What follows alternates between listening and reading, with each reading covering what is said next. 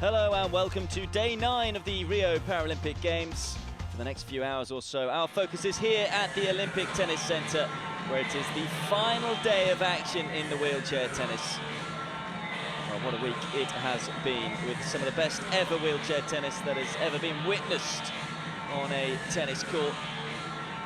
It's one that all the players so desperately want to win. Only comes around once every 4 years, and we have seen thrills, spills and such emotion, and I'm sure we have plenty more drama today as the tennis reaches its climax. This is the order of the day. First up, it is the men's singles bronze medal match between the world #1 and the world #2.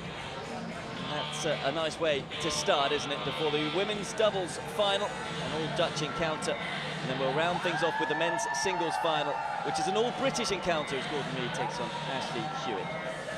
In terms of the weather, well, it's not as nice as it has been for the last few days. Finally got some cloud cover and it is a little cooler. Of course, it's been gorgeous for the last few days. There's barely been a cloud in the sky. But this is our focus for the next couple of hours. It is Houdet against Gerard. Frenchman who claimed gold last night in what was a superb doubles final. His partner Pifa pipping the Brits Reid and Hewett to the gold medal. It's his second gold that he's won at the Paralympic Games. He's also won a silver before in the singles 4 years ago in London. And he also picked up a bronze in the doubles in 2012. So he's got plenty of experience of getting a Paralympic medal around his neck. Whereas Gerard is searching for his first ever Paralympic Games medal into the tournament as the second seed and the world #2. He did indeed end the run of Shingo Kaneda in the quarterfinals. Of course, Kaneda has won this men's singles title the last 2 Paralympic Games. These two know each other's game very well. It should be an absolutely fascinating encounter. It is Houdet who leads the head-to-head 23-10. But in their last 3 meetings, it's actually Gerard who's won 2 out of their last 3, although the last one was at the British Open just before the Paralympic Games here in Rio, and it was Houdet who won on that occasion. They've had some ding-dong battles of late, and it is very tough to call who comes out on top of this duel.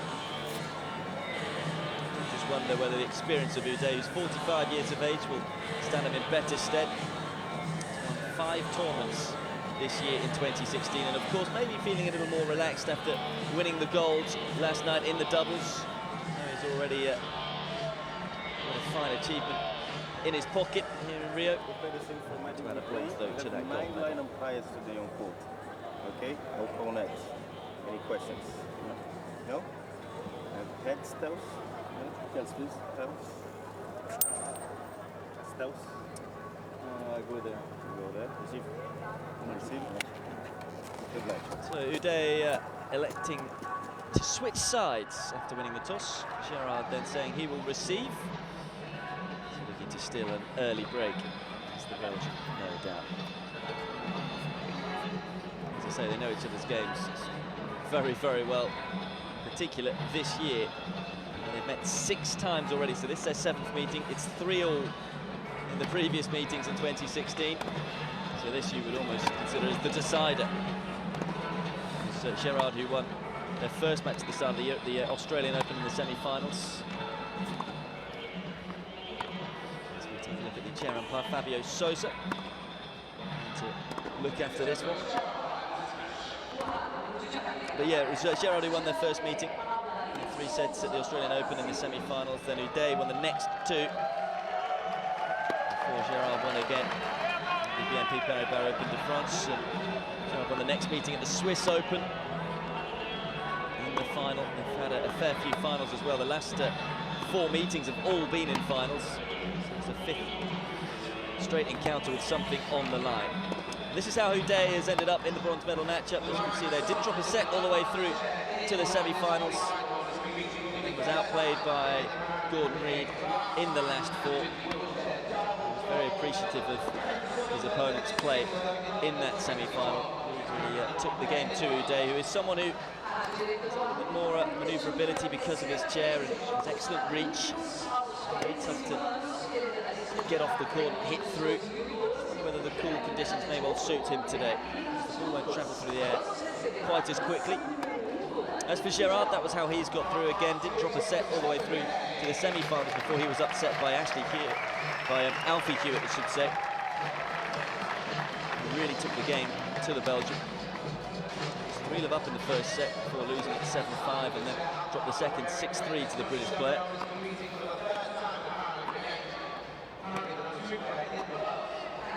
Then, at the Olympic Tennis Centre, centre court is the court, of course. Should be a wonderful bronze medal matchup between the world number 2 and the world number 1.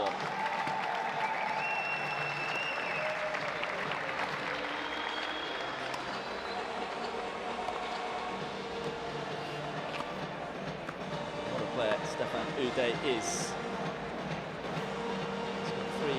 Slam titles to his name. He's twice won the French Open, once the US Open. He's got 7 doubles Grand Slam titles as well, including the Paralympic Games title in Rio now added to his CV after last night's stunning performance with his French partner.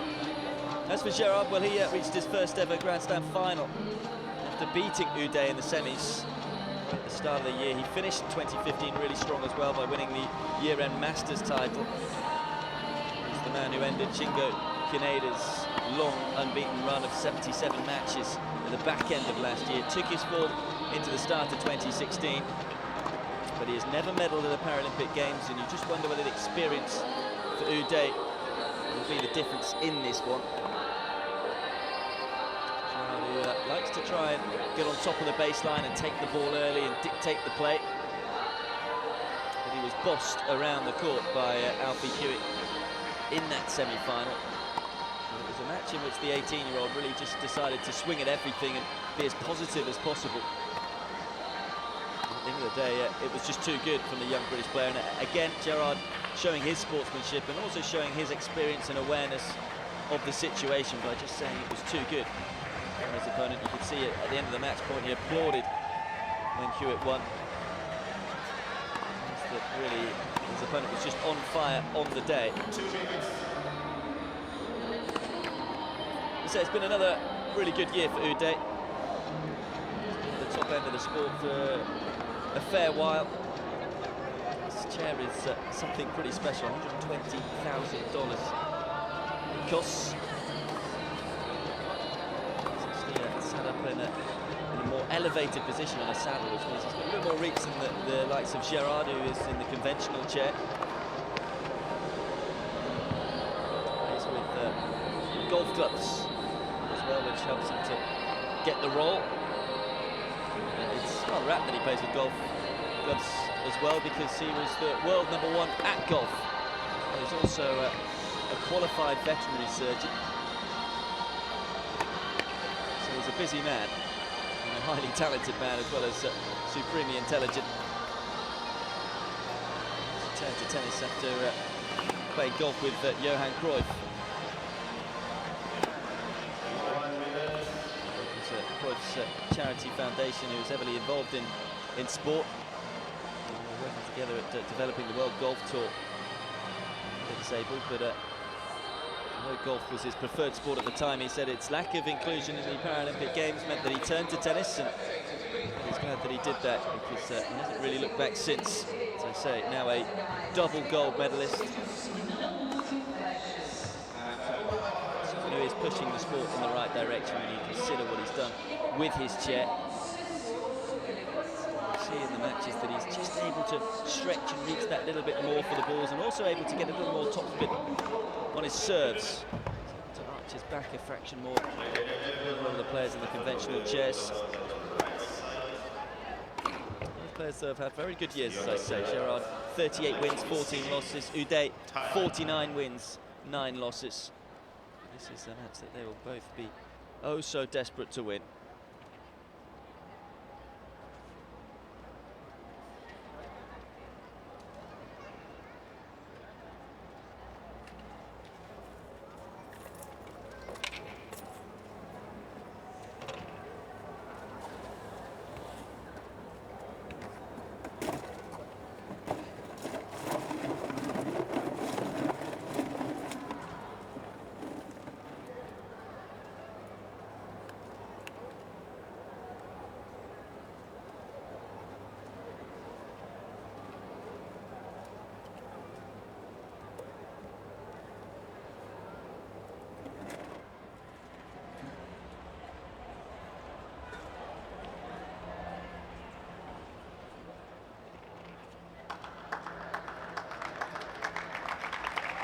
So here we go then. It is the bronze medal match between the world #1, Stefan Houdet, and the world #2, Gerard. And it will be the Frenchman Houdet to get this one underway.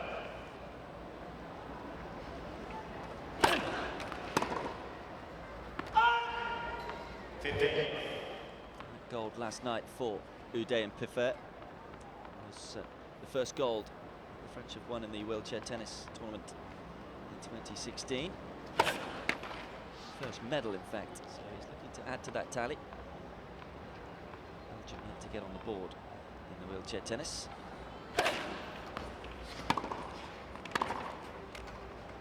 It was a real battle, though. It was a long final. Would have been quite emotionally draining as well as physically draining. Of course, after winning it, just wonder whether he'll come into this one full of confidence or whether he'll be feeling a little fatigue. I have to say, particularly in that final set, Hewett and Reed did look a little tired.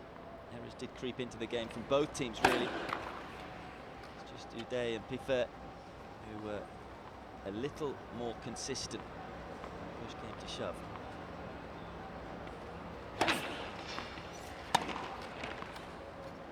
Gerard's had a bit more time off. He's not played since a couple of days ago. He lost to Alfie Hewett. To return to start.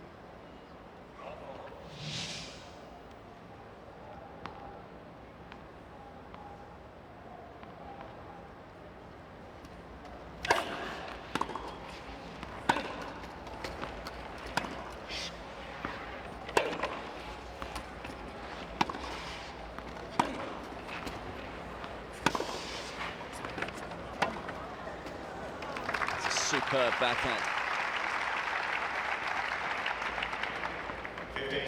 Move. Almost had to play it behind him, but yet able to generate the angle with it. A couple of early break points then for the world #2.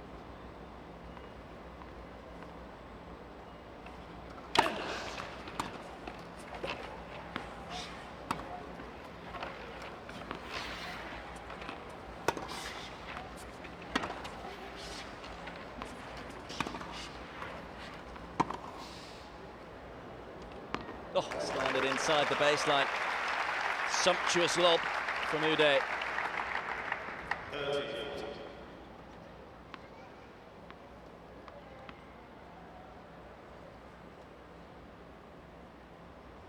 Still facing a break point though, is the Frenchman.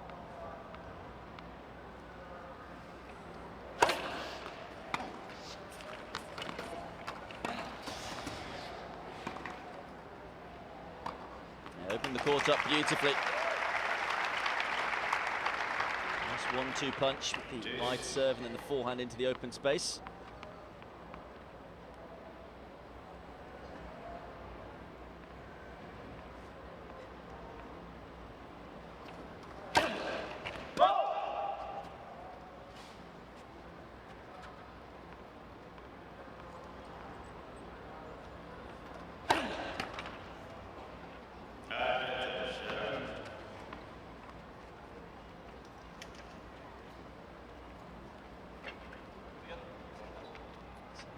Double fault then for Houdet.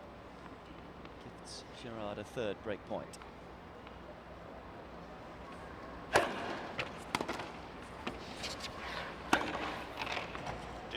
Gerard looking to be positive, but didn't really do enough with the return, particularly with the movement of this man. So quick around the court.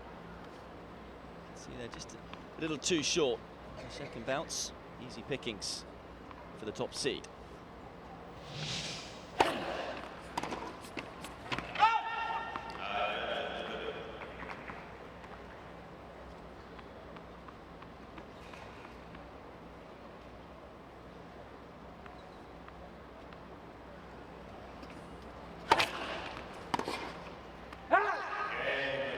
Had to save the 3 break points, and you just wonder how significant that first game could be. It's Houdet who's able to battle through it.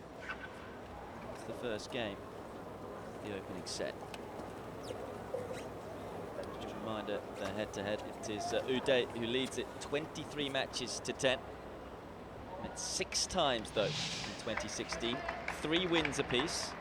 So Houdet won their last encounter, the British Open, in the final, 6-3, 6-4. Gerard won the 2 before that though, including one of the right at the start of the year, the Australian Open semi-final.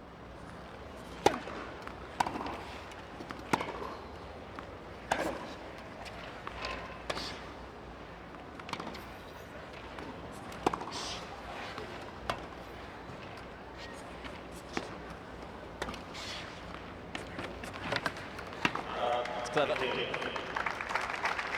go for too much power there on the bounce smash, just was well aware of where Houdet was moving. Just manoeuvred the ball into the toughest place on the court for the Frenchman to get to. Super serve. First ace of the match for either player.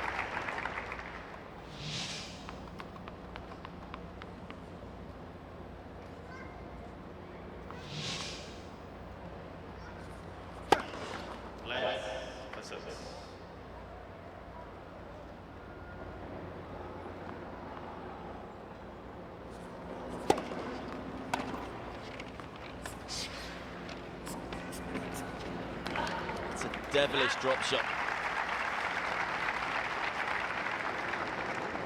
It's the point instruction that's so impressive from Gerard. He didn't pick it.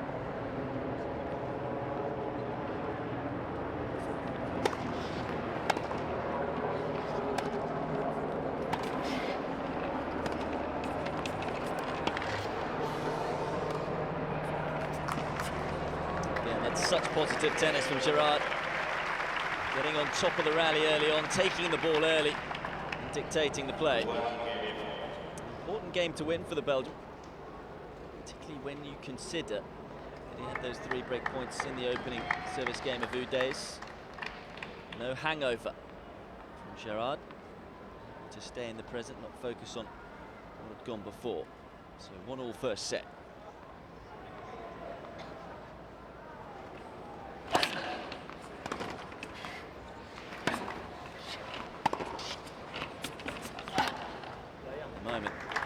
Taking the ball so early, and Houdet just can't pick where Gerard is playing the ball next. A positive start from the second seed. And again, that was almost on the half volley, the return. Houdet at the moment needs to find a way stopping this man from looking so comfortable.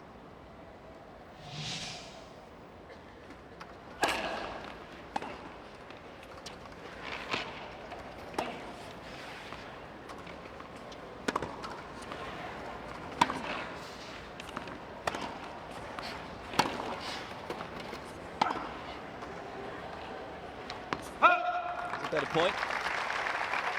Set up by a far better first serve from Houdet. Out wide, getting Gerard on the stretch.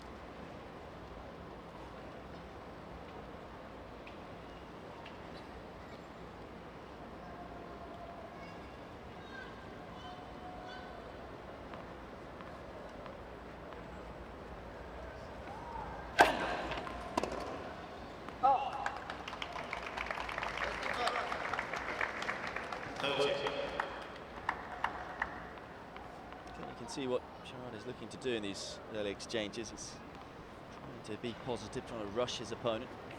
Sorry.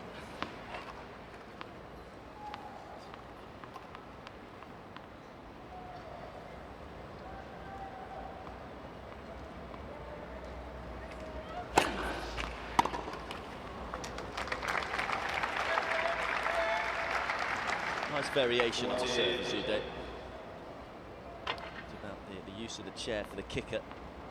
So able to come around the side of the ball and slide it away from his opponent.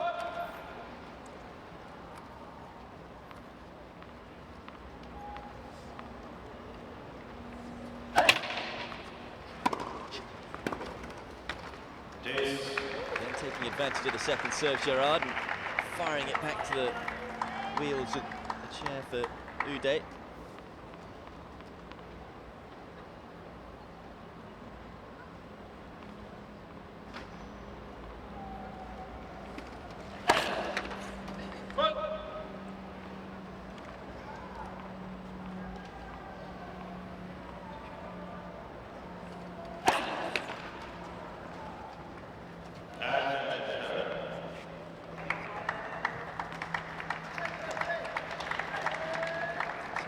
Fault for Houdet.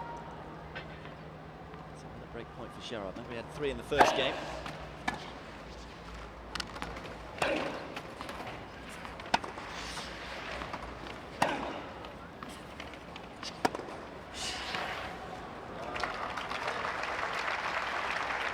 He got himself back in the point there, Gerard.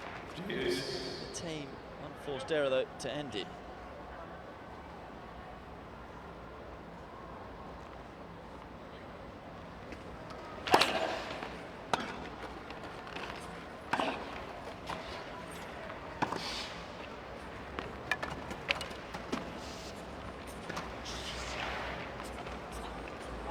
Now that is just exquisite from Gerard.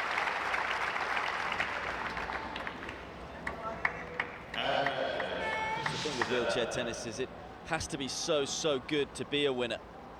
They're allowed 2 bounces, but Houdet opening up the court there with the angle, taking full advantage. It's a lovely 1-2 punch. It's going to be frustrating, Gerard. 5 break points he's seen come and go.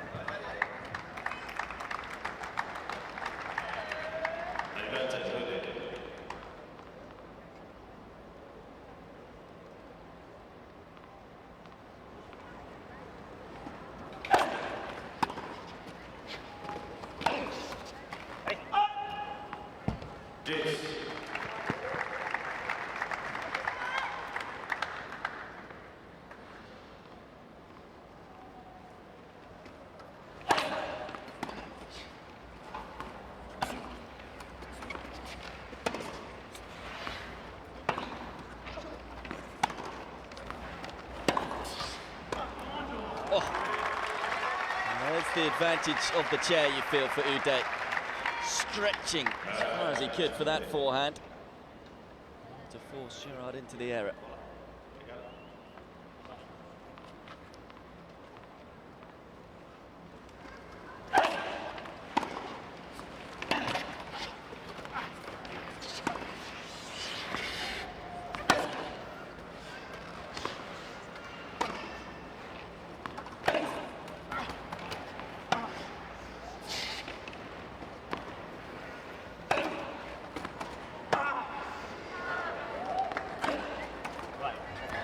Great aggression from Houdet, and that has got to hurt Gerard.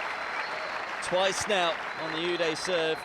The Belgian has had opportunities to break, but both times he's not been able to do so. And it is the French world #1 who leads by 2 games to 1 first set.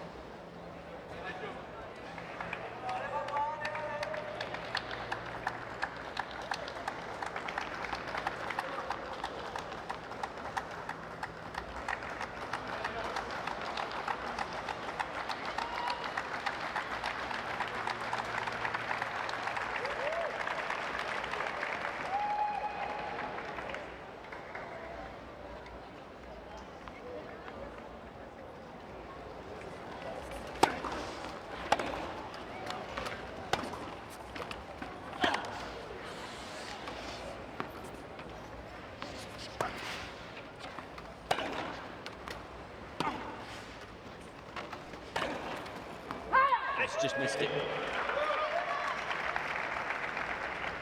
Still yet to win a point on the Gerard serve.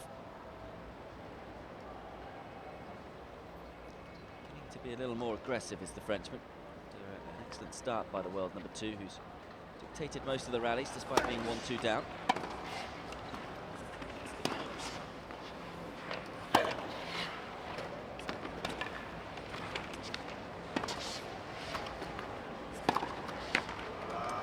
So careful when you use an angle in wheelchair tennis, because it does open up the court and then means you can be exposed to an angle yourself, and you have 2 balls, 2 bounces of the ball, but it has the chance to get there. This angle is absolutely spot on. First serve that Gerard has missed.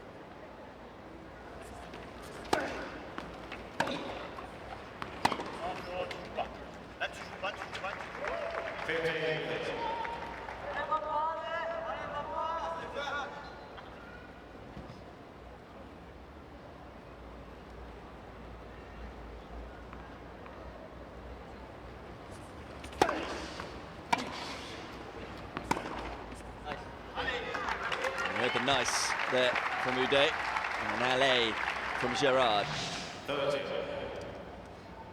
Textbook 1-2 punch. Kicker out wide, taking the forehand nice and early, just controlling it into the open space.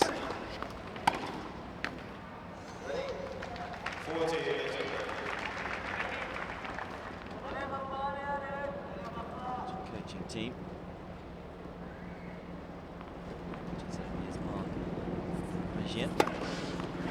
Since 2006.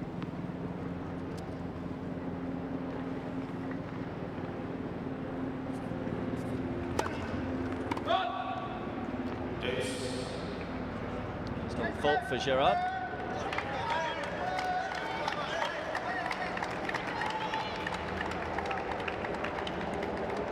So far in this match, it's been Houdet who's won every big point. Every time the game has got close, it's the Frenchman who's come through it. So see what happens here.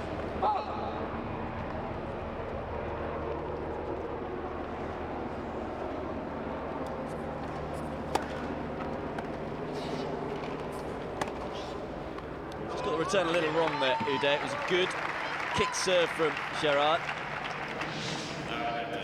A little mixed up here, Houdet, and just had to almost bunt the ball back. Nothing away from the forehand though from the Belgian. That was a lovely shot into the corner.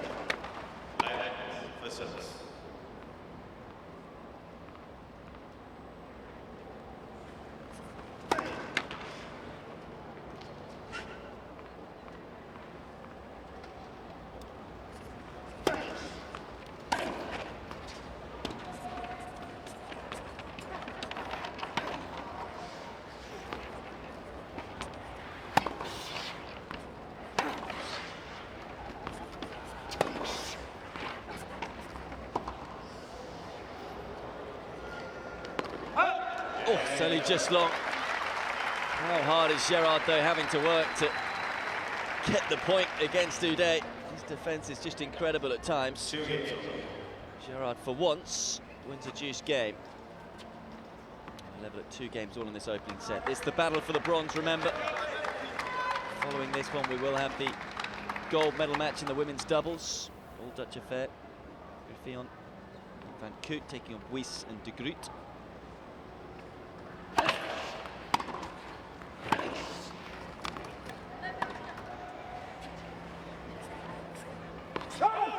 After that, we'll have the men's gold medal match between the 2 players who knocked out these 2 in the semi-finals. Gordon Reid, who beat Houdet, and Hewett, who beat Gerard.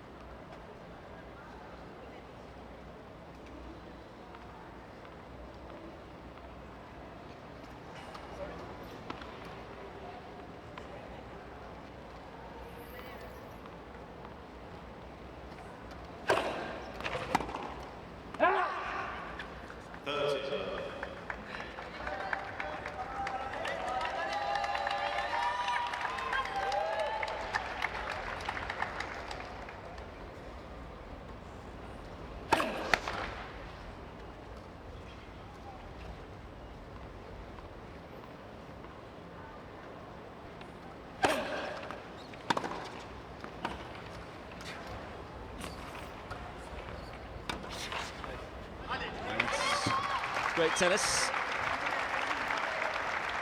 Again, Houdet just getting into a bit of a pickle here. It's a good return though, nice and deep.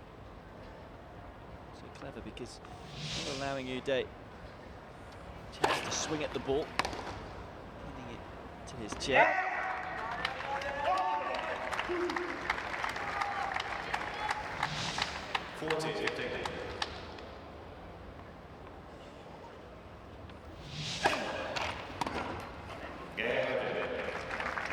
And his previous two service games have been a real battle. He's had to save break points, not on that occasion.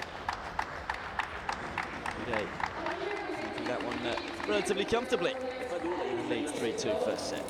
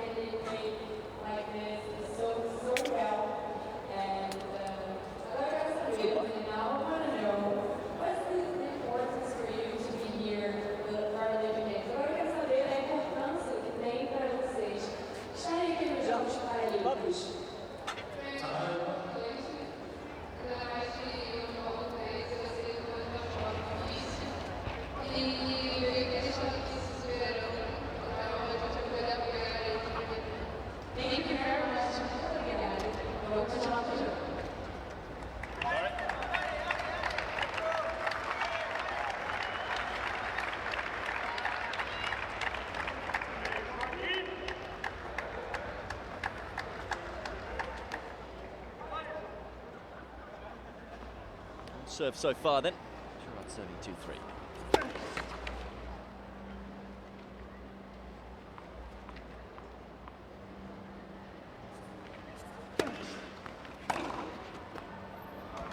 It's a really good positive return. Well, Gerard took a while before he finally missed the first serve, but first serve percentage is beginning to drop. Houdet getting the opportunity to swing at a few more of these returns. Nice and early.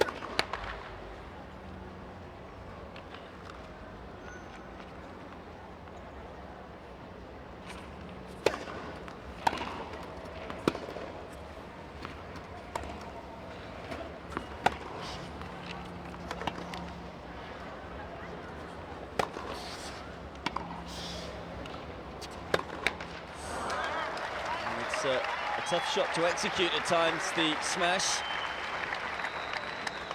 Get your positioning spot on, but again, quality defence from Houdet. A really bright start from Gerard. You do just feel momentum slowly but surely going towards the world number one.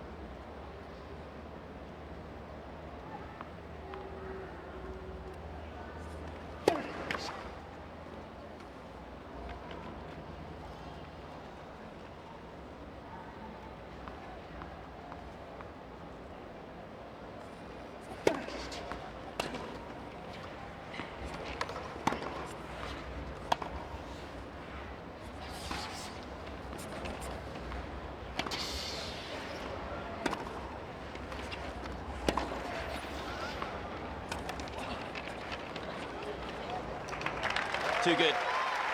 Thumbs up from Houdet, says it all.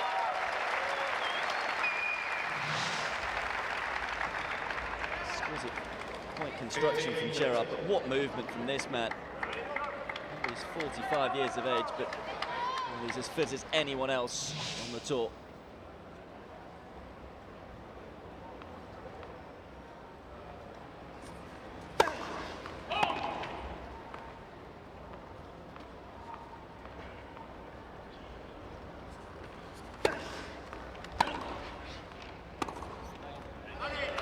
Made it look easy.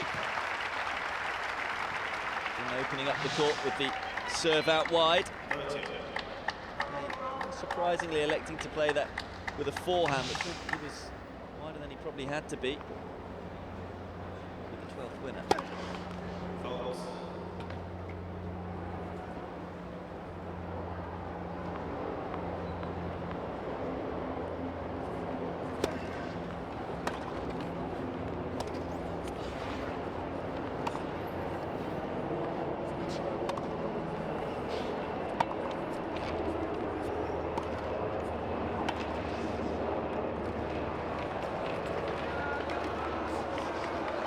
Oh, yes. Once again, demonstrating his speed around the court.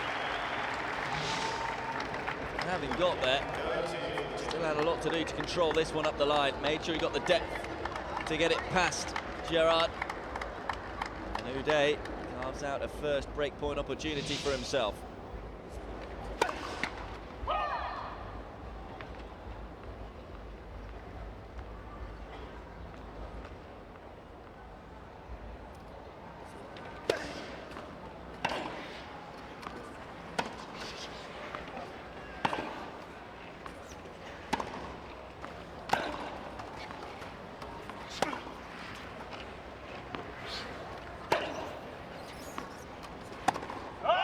Well, sprays it wide, and it's Houdet who breaks first. He's had to save a number of break points himself in this first set, but again, you do feel it's the world #1 who's winning the bigger points in this bronze medal match so far. It's Houdet who moves up 4 games to 2.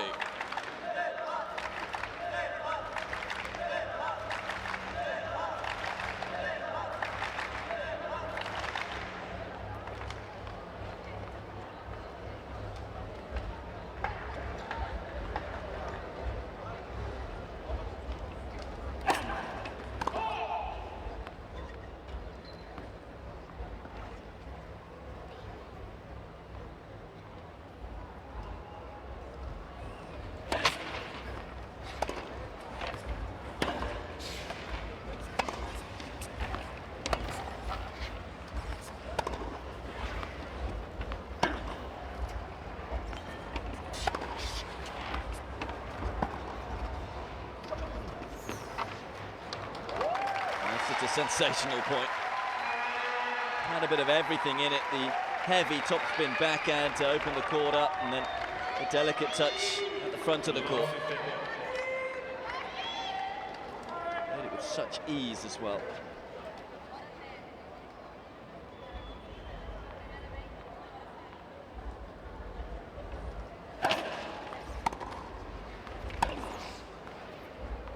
Swats that one away. Almost pivot into the ball to generate the angle.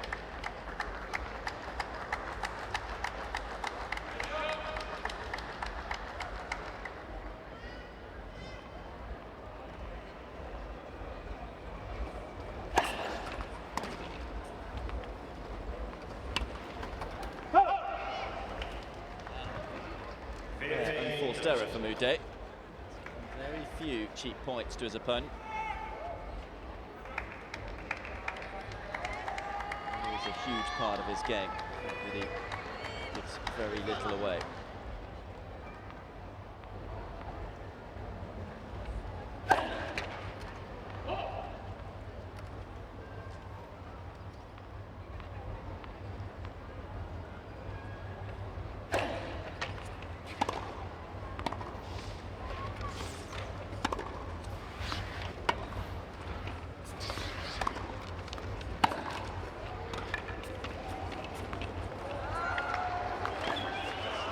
Oh, that is awesome. These two thoroughly entertaining the crowd here on centre court. We've seen some stunning wheelchair tennis all tournament, and these two are bringing it to the fore as well. It's around the net post, into the corner. That is one of the shots of the Paralympic Games.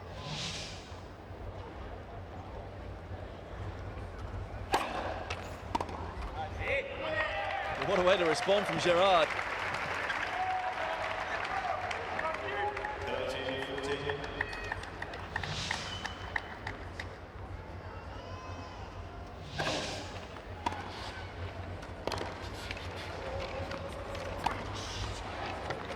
It's relentless aggression from Gerard, and he breaks back straight away. And this opening set takes another twist. But it's Houdet who leads by 4 games to 3.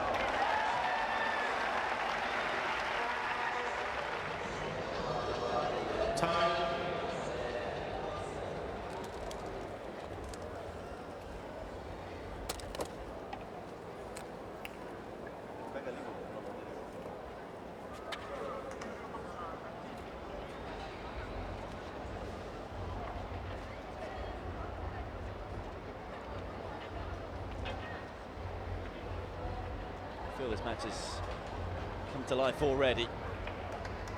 Most of the points certainly being won. Statistics, Gerard's at 15 wins to just 6 unforced errors, and yet he's behind. That's how good it's been.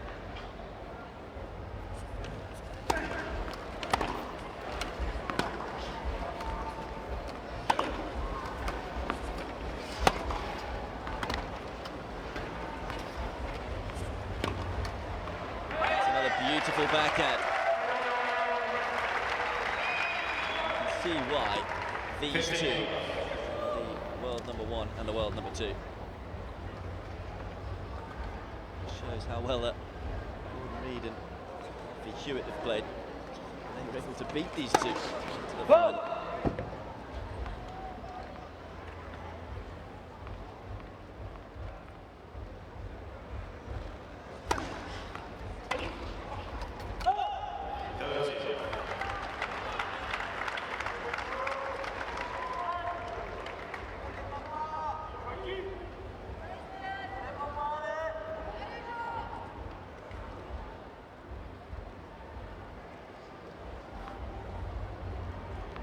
Percentage, which is the first serve of the first 6 serves.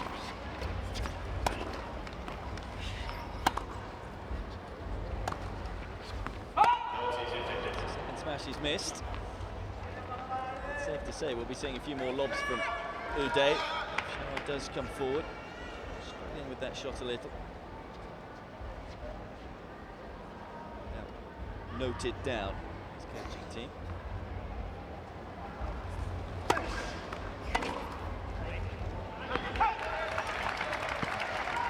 First serve again.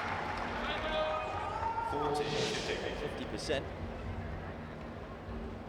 It's important getting the first serve because it stops your opponent from going up inside the baseline and attacking the return. Houdet able to do that off the first serve on that occasion.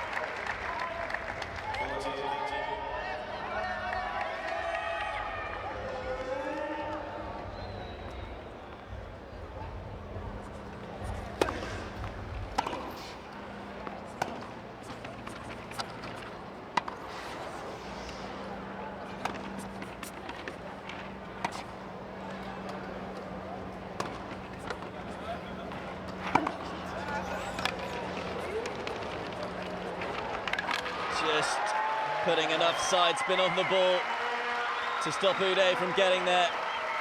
Thought we'd see a few more lobs from Houdet. And we saw exactly that in that rally, but this time Gerard up to the task. And he consolidates the break and gets back to level pegging in this opening set. So which way is this one going to go? Remember, they've had 6 meetings in 2016, 3 wins apiece. It's so tough to call in this bronze medal match, and what an 8 games we have had so far. 4 games apiece.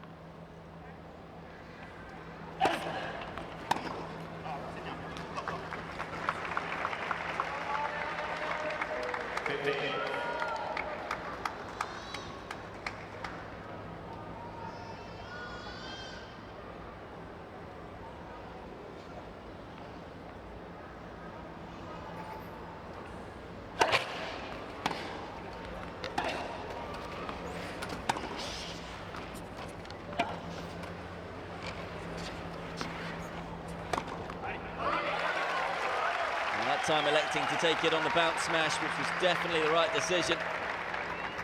Clinical on occasion. His positioning spot on. Quick action.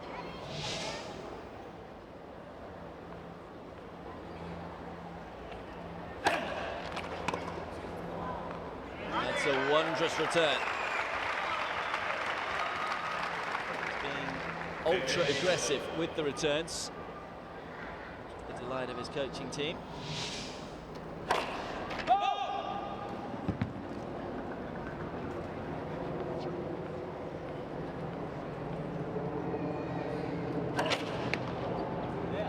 No doubt fearing another big return, Houdet. Getting a little extra on that second serve, and it proves costly. Third double fault gives Gerard 2 break points.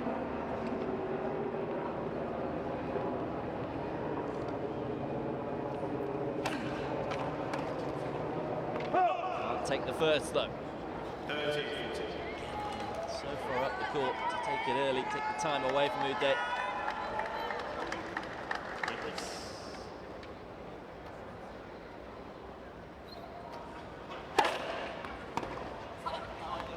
Well, that's perfect. And Gerard breaks once more and wins a 3rd straight game. For the first time in this opening set, it is the Belgian who is in front. He's now a game away from taking the first set. 5-4, Gerard leads.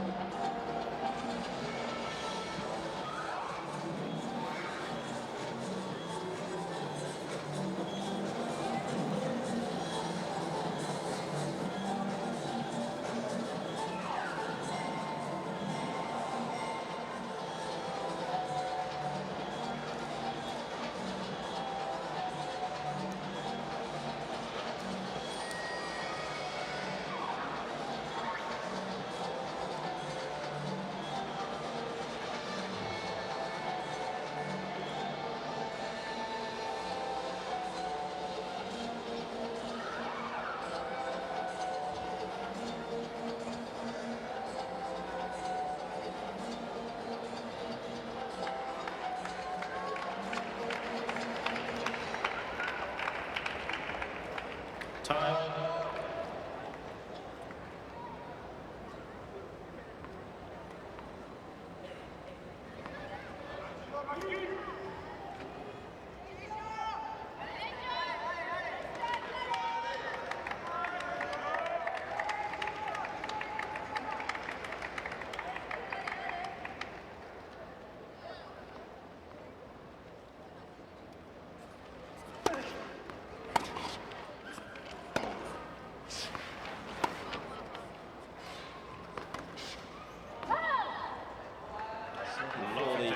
First set, all the momentum with Gerard, having won the last 3 games, but a bit of a shaky point to start.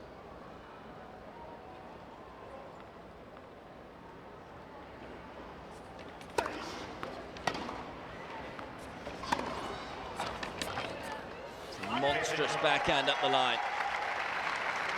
Wonderfully timed.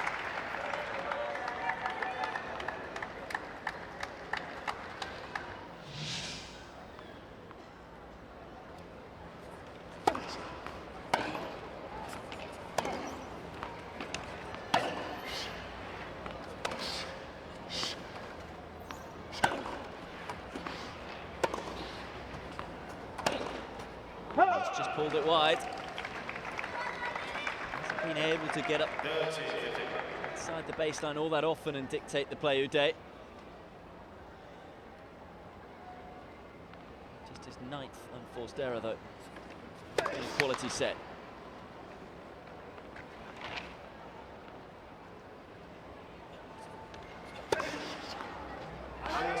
now. It's a bronze medal match that is worthy of a gold medal match. Second ace for Gerard, a timely one. Gives him 2 set points.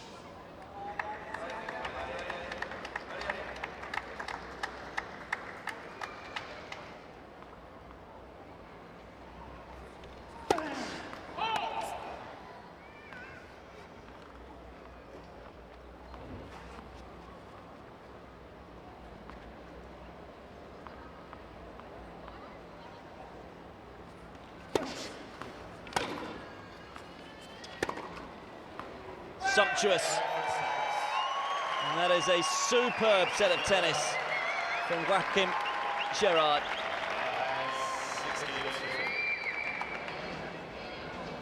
It was a breakdown, but turned it all around, winning 4 straight games to take the opening set by 6 games to 4. It is the Belgian in world number 2, who is now a set away from taking the bronze.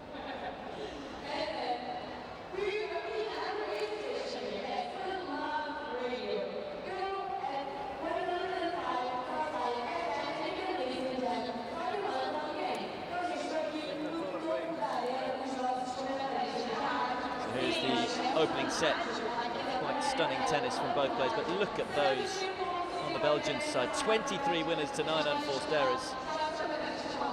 Look at those stats, you think Houdet did well to win 4 games. It's a little harsh on him, he's hit more winners than unforced errors, and usually when you do that, particularly on a slow court like this one, you come away as the victor. 78% first serve percentage too from the Frenchman. It has just been absolutely awesome tennis. As I say, a bronze medal matchup worthy of a gold medal match right now. It is the world number 2 who leads the world number 1 by a set to love.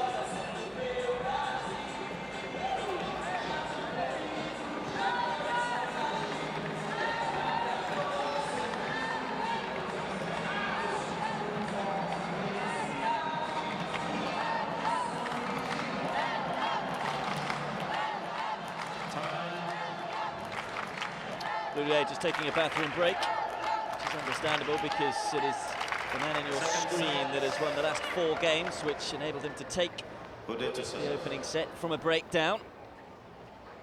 Winning it 6-4, and really he was the aggressor in that first set. So we'll see if Houdet changes up anything here. Again, Gerard playing some spellbinding tennis.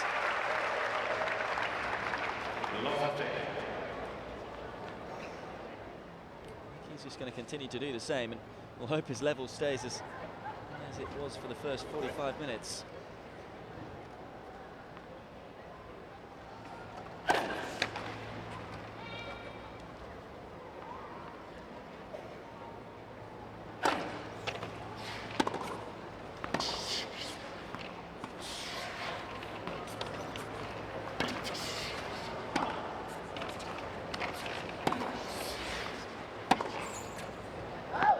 Just too good. Seemingly getting better and better, Gerard, if that is even possible. Well, he started the match pretty well, but he can do no wrong right now.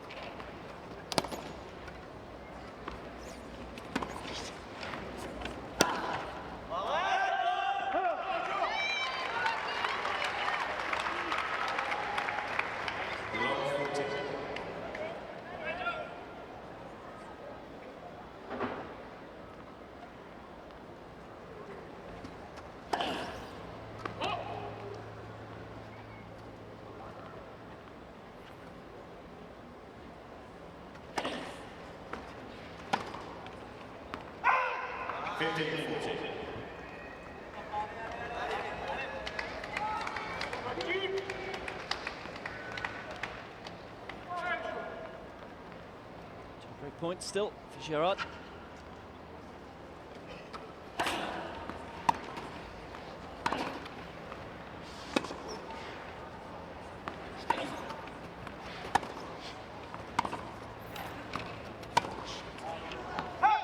For once, we're kicking with the backhand. Only one block really on his copybook has been his ability to convert break points. 2 from 8 in the first set.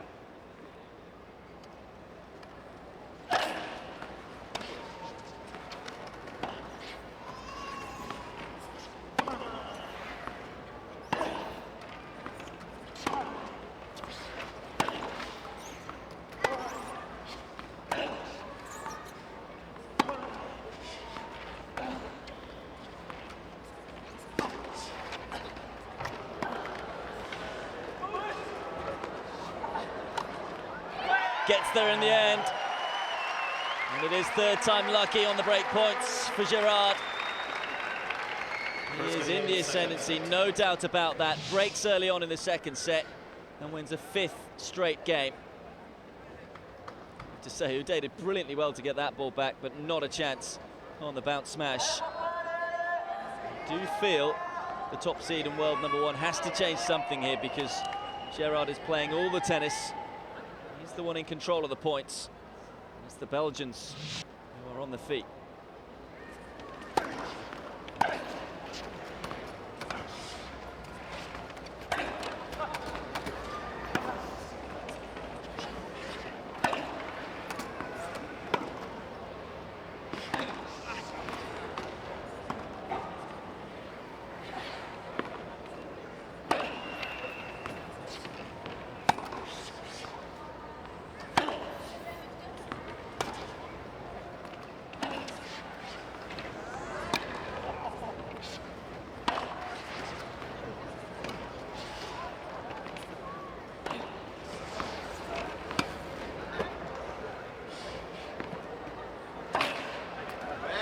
Super point. That Houdet needed to do something to stem the flow. More aggressive that time around as the world #1.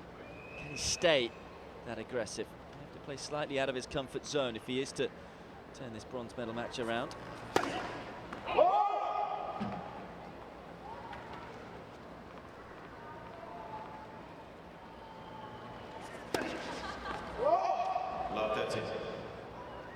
Maybe the pressure of the previous point just getting to Gerard there, feeling he had to go for a little more on the second serve. follow the match for the Belgian.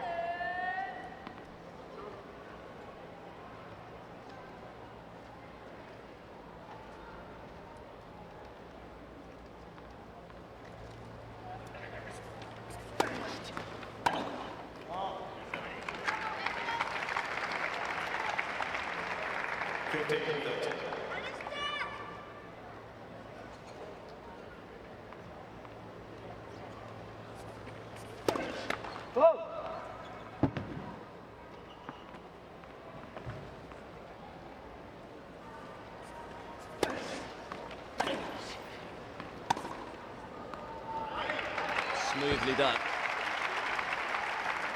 His timing has just been right on the money so far today.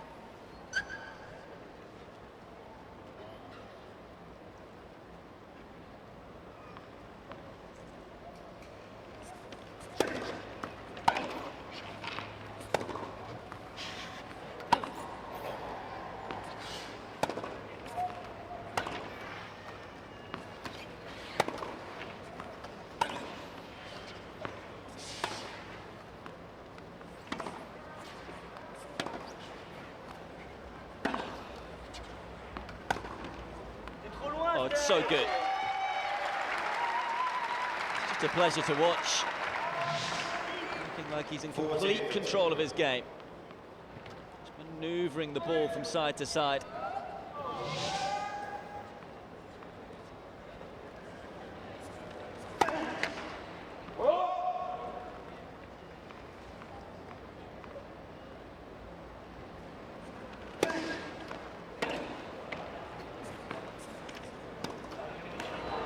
Showing he's human.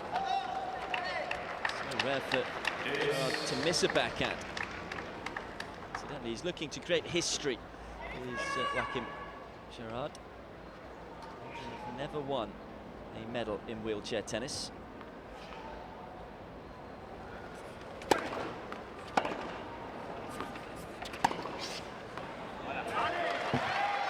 that backhand again. Well, he missed the previous one, not on that occasion, just rolling it up the line.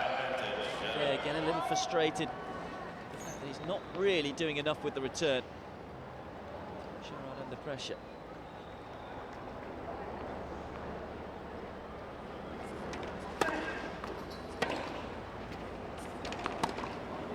I just wonder with Houdet how much that match last night took out of him, physically and emotionally.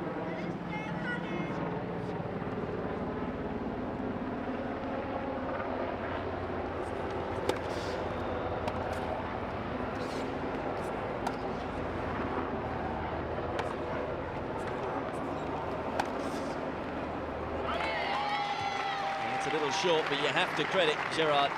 Anything that is slightly attackable, he is right on top of.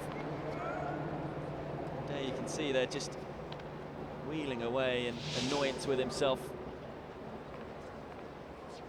Allowing Gerard to step up the court.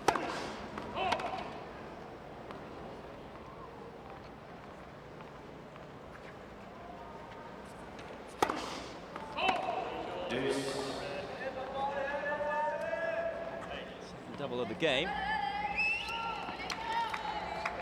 So has had some issues on the game points, Gerard.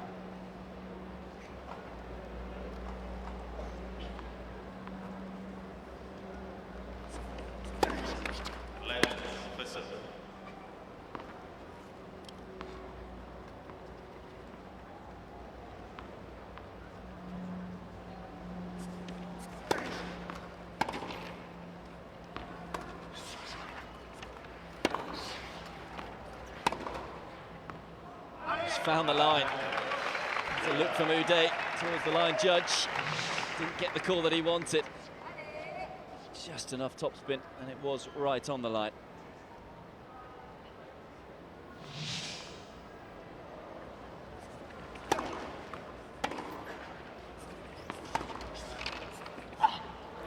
So good. Taking it on the half volley, taking all the time away from Houdet. Bit of a battle. Gerard does indeed win a 6th straight game and consolidates the early break in this second set. Leads by 2 games to love now.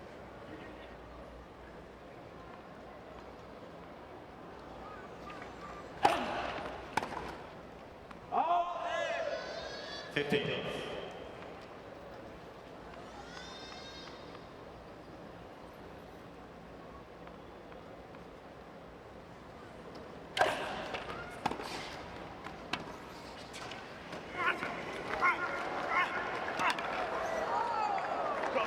Nearly got it.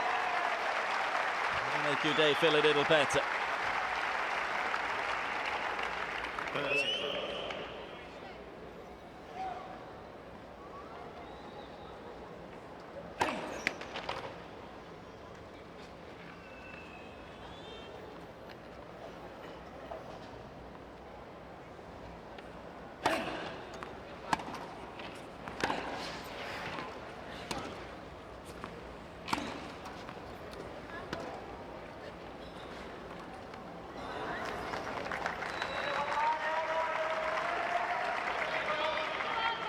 30.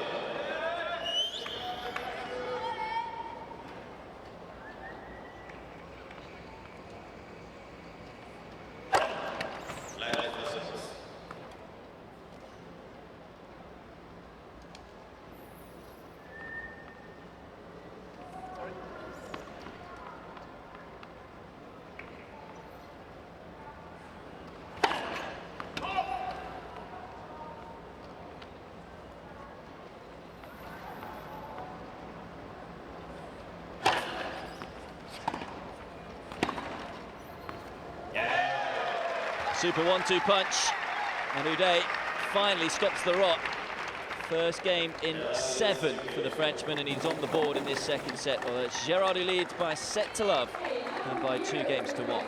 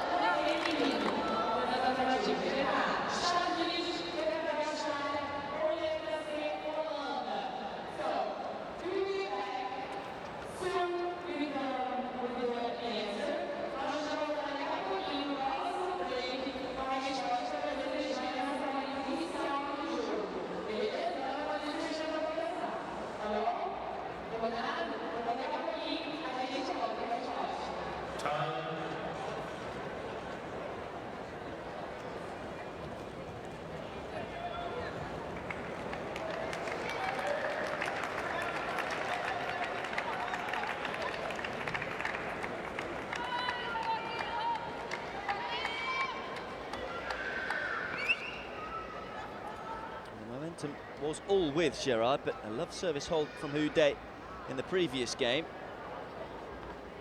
I mean, we're going to get another twist in this bronze medal match. Big game, this one. It'll just be a blip in the road for the Belgian. Will it be a change in momentum?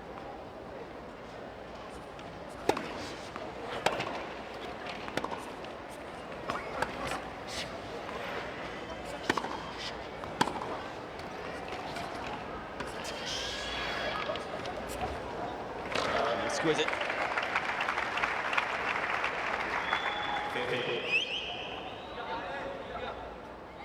He's been on fire today. Both the topspin one and the slice.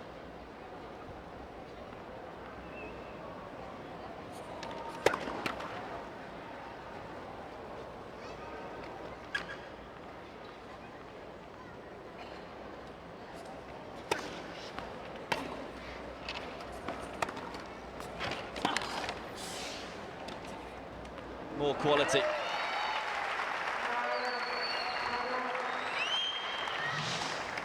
the moment it all looks so easy. Again, the return not even that deep, or in terms of not even that short from Houdet, but Gerard just taking it so early, taking the time away from Houdet. Nasty timed roll into the volley.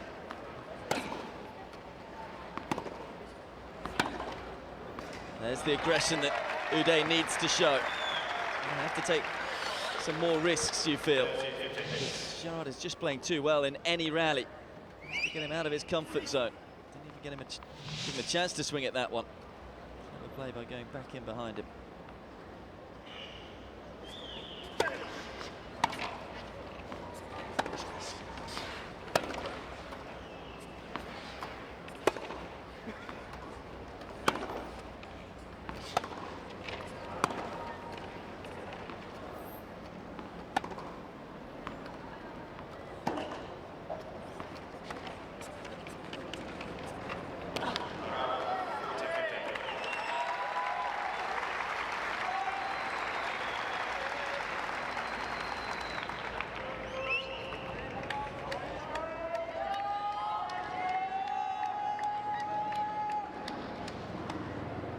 Variation of the attack there from Gerard as well that's causing Houdet so many problems.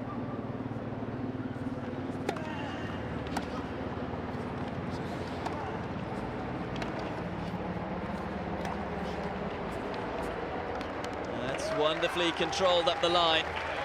Just can't miss. Watching this performance, it is somewhat amazing that he lost to the 13th seed Alfie Hewett, the 18-year-old. In the semi-finals. Again, that just shows how well Hewett was playing. Took the game away from Gerard, but there's been a dominant display from the world number 2 so far. Re-establishes the 2-game cushion in this second set.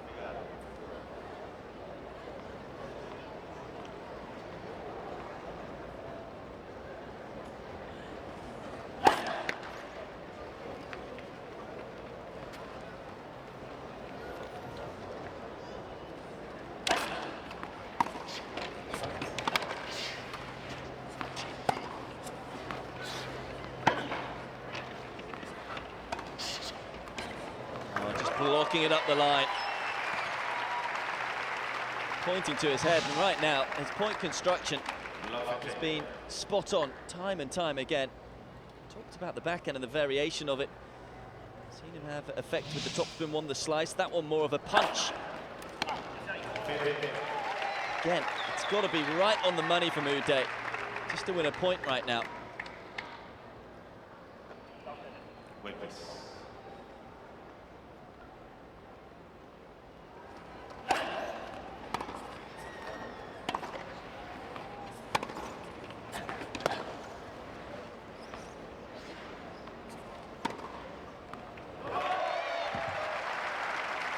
Making it look easy. 15-30. That is the beauty of his style as well, as I say. Everything at the moment seems right in the hitting zone for him.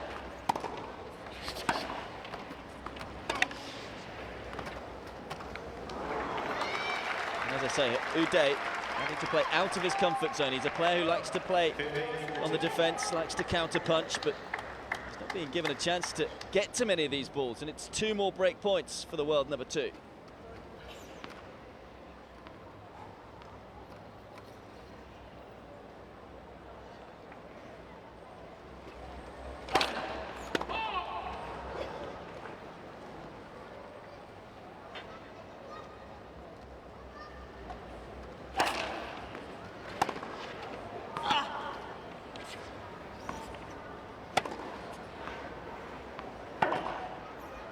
Well, he's made it.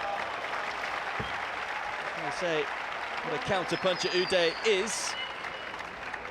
To find style there, doesn't it? Well back in the court, but Gerard didn't pick the line ball. Wait, please.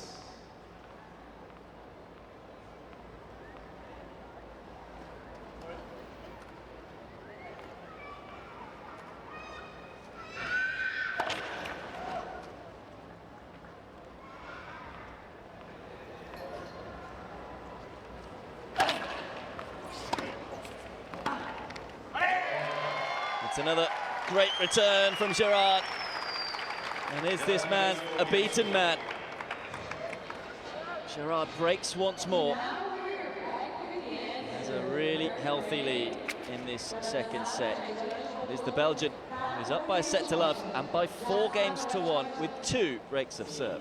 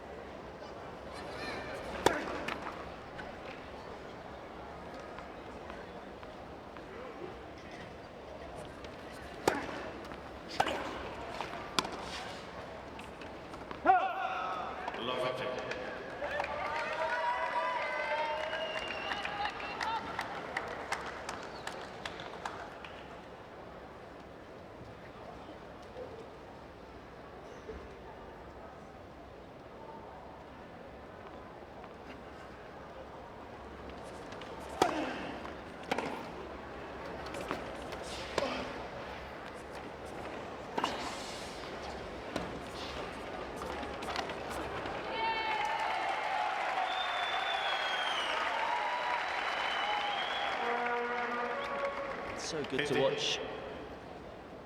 A player like Gerard playing this way. He's simplifying the game of tennis.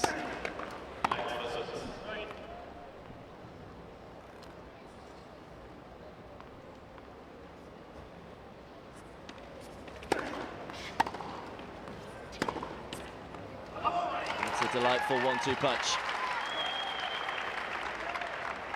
30-15. The Belgium have never won a medal of wheelchair tennis.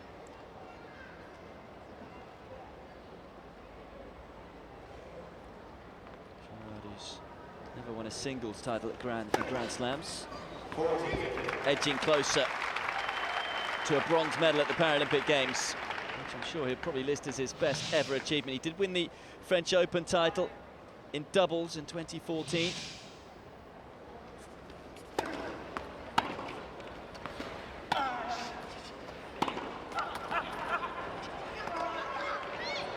He's also won the year-end Masters in 2015.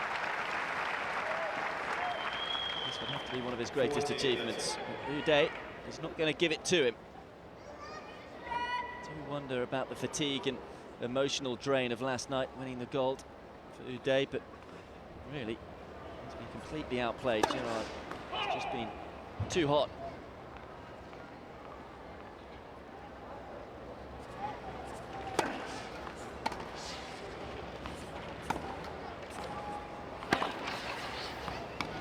For once, a little casual with the backhand, Gerard. Far too close to the middle of the court, and you cannot give Houdet that sort of a ball, particularly with the reach he has in that chair. One forehand from the Frenchman, and well, Gerard isn't there yet. First time, really, it's been a little sloppy from the Belgian when he's attacked.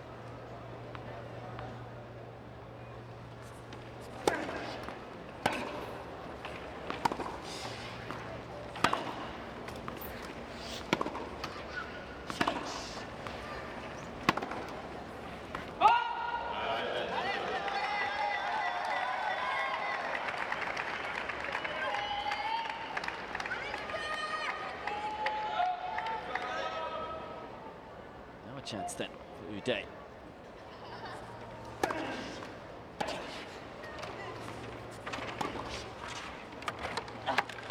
The serve set the point up brilliantly.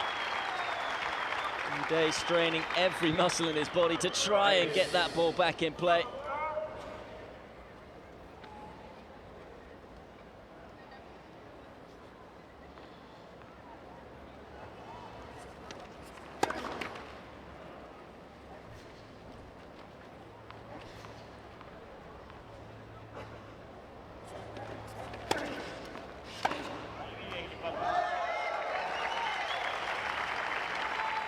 Given so few opportunities to attack Houdet. This one though right in the hitting zone. Just rotating the chair around to help generate the angle on the return. Second break point for the Frenchman.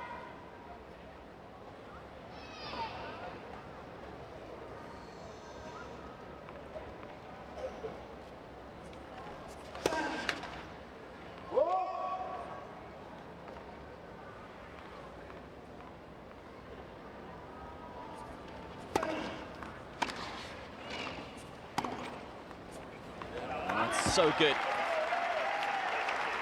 Clever once more from Gerard, keeping the ball low over the net, which again takes the time away from his opponent. I feel that this is a big game now.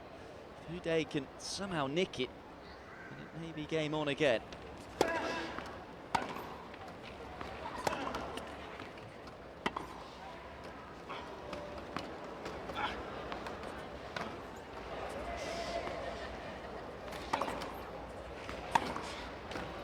Oh, yes. What a point from Joachim Gerard. And then it was a superb lob from Houdet. Gerard showing some speed and ability to get the ball back in play, and then straight up the court. Bam. Another backhand winner.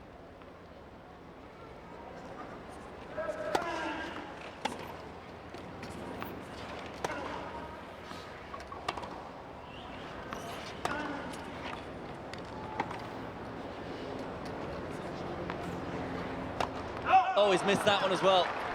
You just wonder if he does lose this game, those shots are going to stay in the memory. That one there, missing the bounce smash with an open court. Remember at 40-30 he had a comfortable backhand, but he didn't put further enough away from Houdet. So two real opportunities to go 5-1 up. Just a few signs of nerves. Won a Paralympic medal. I feel they're going to mean more to Gerard.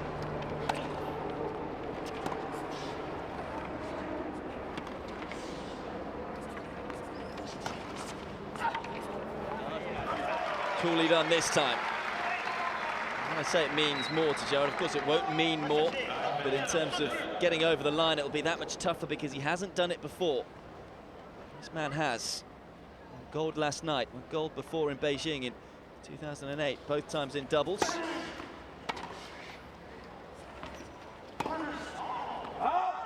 Cannot close out the game though, Gerard. He's also won a single silver 4 years ago in London. I just wonder what is going through the mind of Joachim Gerard.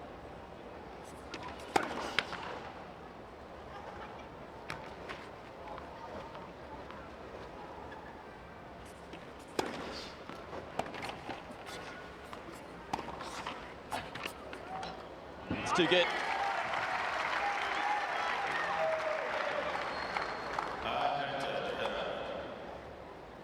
An incredible shot when you consider where he was on the court. He's in the middle of the court there, still able to generate his own angle. Across the line of the ball.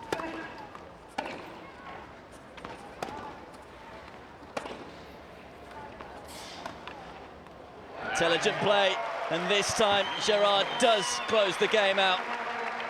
It's a gutsy hold. When you consider what had gone before in that game, he could easily have got frustrated and focused on the negatives. It's another positive point from the Belgian, and he is now a game away from the bronze medal. 5-1, Gerard leads.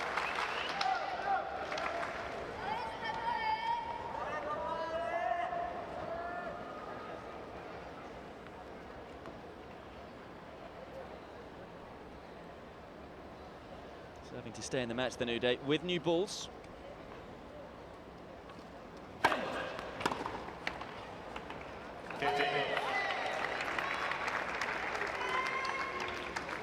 Helping him there with the first serve.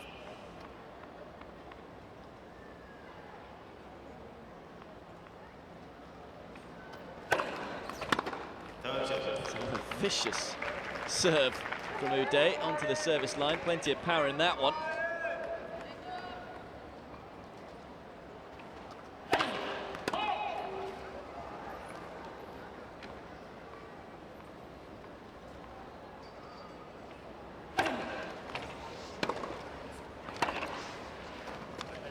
Unbelievable tennis.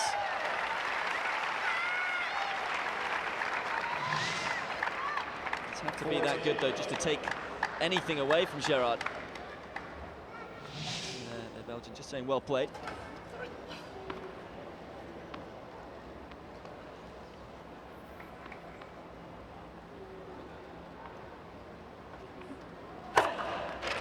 Oh, that's an immense service game from Houdet. Such a fighter.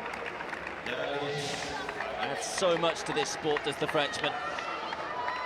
Fabulous ace down the tee.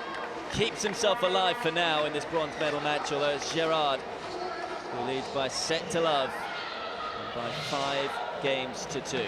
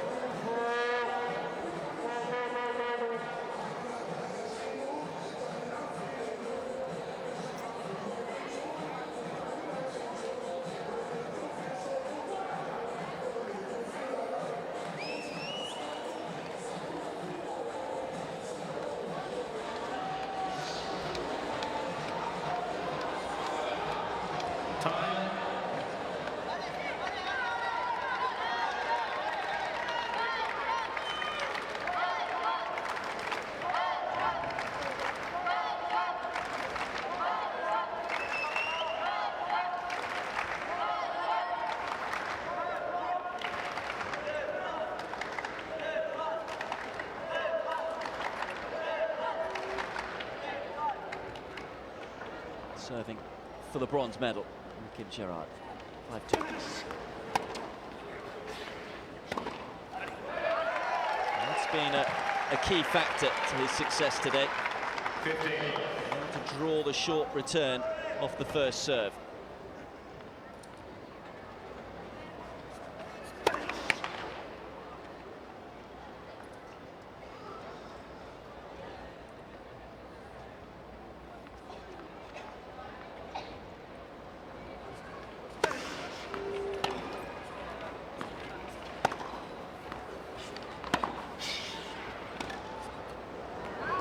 Sumptuous. He's timed his movements forward to perfection time and time again. Skill set that these guys have is just incredible. They're moving forward, yet able to control the ball with the hand skills.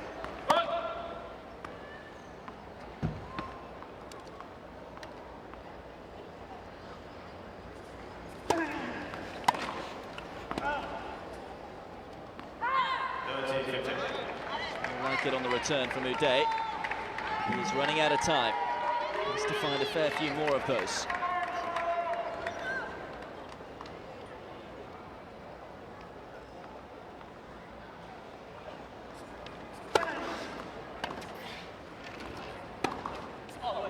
Oh, yes. Just wow. You can hear the superb from Houdet.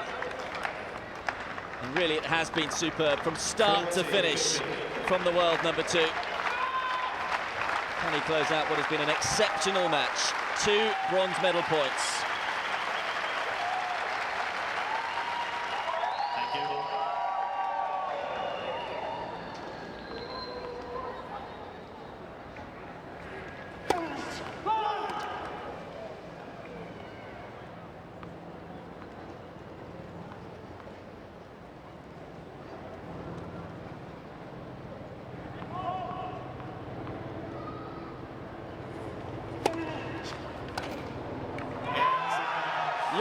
Gerard makes history for Belgium. Becomes the first ever Belgian to win a wheelchair tennis medal at the Paralympic Games. He's won bronze in a quite simply scintillating performance.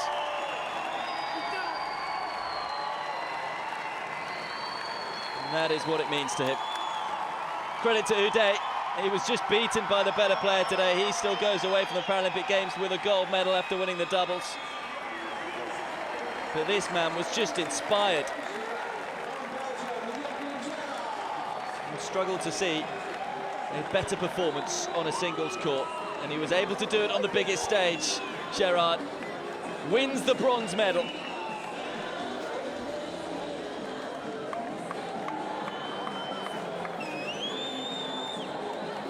He was able to keep his emotions in check, wasn't he, throughout the entirety of the match. He's someone who very rarely gives much away emotionally on the court.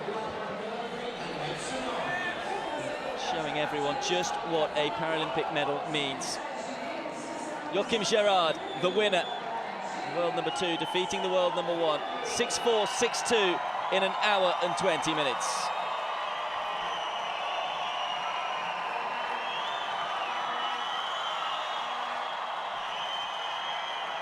That is Belgium's first ever wheelchair tennis medal at the Paralympic Games. He reached his first ever Grand Slam singles final at the start of the year.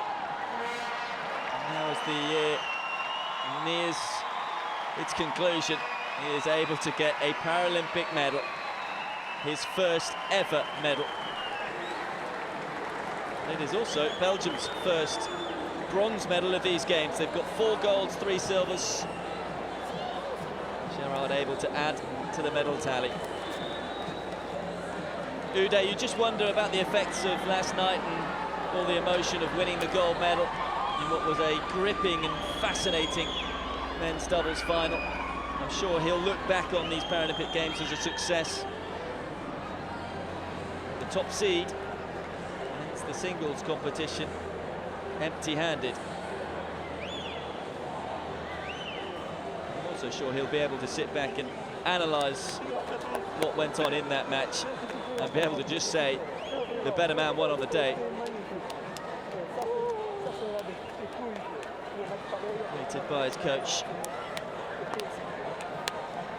Come a long way, and I'm sure in 4 years' time he'll be back again. He's still pretty young, 27 years of age. The aggressive brand of tennis that he's able to play, you feel that's the way the sport is moving. It is one of those sports that you just have to come and watch. If you ever get near where a wheelchair tennis tournament is being played, what these guys do on the court is just simply incredible. Joachim Gerard then, the bronze medal winner. He's defeated Stefan Houdet 6-4, 6-2.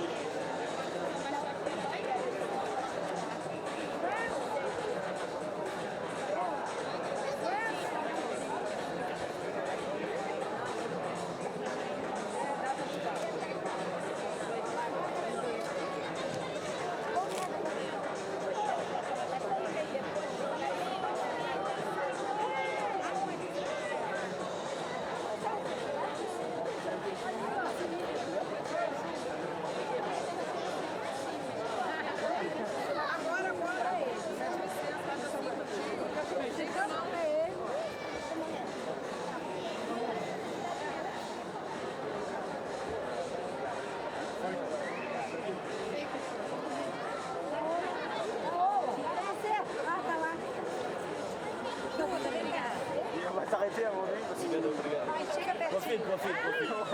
Profite à Saint-Louis, il y aura pas ça. À Saint-Louis, je ne vais pas, moi. Ah bon. Pas envie de expliquer. Thank you. S'il y a des stades qui viennent, on n'est pas prêt. Deixa eu tirar aqui.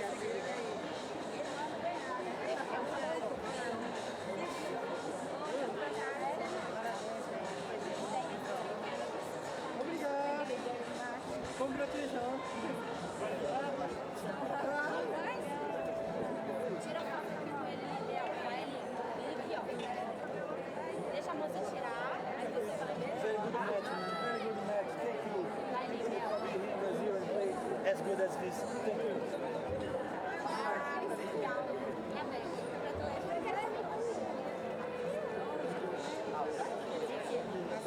Cuidado, você vai colocar ali. Thank you very much.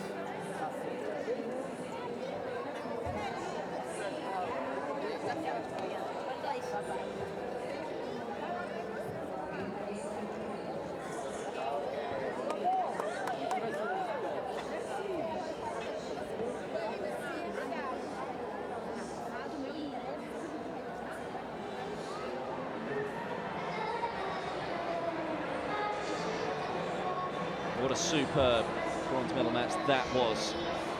Quite an incredible performance from Joachim Gerard. Look at that, 50 winners in total, and when you consider the match was only an hour and 20 minutes, that's something special. And only 19 unforced errors to go with it. When you look at Houdet's statistics, you would think that's enough to win most matches. 19 winners to just 10 unforced errors. It was a bronze medal match, just full of quality. But that bronze medal will be going to Belgium and to Joachim Gerard. He wins 6-4, 6-2 in an hour and 20 minutes.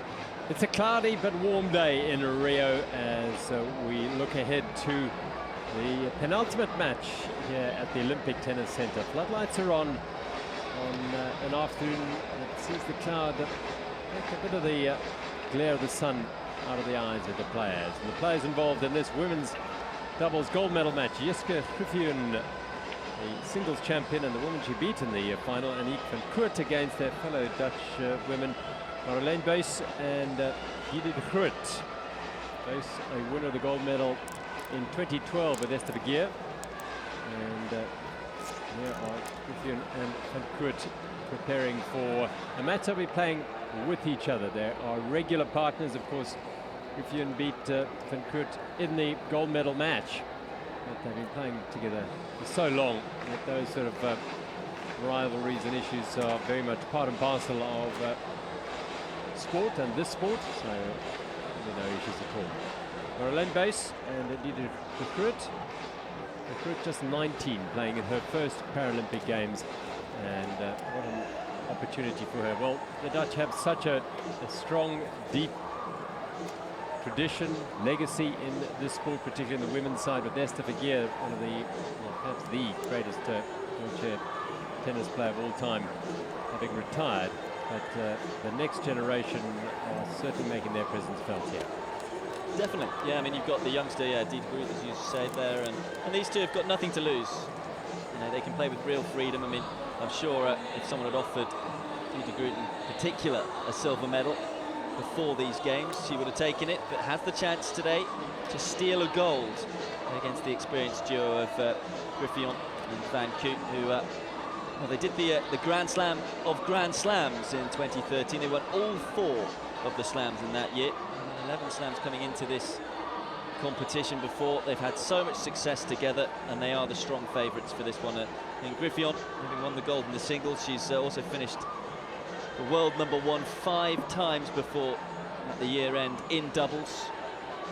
And so it's going to take something special from these two, but you do just never know when the pressure's on. We saw Griffioen start that singles final against van Koot a little nervously, and opened the door to van Koot, and she couldn't quite take it. It finished 6-4 on the third, of course, but nerves are a strange thing. And as I say, these two can just play with real freedom out there and just enjoy the experience, and you never know where that will take you. There's also Pete Hodges sitting alongside me as the players roll out for the toss. Everything is the same. We only have more line umpires. Covered, and I will call them then. Do you have any questions? Yeah, it's the same. No, we have a study umpire. You want to go ahead?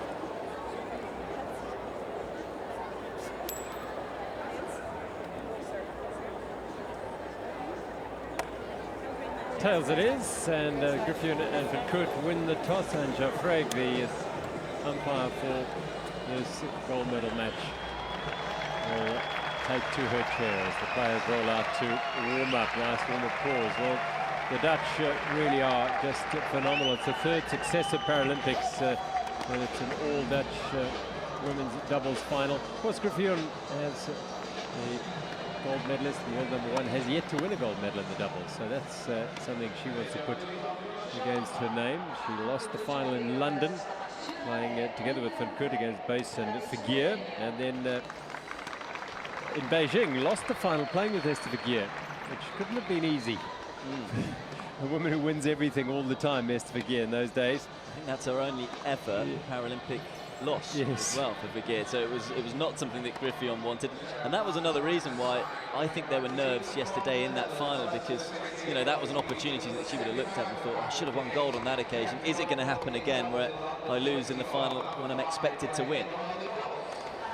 Emily Kazan, Shelby Barron, and then Lucy Schuker and Jordan Wiley, the 2 combinations that have been put aside on their route to the final.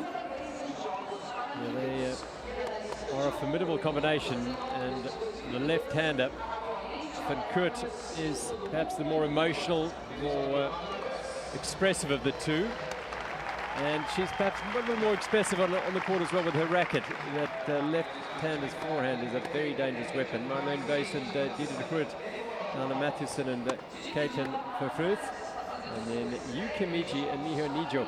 Kimiji is a player who is a bit of a thorn in the flesh for Jessica Griffioen, in particular in doubles, that is, through this year.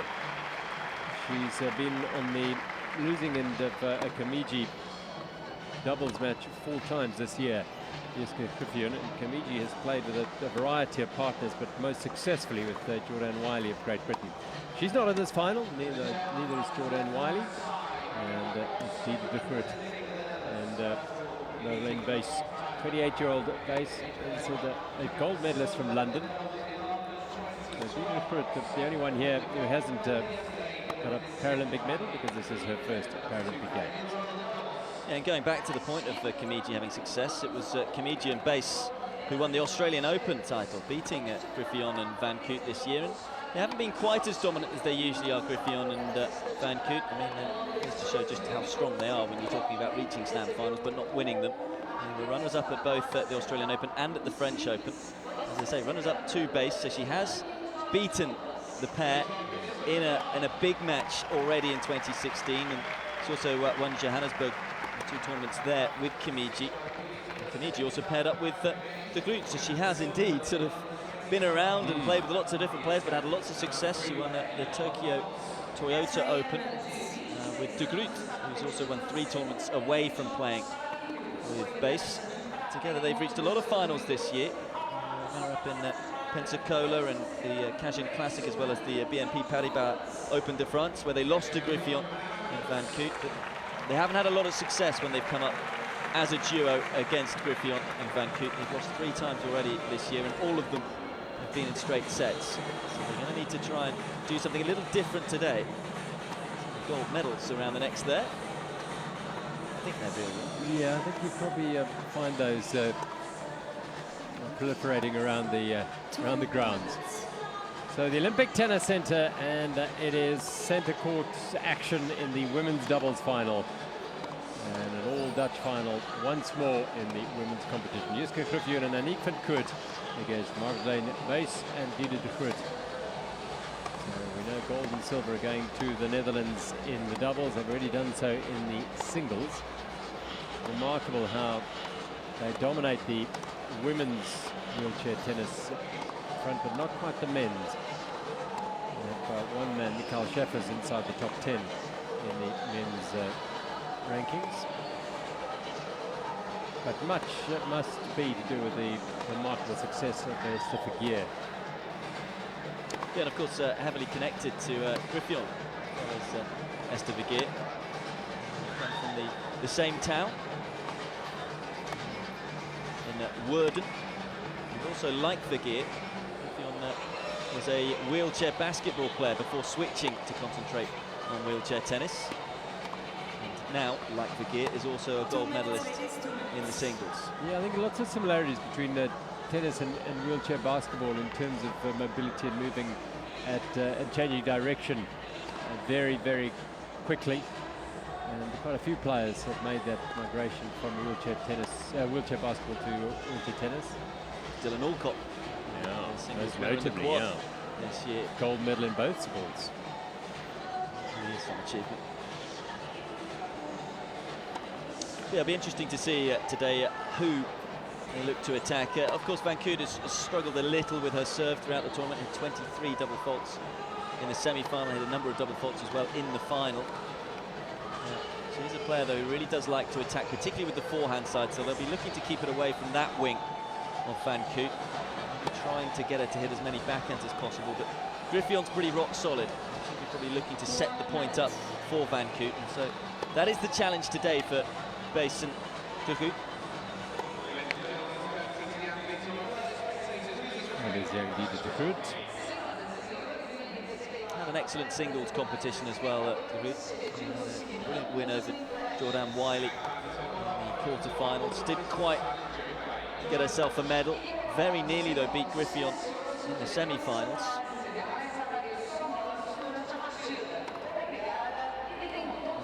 Showing that she is going in the right direction, as I say, only 19 years of age. And this is a match that hopefully she'll be able to just enjoy. She's guaranteed a medal, and already some achievement. And, nothing to lose today against the red-hot favourites, really, in Griffioen and Van Koot.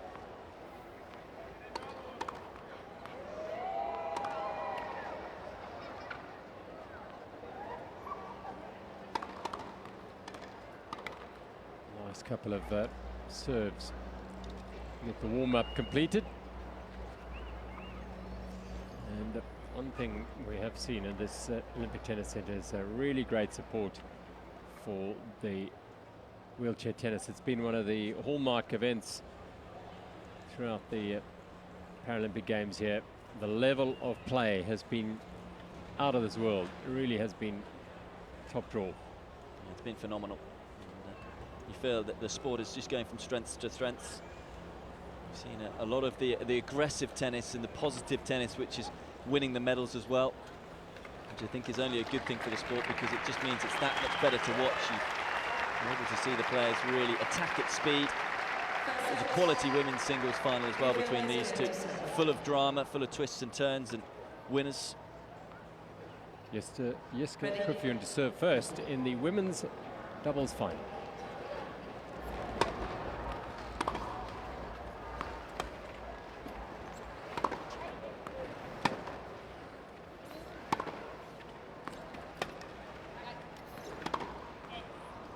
Also will be nice for the group. I think that she's playing with such an experienced player in Buis, because you know, she's won a gold medal before, so she'll have some guidance to the left of her.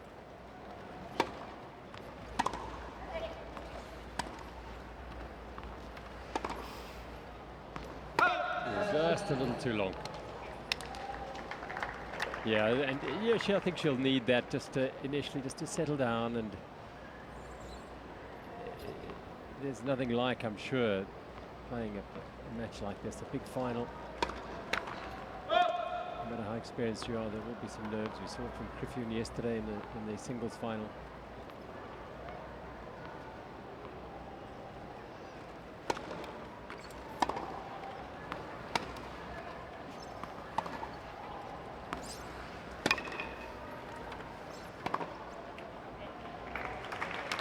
A couple of errors from Koot, just the nerves expressing themselves in those errors.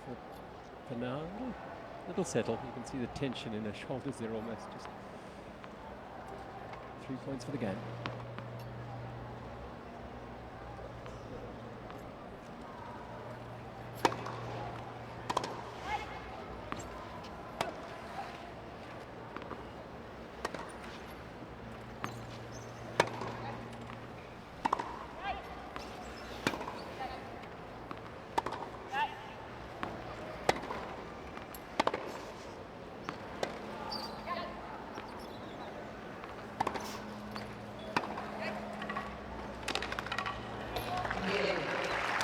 Backhand, and Buis deciding to take it on the first bounce. Didn't quite work out for a first game. Griffioen and Koot. This is it. Who do you hit to? These two. Go to Van Koot to get a thunderous forehand coming back over the net. If you go to Griffioen, you're not going to get many cheap points. They only went to a forehand once in that game, and Koot responded with a pretty impressive forehand of her own. Buis to serve.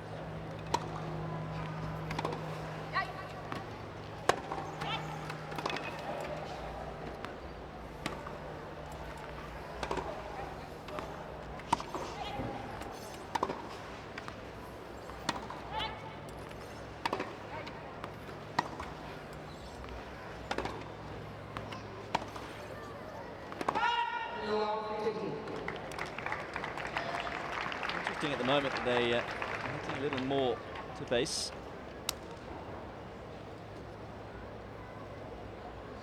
So of course, Groot has had an excellent tournament in terms of the singles.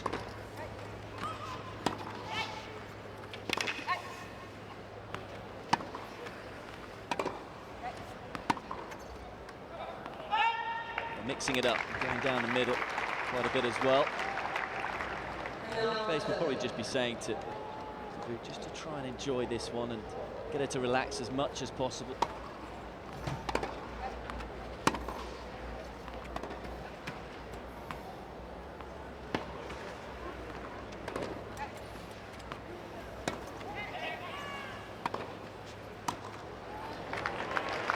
Super play from Buis, who came in behind that forehand and was able to execute the backhand volley. You tend to play your best tennis when you are enjoying it. I don't know about that. Base enjoying that movement. First time really we've seen them be aggressive. We will see it once more. Having the success at the front of the court.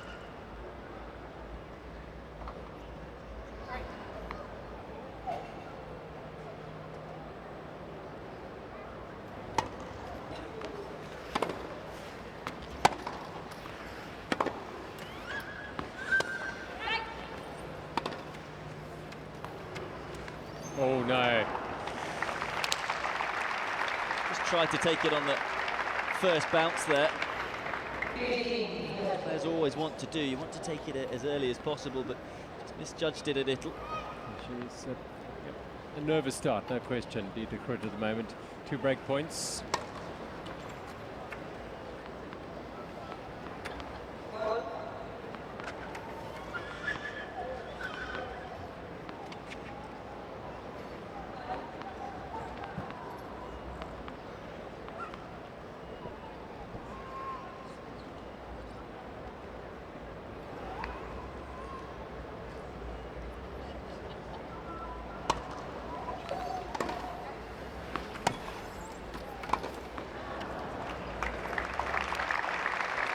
Seen Griffioen come forward too often. She's a player who likes to stay around the baseline. She's very consistent, very solid off both wings.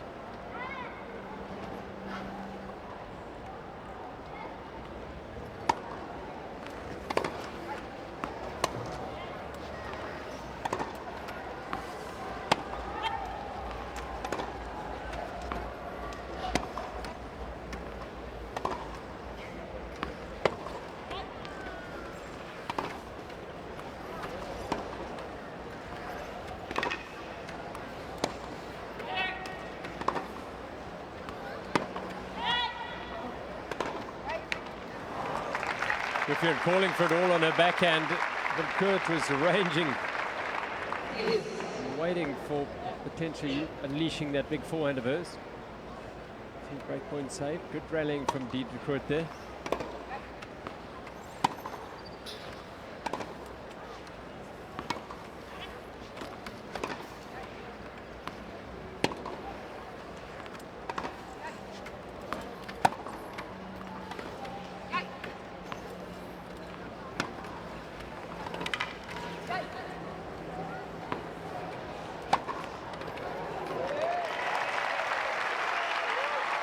That'll give her some satisfaction. A little glimpse of a smile there from the 19-year-old.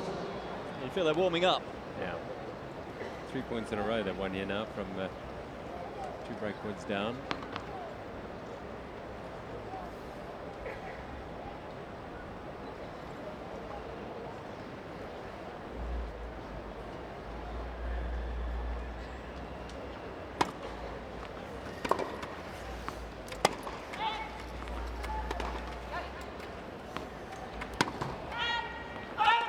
So the belief is going to be key today for base group.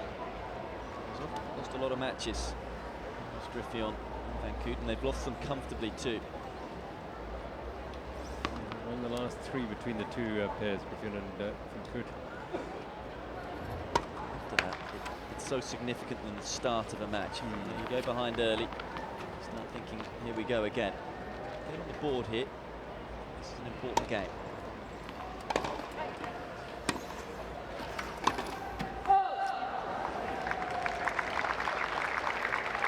Got to really come into the net. It might look like a wild miss, but you really have to be so accurate with it, because you miss it by half a foot and your opponent can chase it down.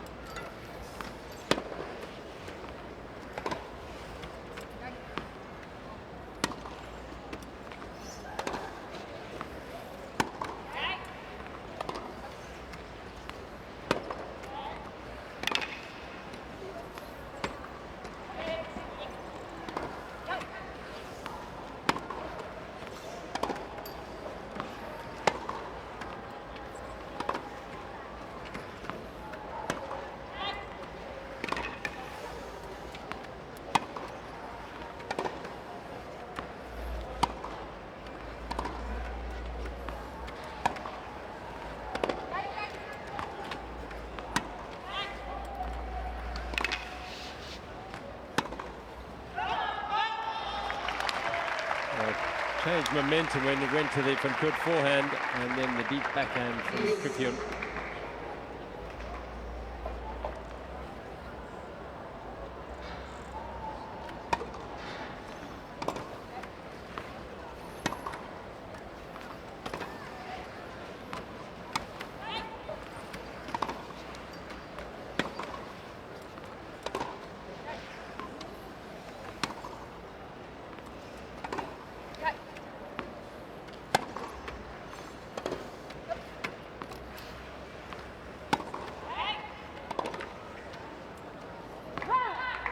It's a really good forehand.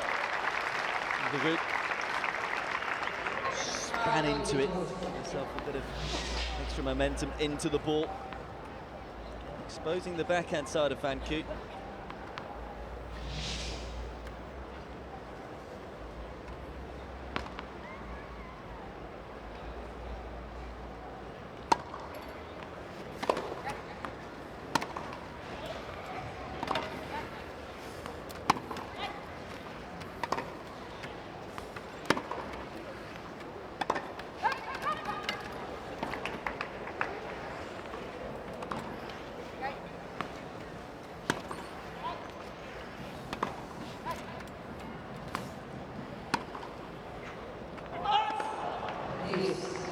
Going up the middle of the court is going to be the order of the day for base Groot, because particularly with the way that they are, that's where both of their backhands are. Griffioen and Van Koot. Van Koot is a lefty, so it cuts out the angles. A bit of a joy out of that, just overcooking it on that occasion.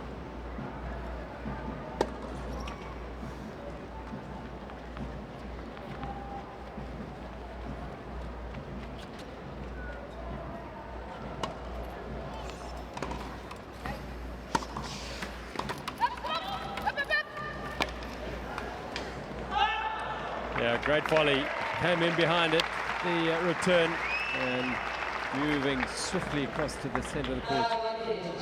Just knocked down the back of the ball a bit, skidded on the surface a little bit more.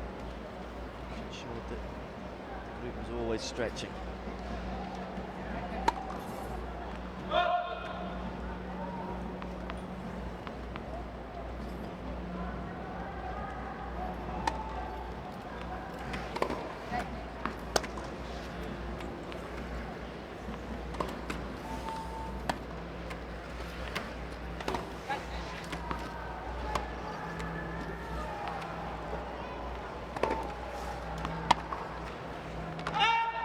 Yeah, she lined up that forehand, waited for the second bounce to really get it right.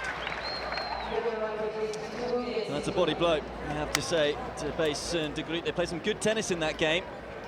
At the end of it, it is Griffioen and Van Koot are able to get the break. This is yeah, not the sort of start that Buis and de Groot were hoping for here. They knew it was going to be tough. Aniek van Koot to serve at 2-love.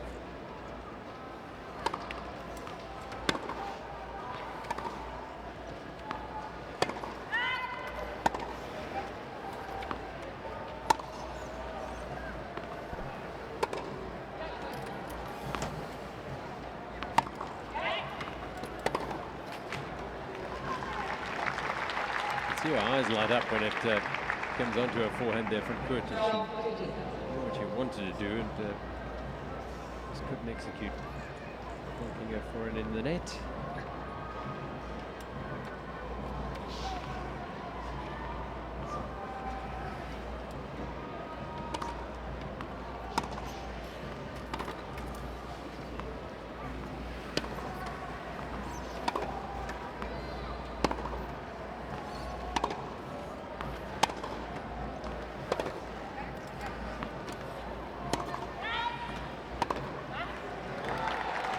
Then going the middle of the court, getting some joy out of it. I feel that Van Koot's serve is will look to attack. Of course, they'll probably get a fair few cheap points as well with the double faults she usually throws in.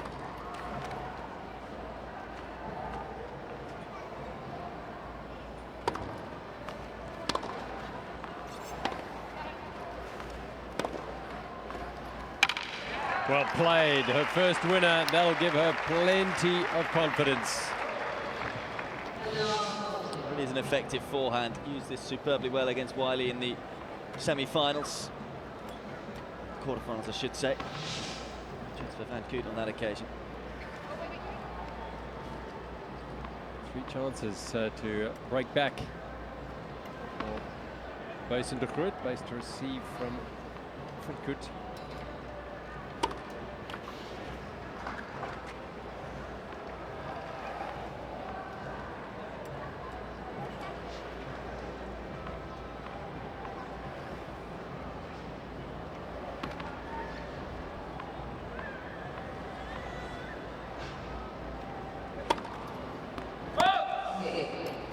It's really unfortunate. You could almost see that happening with Aniek van Koot.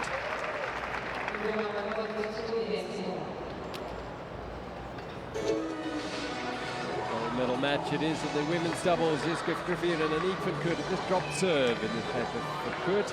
It's all with serve though in the first 3 games.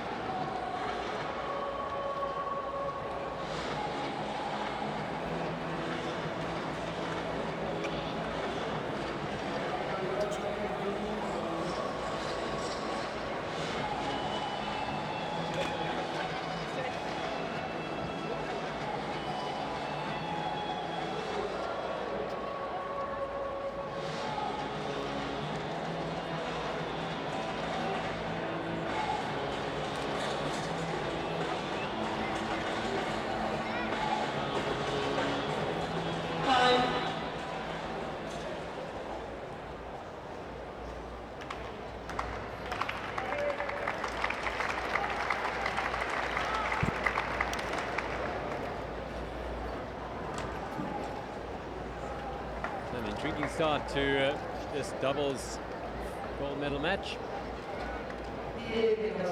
One player hasn't served yet. The Groot is about to do so now in the 4th game. She and Marlene Buis have just broken to make it 1-2.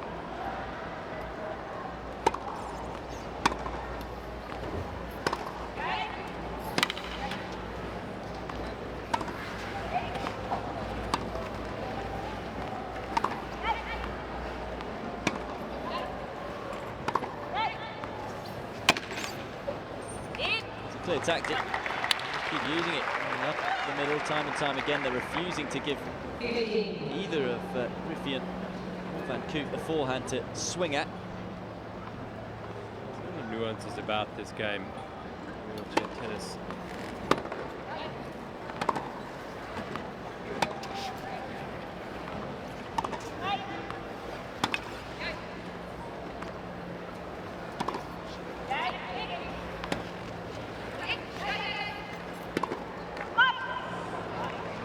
We've seen it now from Griffioen in the last 2 points. It's pacing yourself and judging your roll into the ball. Pick it up either on the first or the second bounce. The previous point she lost. She didn't quite get that timing right. And it was a miscue. And stability in the serve. Very, very difficult. Just keep the chair dead still. Well, it's also important after you hit the serve to get rolling quickly, to get the momentum so you can then get on the move. It's so important on the serve to try and, particularly in women's tennis, to try and neutralise the point. Make sure that that return isn't coming back and making you stretch or making you have to move too far.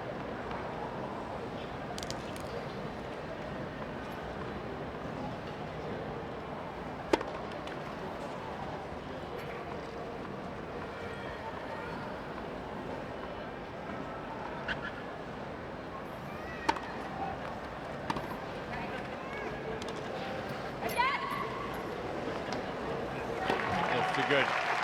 Beautiful slice drop shot from the baseline. Of course, this is another point for wheelchair tennis. You have 2 bounces. When you go for a delicate shot like a drop shot, it's got to be so close to the net. And that was just magnificently played by Buis. No chance for Van Koot.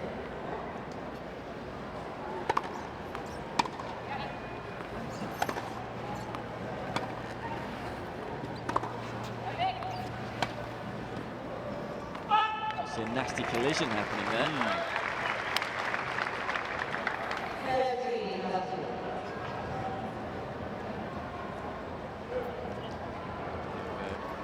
Worked their way out of a spot of bother there, facing the Groot quite well.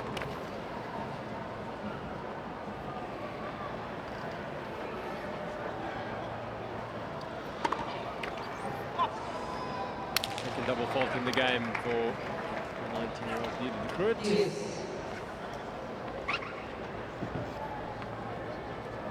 It's just 6 doubles matches this year at Rio De Janeiro. 122.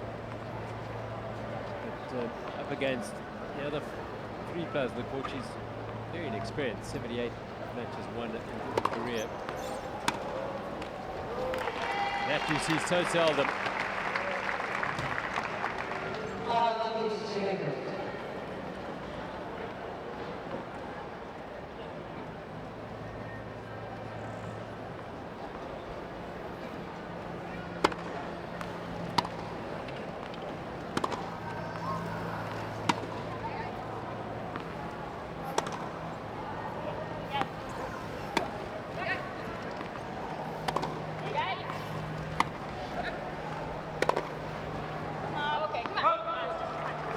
Quite in the right position. Forehand, just a little. So it's been a really good response. The underdogs. They are the second seeds, so not that bigger underdogs. Going to break down. Certainly making Van Koot and Griffioen think about when they're playing their tennis. And those double faults need to stop. If they do keep made a point in the previous service game about Aniek van Koot and about her double faults, and it is a legitimate point because she won a match earlier this tournament. 23 double faults and still managed to win it. Speaks volumes for the rest of her game, but can't do that in a final like this. We think he'd get away with it, and here van Koot served 3 in this game.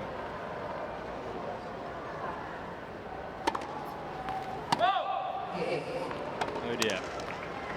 So Griffioen and Van Koot get the break back and lead 3-1.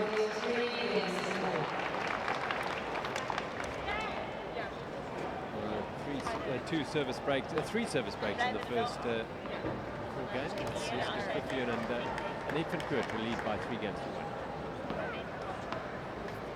Yeah, you have to say, when the ball's been in play, it's really been tested, the top seeds. They're fortunate there. We're giving them that game with 4 double faults. So often these big matches, it's all about managing emotions, though. How you react to adversity, the different situations that you're going to be put in.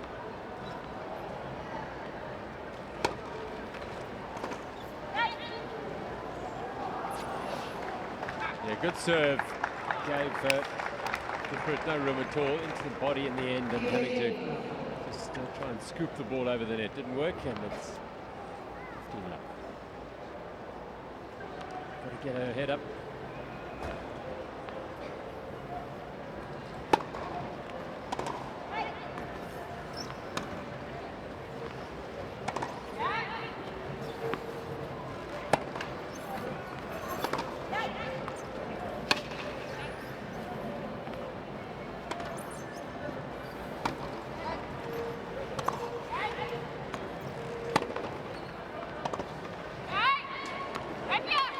That is a super response to the big forehand.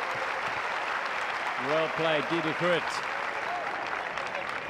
Fantastic winner. That is the other danger of coming forward to the net. You do leave yourself a little exposed. Griffioen well out of position there, and no chance for Van Koot to cover.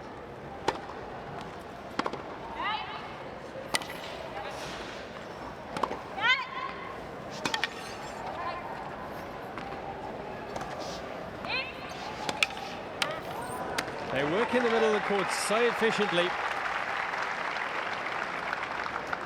Even though these two have got a lot of experience and a lot of matches together, a lot of Grand Slam titles too, if you can get it right in the right place, you're still going to cause confusion between the pair.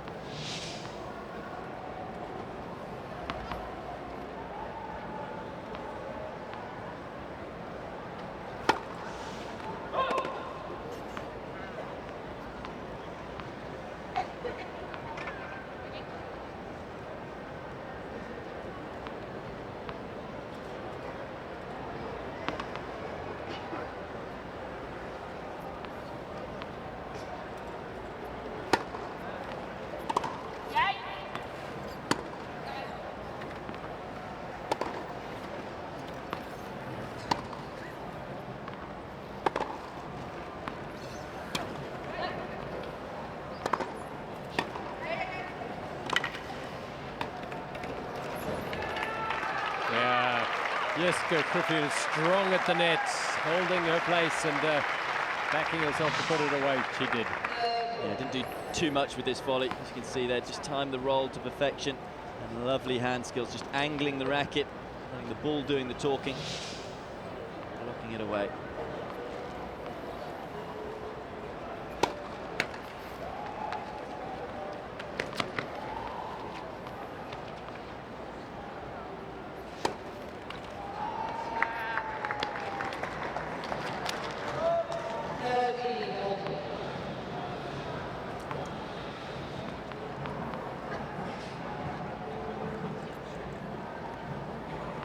Chance here for Basin de Groot to get back in.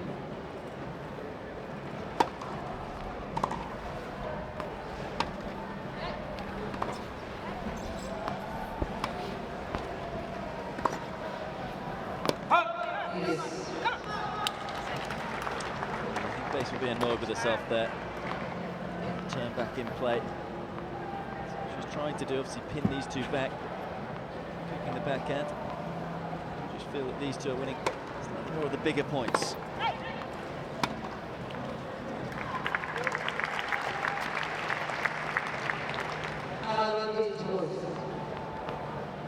Disappointing backhand drop into the net.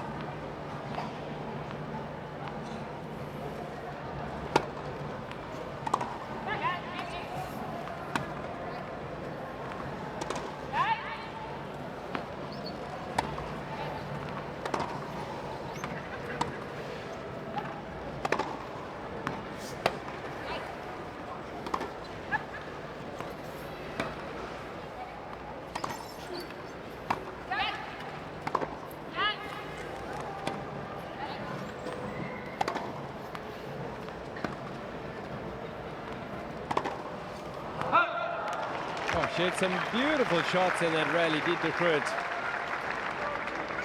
Well, this was the issue for her against Kimiji in a singles bronze medal match. You know, the power that she has, she likes to play an aggressive brand of tennis to Groot, but sometimes just loses the balance, knowing when to just slow it down again and be patient. Come with experience though, no doubt. To see her being so positive.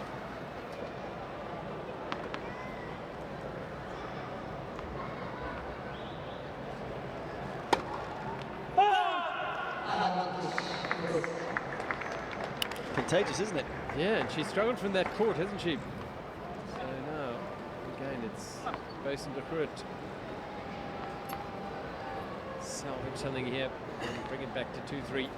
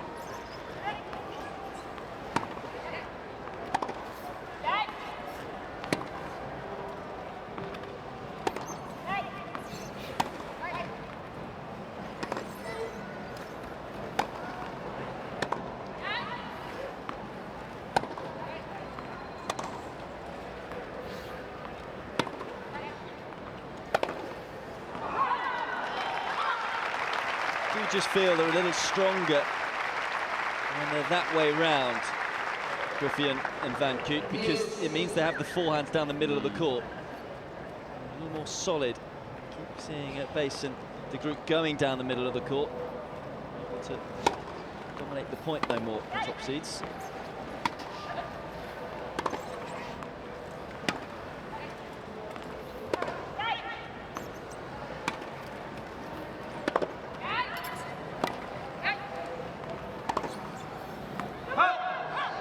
Just out. Yeah, you'd think that maybe try and engineer to switch over a bit more often and settle the rhythm of this pair. At the moment, it's a real ding-dong this game. Neither side able to really close it out and take the initiative.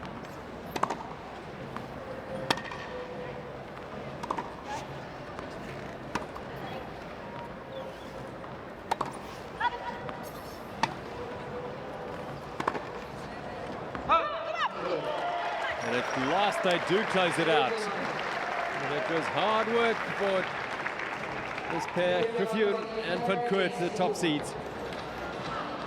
They now lead by 4 games to 1 in this women's doubles gold medal match.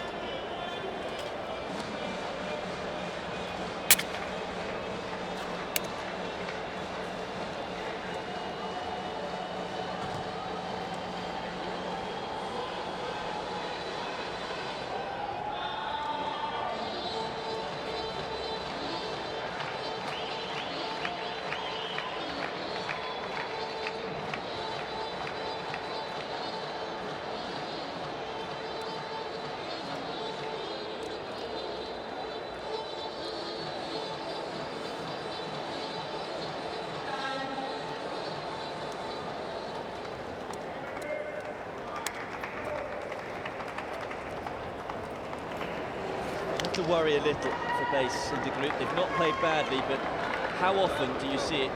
You get the top seeds and a pair that have won so many matches together, playing against a pair that they know well, and they're the pair that always win the big points. And that's what they've done. The juice game's almost going the way of Griffioen and Koot. That's a play, it feels like it should almost be levelled, but yet a mountain to climb in this opening set now.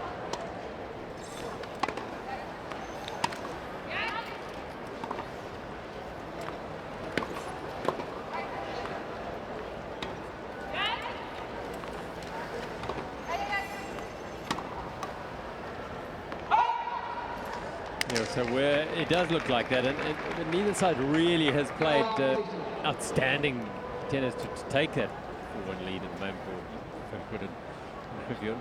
19 now 20 unforced errors from this pair, and that 4 double faults in a game really does hurt. It's incredible when you do look at the stats. Koot, you know what their game plan is. They've hit 1 winner, 4-1 up. Where again, going back to the bronze medal match for Groot, she got a little frustrated when she wasn't able to hit through her opponent Kimiji, and it's being able to react and think, okay, what the opponents are doing, not to get worried if you fail to achieve what you're trying to do over him.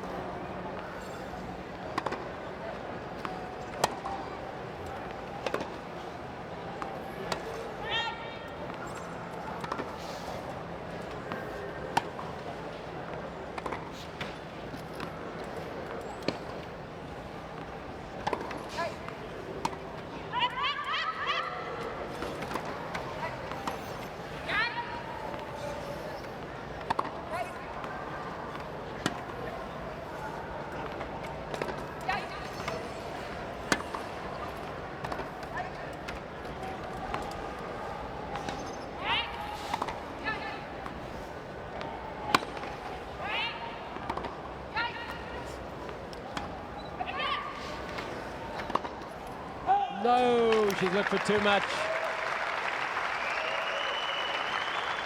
Great rally, more like it.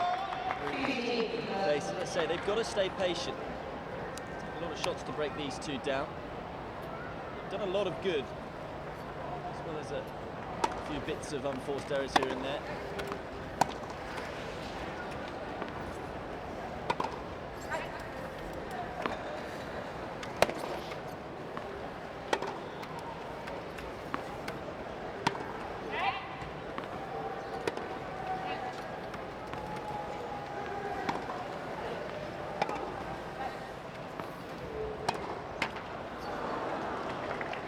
No.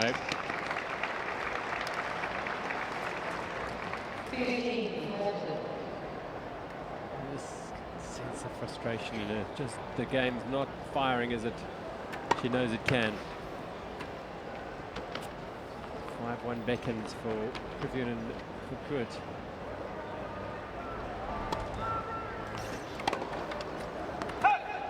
Not yet, though.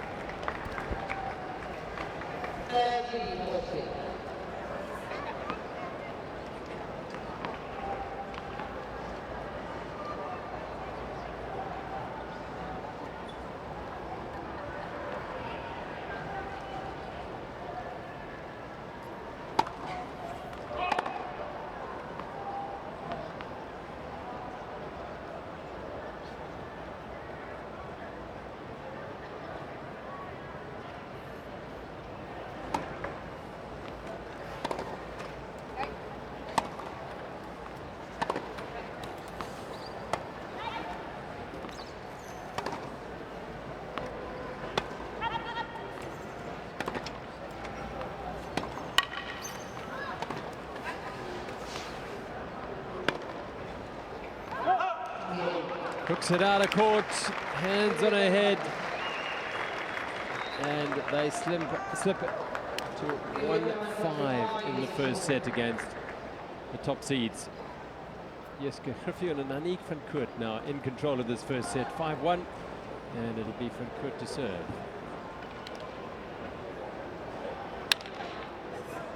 Groot's timing's just been off a little. And this is from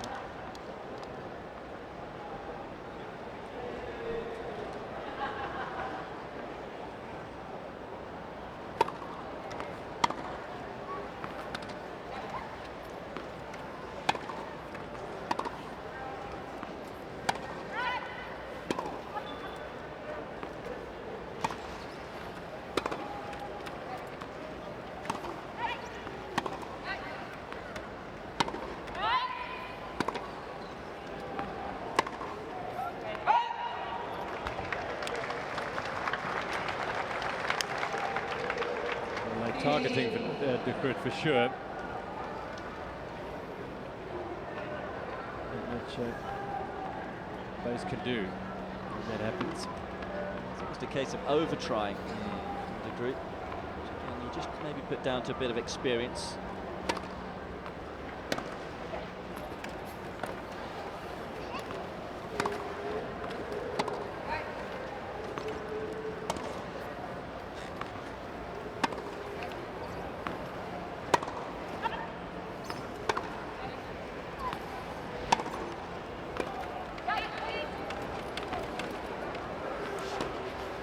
Well played.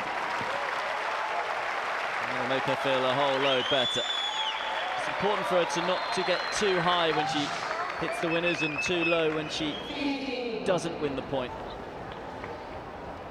Understand how to react to certain situations. She's a little down after missing a few balls. There it is, the boomer on the forehand from van Koot. The first winner we've seen from that weapon of hers. It's taken its time, but what a shot this was. Leaning backwards, generating the angle, but also generating plenty of power. Look how high she hits it, just above head height. Amazing.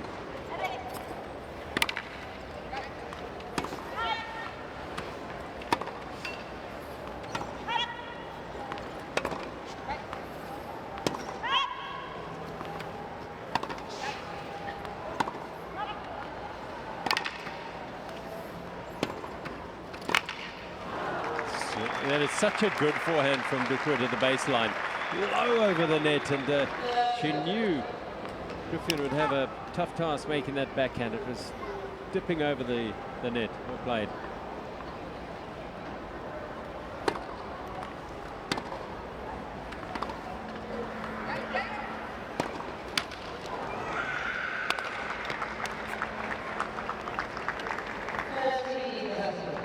Bit of a gift. It gives Griffioen and van Koot a set point at 5-1.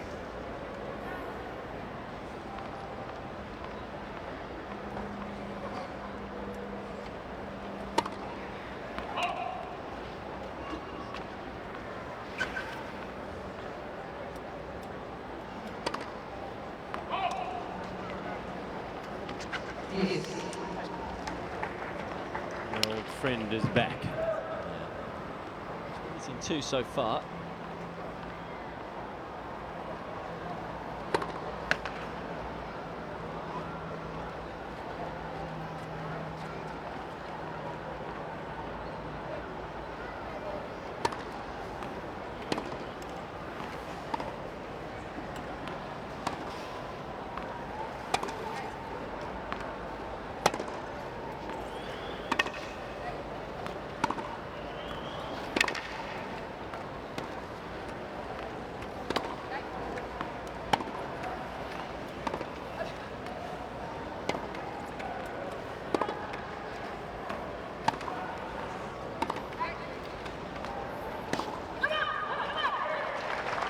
Quality hitting from van Koot. A few awkward positions there, but able to adapt her body to keep the ball back in play. Too many errors really in this opening set from De Groot and Buis. Simple as that. Just trying to force the issue too much.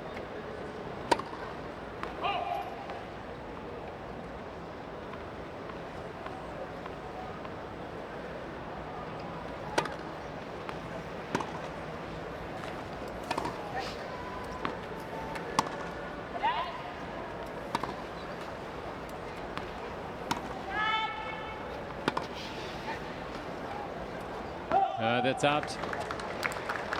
Clever shot placement from base. She will identify what the Groot's going through here. I'm sure that when she was playing with Esther Verkeer, she would have been the targeted player.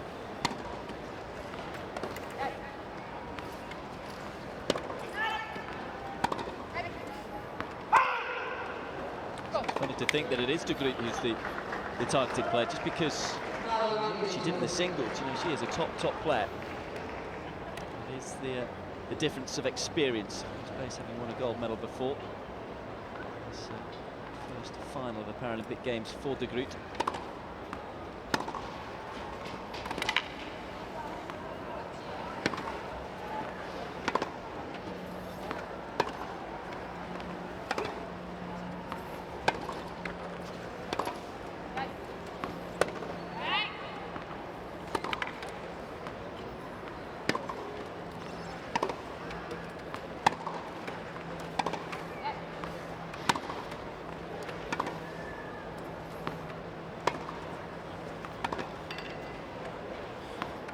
Oh, both so close, and there was the Groot in a little hitting match with Griffioen. That's well played, confidence building that.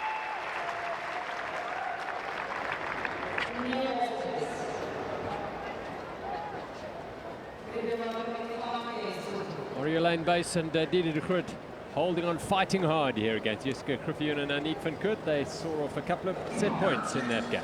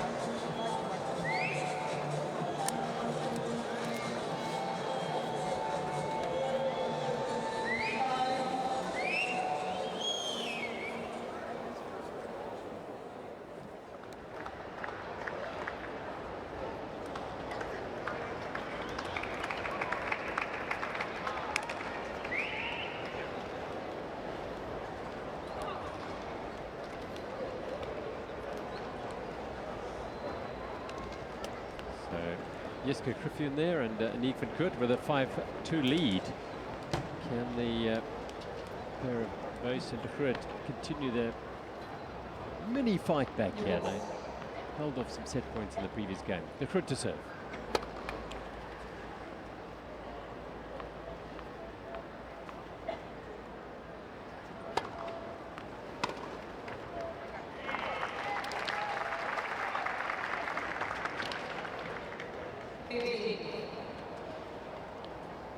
It's good to win the first point. I think their last game important, even though they may not be able to come back in this set. Just to stop the momentum against them. More belief and confidence in the second set.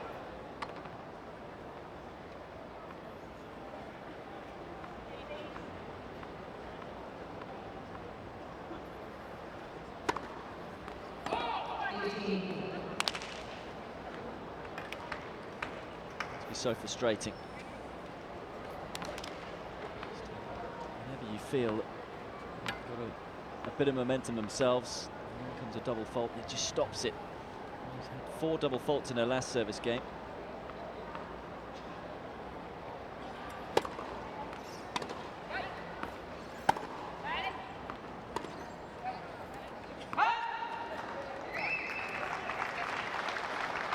Back to type up the middle to the respective backhands of Griffioen and van Koot. This time van Koot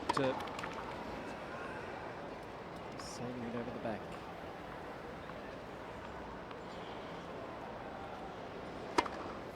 One of the reasons we have seen so few winners as well from Griffioen and van Koot is because of the reason of Buis and de Groot have hit their balls down the middle, given their opponents angles or opportunities to open up the court. So the tactic in that respect has worked. They just Too many errors. Yeah, she hits her serve to the juice court so beautifully the last couple of points. Nice, crisp and firm, and drawing an error there from Griffioen. But she served 2 double faults from the ad court.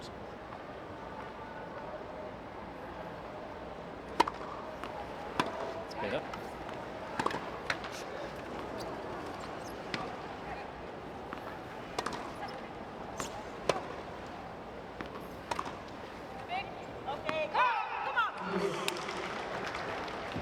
Yeah, well aware here, the top seeds, that it's right in the balance. They weren't able to close it out here. Yeah, they don't want to have to come out and serve again to try and close out the set, so they can do it here. That's another excellent serve. Tends to throw the ball the right-hand side, which I think just helps her out with cutting around it. Seems to be a little easier to do from the juice court side. Very good pace as well.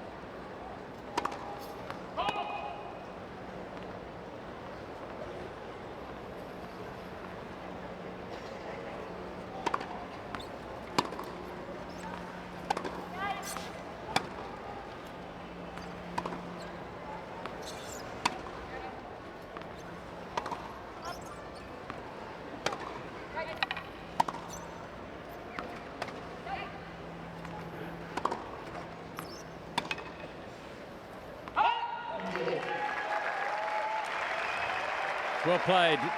The Koot will be very comforted by that. First hold for Rio De Janeiro in this match. Griffioen and Van Koot to lead 5-3. And they'll serve for the set once more. This time through Jessica Griffioen. She's the player who's yet to be broken. Player on the court who has that record.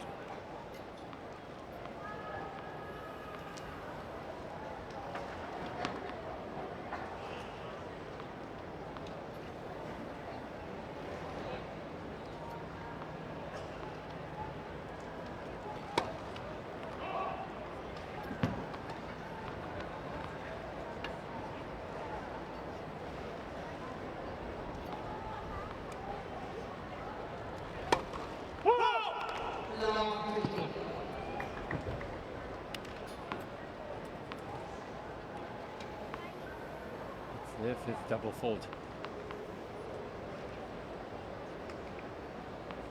There's a breeze swirling around centre court.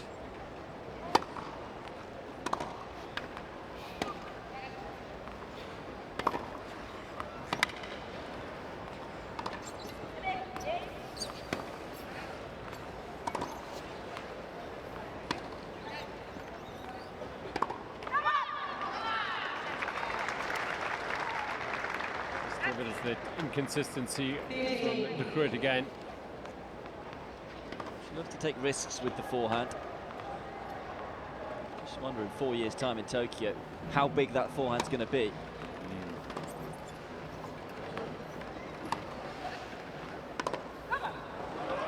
Well done, sending her back into the forehand corner. No momentum into the ball there whatsoever. De Groot. It's clever tactics, these two.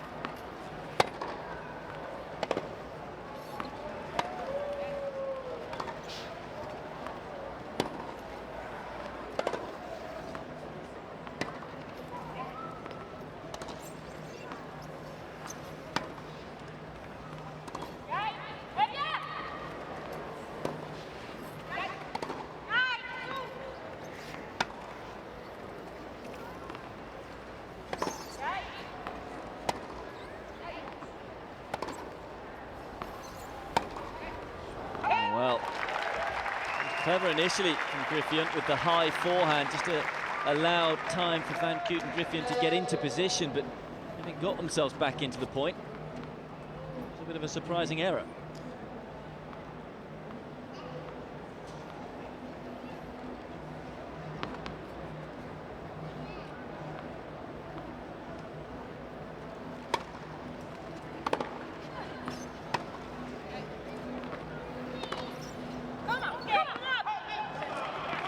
They're from the other side of the court.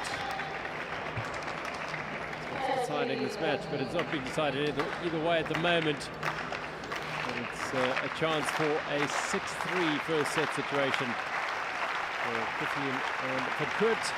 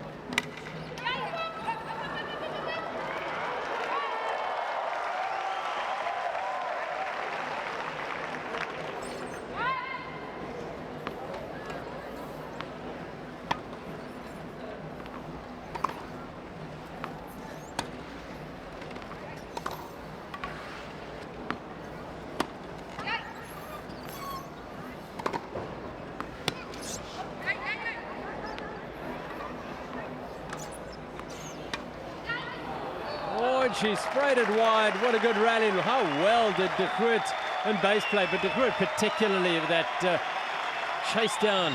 Brilliant. Look at this. What a get that was. So close to being a third bounce. She almost toppled over as well, but fabulous speed from De Groot. And they hung in there. They're hanging in there in this set.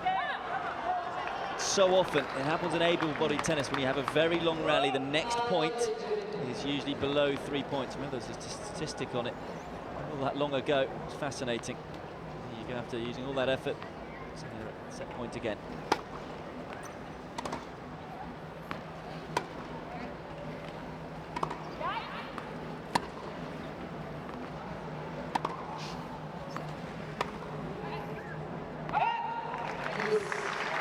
Around the backhand to try and take it on her favoured forehand. Back to deuce.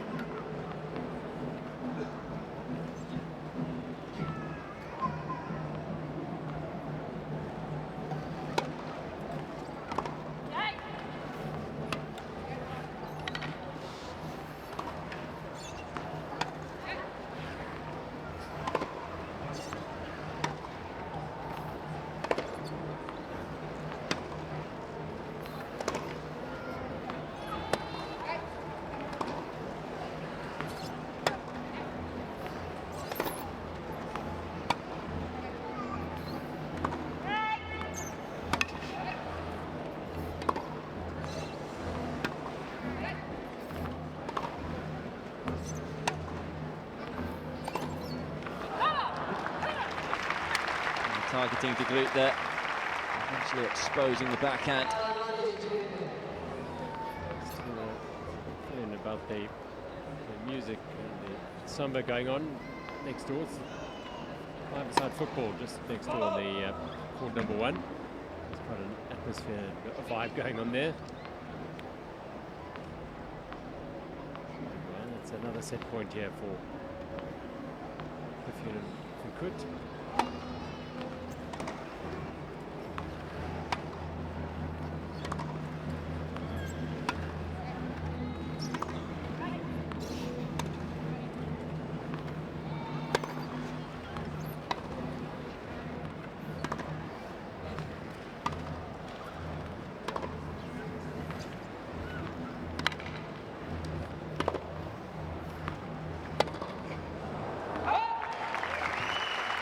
Yeah, you can see Koot just reeling away there and talking to herself because she doesn't really need to go for it. There's been a number of errors from De Groot, and you just feel if she can keep the ball in play, then another error is probably around the corner. Real battle this opening set. It's a fine return. Yeah, rare winner. We've seen very few. I was about to say this whole opening set's been characterized by a few errors, unforced errors, but that is a cracker, and it sets up a break-back point. It's a twist here in this first set.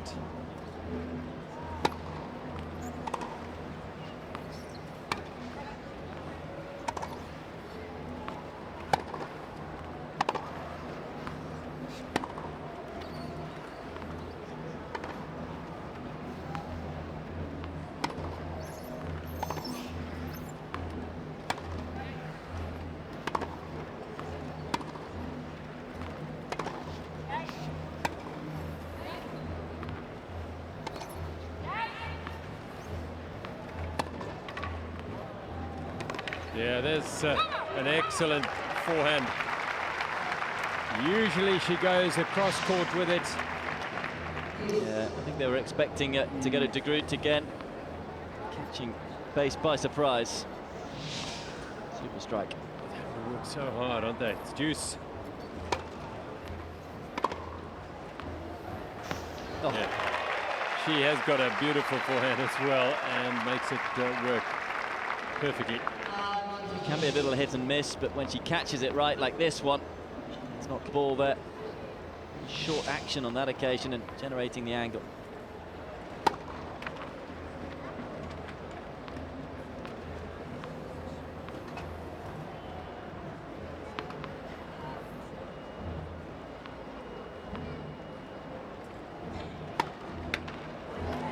And there is another twist in this match.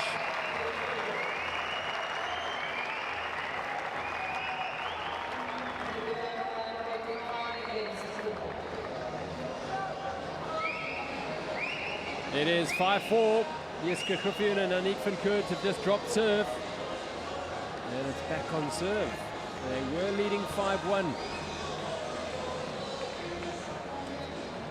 The number one seed not able to close out this first set.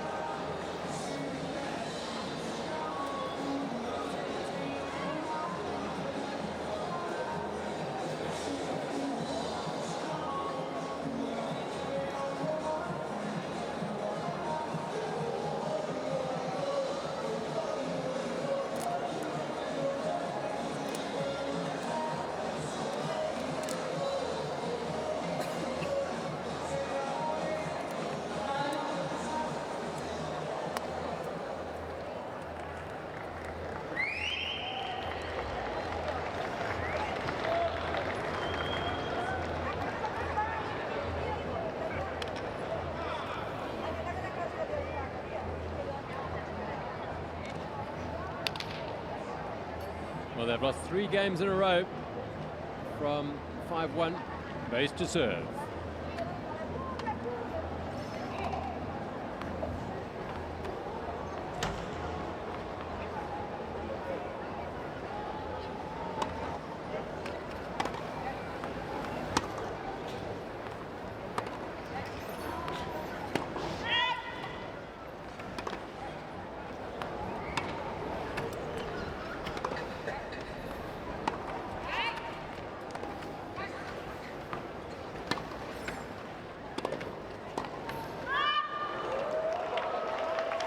Won't get there. Lovely soft volley from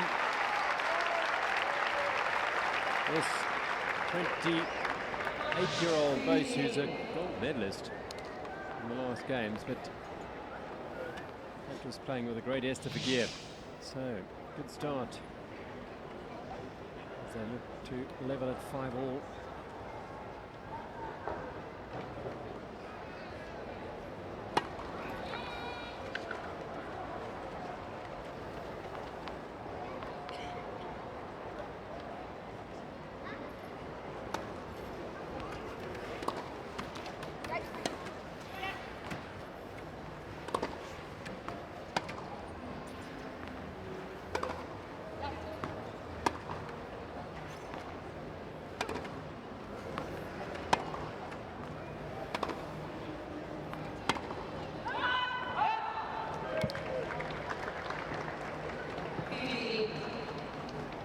It is such a weapon, her forehand, and it lacks the consistency to be a match-winning one at this stage.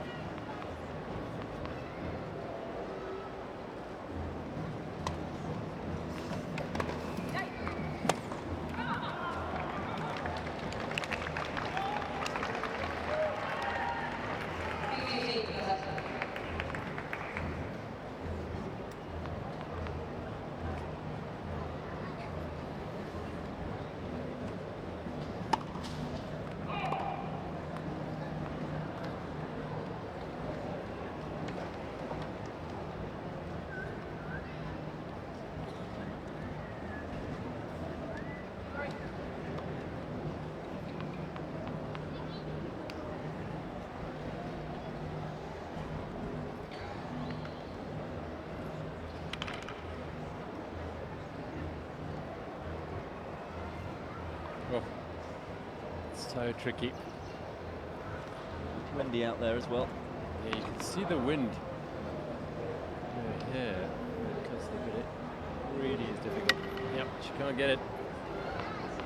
Deep breath.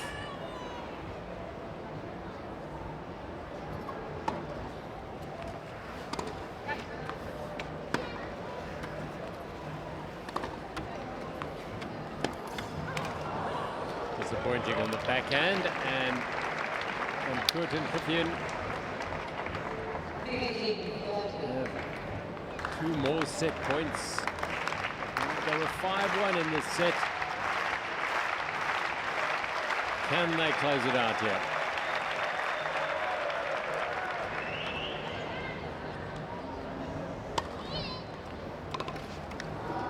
And she hits a beautiful serve. Got a slice on the ball there, cutting it away.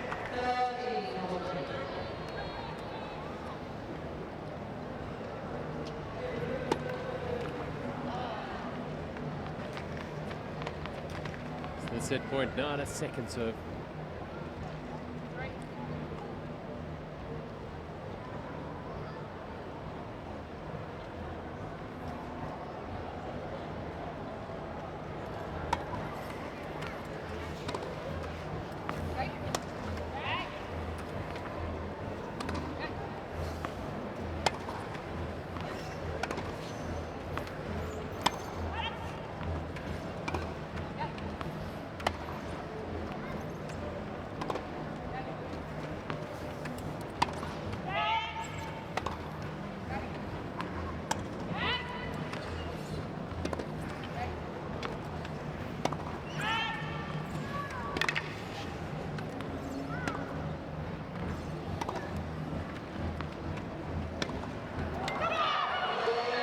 Loud shot from the far side of the court.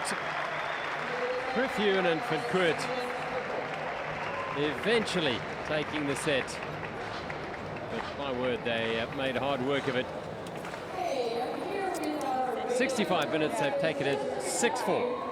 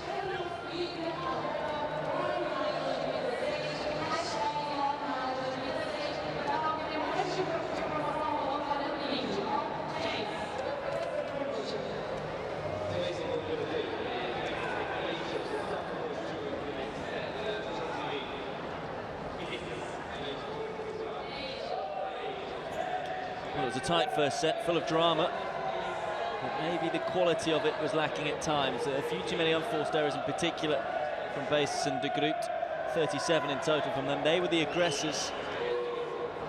Griffioen and Koot just said, look, try and beat us, try and break us down. Well, they'll want to cut out the unforced errors as well. 29 in total to go with just 2 winners.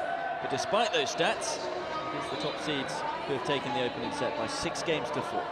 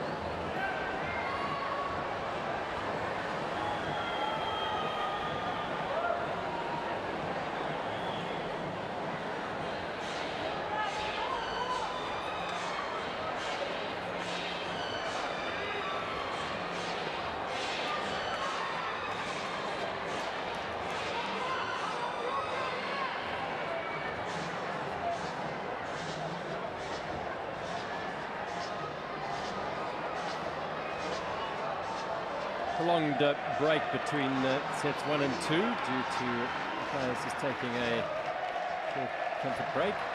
And this pair will be pondering a few things. One of them will be to cut down on the unforced errors. And there's an incredible vibe in this arena, in the centre court.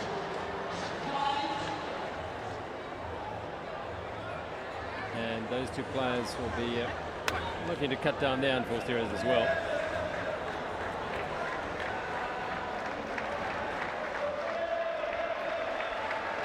And that vibe in the centre court has been enhanced by the arrival of a living Brazilian sporting legend in Gustavo Koot. Yeah, great player. Fantastic player he was. Yeah. And they love him here in Brazil. Guga. His name is Guga. And he's come to watch this final, which is wonderful. There's a bit of a distraction going on in the stands. Anya Freg just asking for a bit of calm. Start of the second set. Aniek van Koot to serve. This women's doubles final, she and Griffioen have taken the first set 6-4 over Margot Buis and Didier de Groot.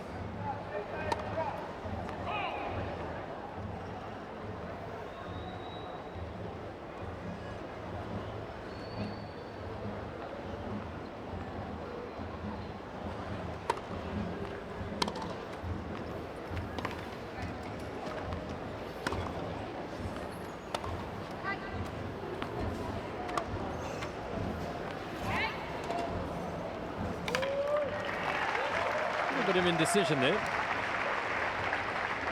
Interesting to see just how they are early on in this second set. They lost all their momentum. Of course, they were 5-1 up in the first set. Ended up scraping over the line. They said on a juice game, 5-4. I feel they could play a lot better.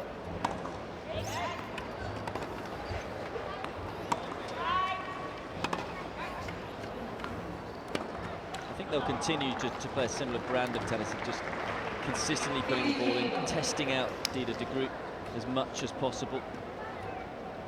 Just waiting maybe, if, you know, Buis and De Groot get themselves ahead in this set, then maybe Griffioen and Koot will to be a bit more positive with their play. 2 winners in that first set, yet still won it.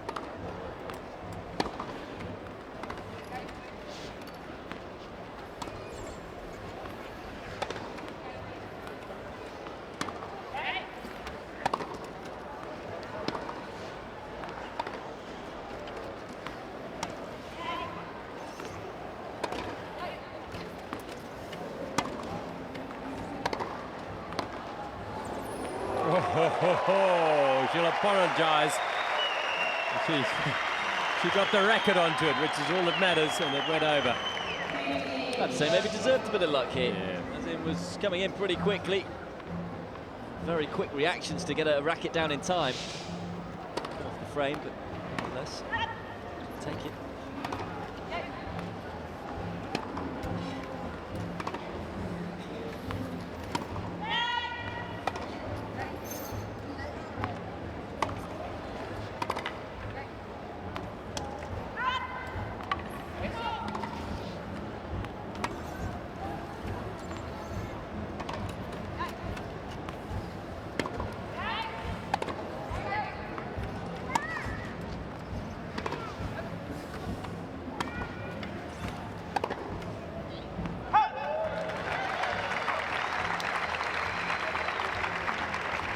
Van Koot there just thought she'd lost the game. There you go. Yes. Momentary lapse in concentration. She'd dropped the ball behind her, was ready to change ends. You're just saying, no, we're still in this game. Yeah, don't give it away that easily. Nice look. They need to have 2 breakpoints based on Groot.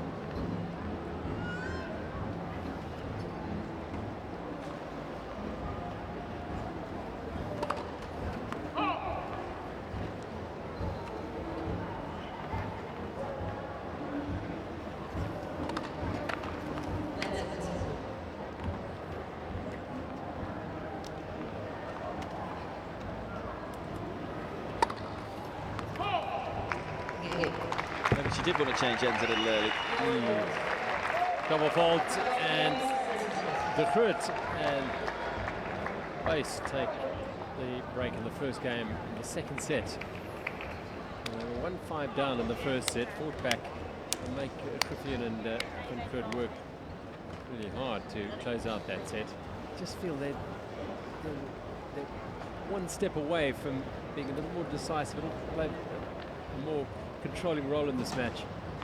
And a good hold here by Rio De Groot will go some way towards getting him in that position. Do you feel that Griffioen and Van Koot have been so passive, just allowed opponents to get on top of this match? It's a different psychological battle though for Buis and Groot now that they're ahead.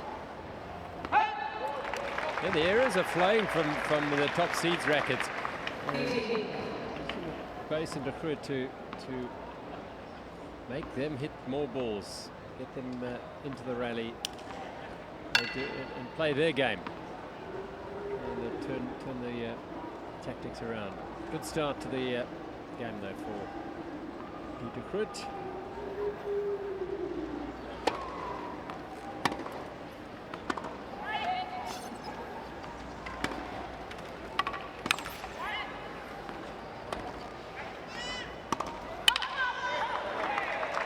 Like it, vicious slow slice. The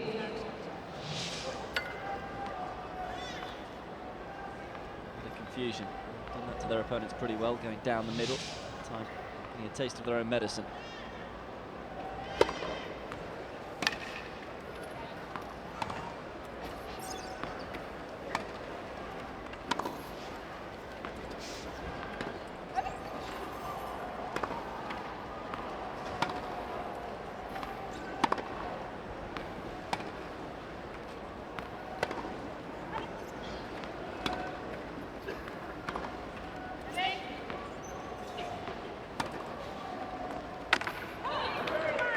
just kept coming into it.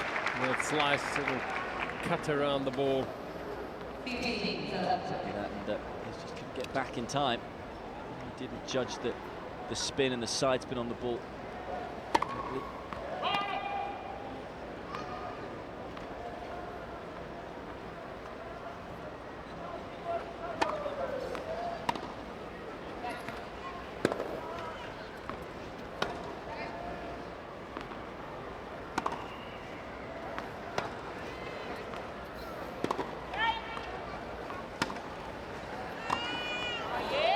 That is what they need to do. And this shot is so tough to execute. This was a wonderful high backhand. Almost a flick of the wrist. That's awesome. Strong wrists. And she was quite far from the net as well. She had, it was difficult. Well done. 30-all.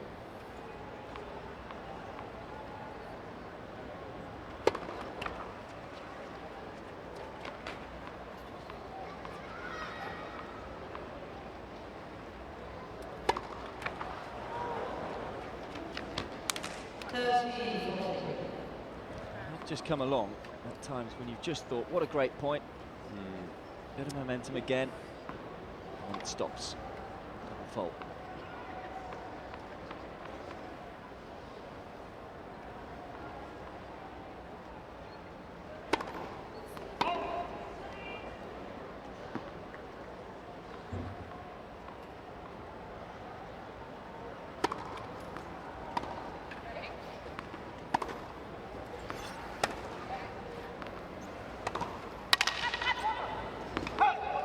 Goes out of position there. Buis had to reach.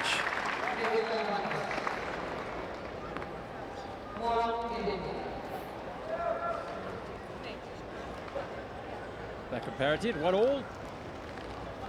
Back to serve for the start of the second set. It's a strange final at the moment. I really feel that Griffioen and Koot have done that much. The ball in play a little bit more than their opponents.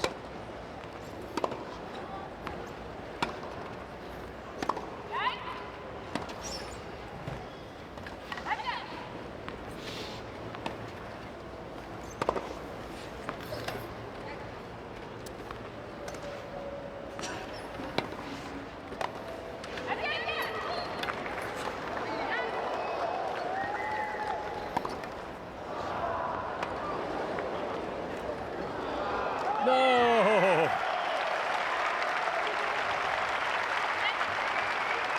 How did she make that recovery in the back of the court here? This shot, brilliantly played.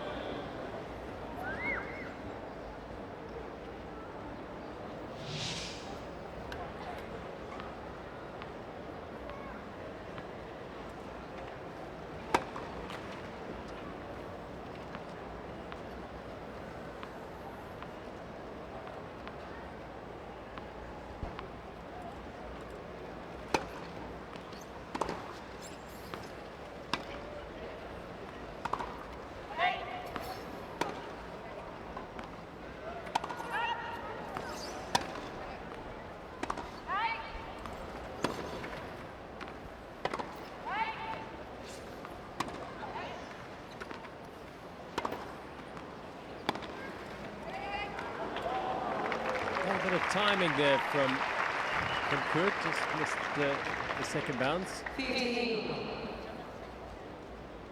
got caught in two minds with whether to stretch and take it on the first bounce or then to try and get a bit more pace on the half volley. Ended up being just a fraction behind it. Just shows that how easy these players make it look in terms of how often they roll into the shot time and time again.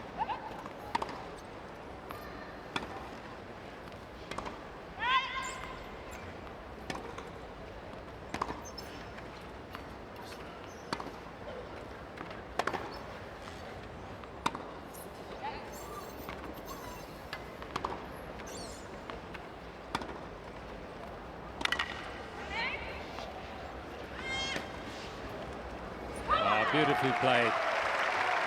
Been few winners from Griffioen and from Koot. Just the third. Kicked it low over the net, took the time away. No chance for Buis to react to it. He knifed down the back of the ball.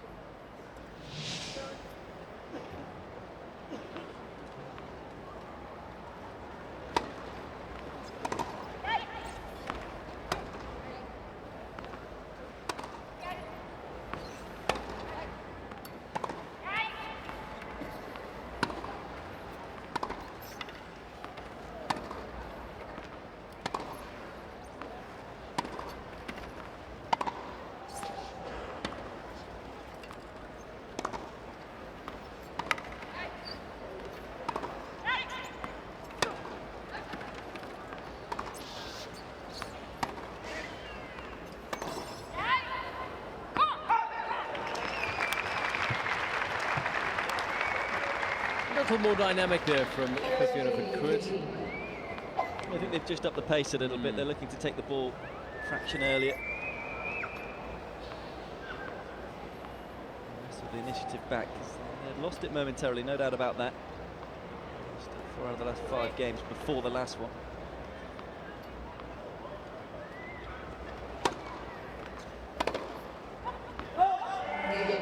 Three-point gives them the game.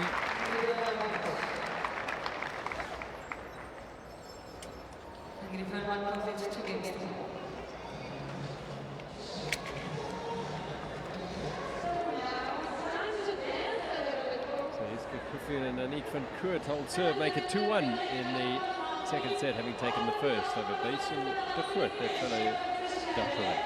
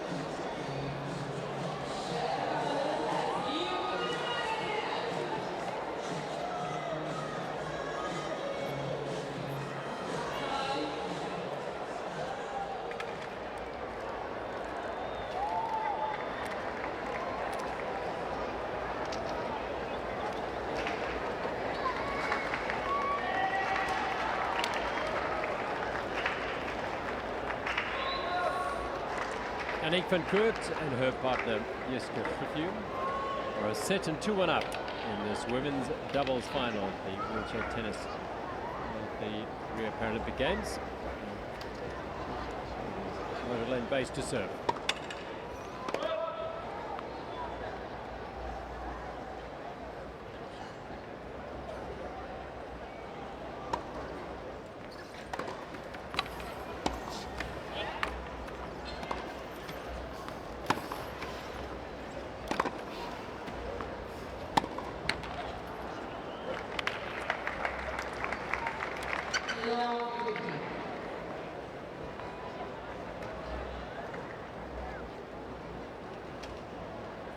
Too many errors from Groot today. Mind you, they've certainly free flowing from the other side of the court as well. 15 all. All players will know each other very well. It's off the court. Not always easy playing against friends and teams that you know so well. You know each other's weaknesses. So a lot of pressure and expectation, particularly on Griffioen and Koot.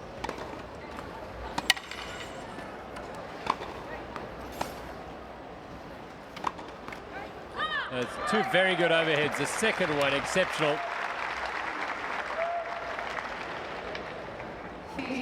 Tough shot to execute that one. She's got herself side on so she could generate the speed. Good movement.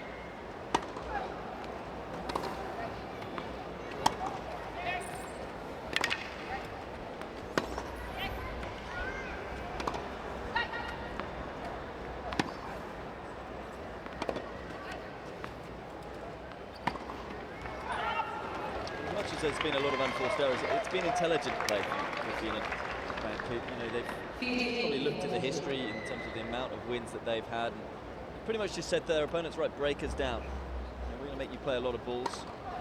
See if you have the belief to go on and take the gold. And at the moment, it's not quite there for Groot and Buis.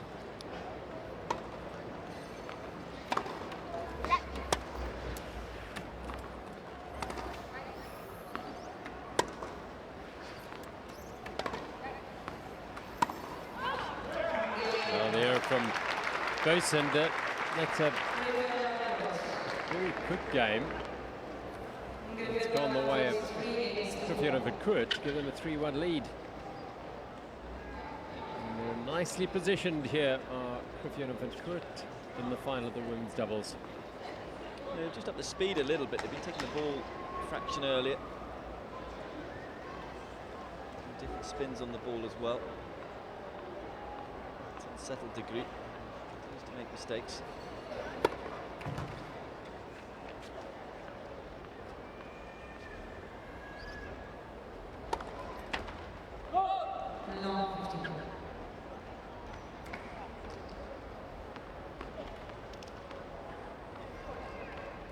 Seven double faults each side.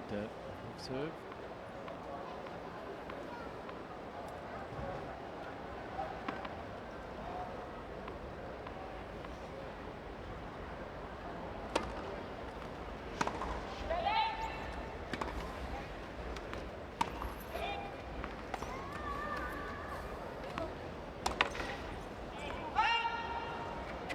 Interesting, for almost the smash there, the moving slice smash. An improvisational shot. Regretting it now, they pushed it long.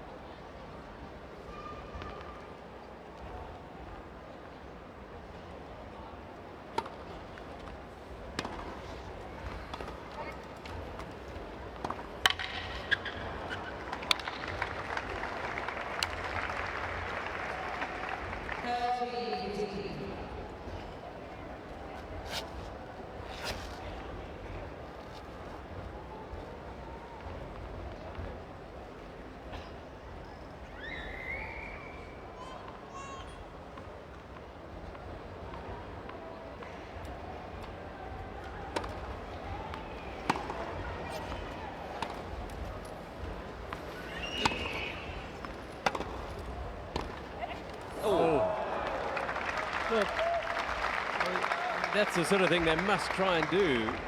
It didn't work, but they've got to try something here. They are a set now, verging on 4-1 down.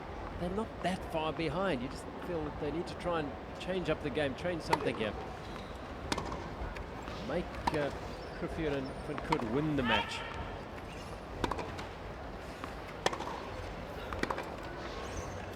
Well, that's it, isn't it? You go ultra conservative, you start just going back down the middle and say, right, come on, come out of your shell, Griffioen and Van Koot. It seems to me that they almost just can't keep the ball in as long and rally it out. All the unforced errors haven't been on shots where they've been going for the winner. Yeah. It's just been routine balls. So at least with that one on the previous point, it was a shot that was, so we would have got them to win the point. So maybe that's the other way that they can go, just be more aggressive. So give Griffioen and Van Koot something different to look at.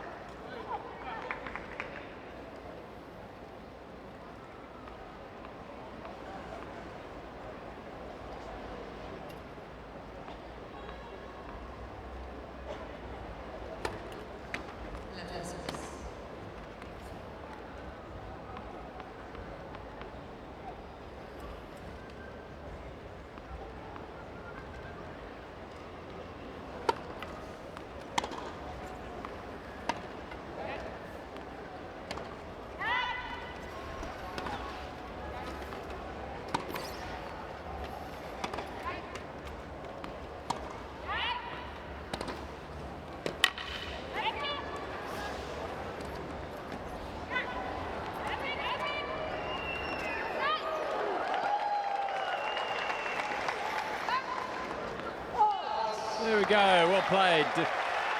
Buis at the net. Well, they're doing exactly what we said they needed to do, give them a different look, something different as well, and drew both Griffioen and Van Koot into the net.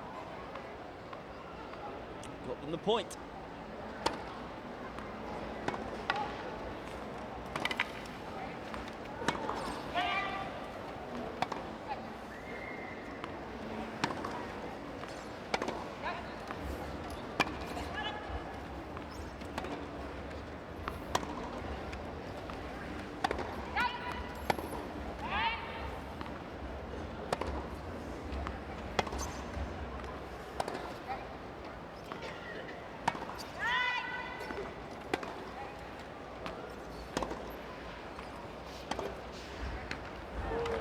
And the game. We managed to rally that one out. Buis and de Groot pull one back to 3-2 in the second set. Yes, Griffioen and Aniek van Koot lead.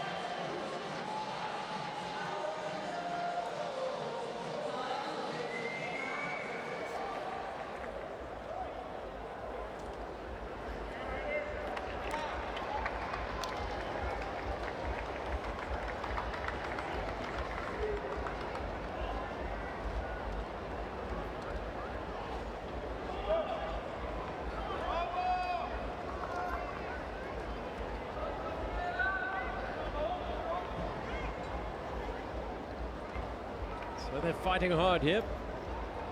Groot and Buis. Groot serving.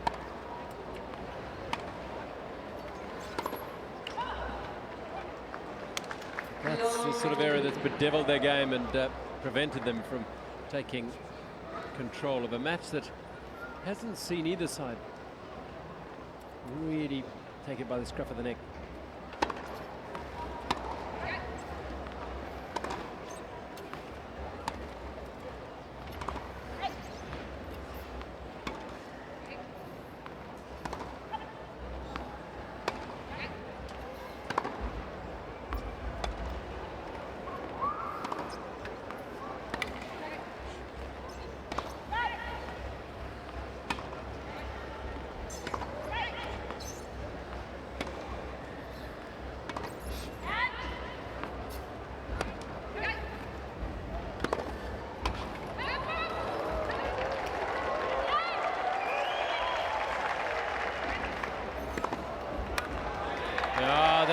Really worked that well. Yeah, great teamwork. Key to the group with a fabulous get. Taking the glory. A fine volley by Griffioen. That was a super stretch and get. The mix up there. Nice. Finishing the points off. And again, how many times after they play a great point, along comes that double fault. And there's a feeling in this doubles match which is similar to what we saw in the quad singles, where you had the favourite Dylan Alcott against Andy Lapthorne, and possibly at times just a question of belief. And I just wonder whether Buis and the group really believe they're going to win this. They keep showing that they can get there, but whenever they got close, they've then fallen away again.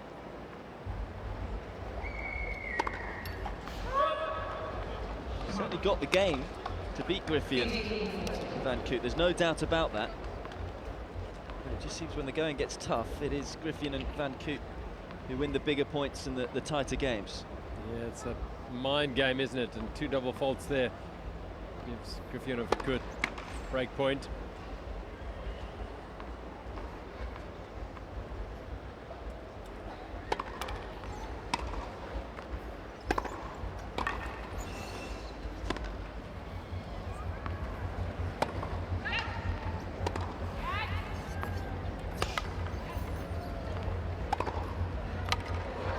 That's brilliant. I think of beauty when she times it well, spinning into the shot, right out in front, full use of her wingspan there, able to generate some pace on the ball.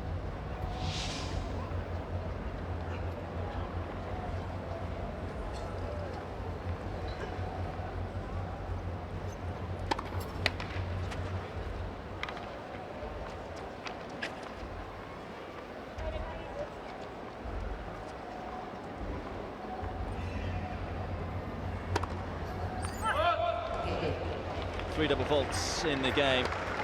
Needed a Groot.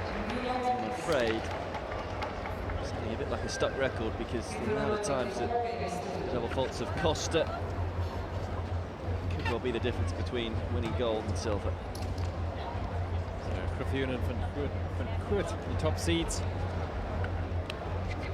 Looking a little more relaxed here at 4-2 in the second set.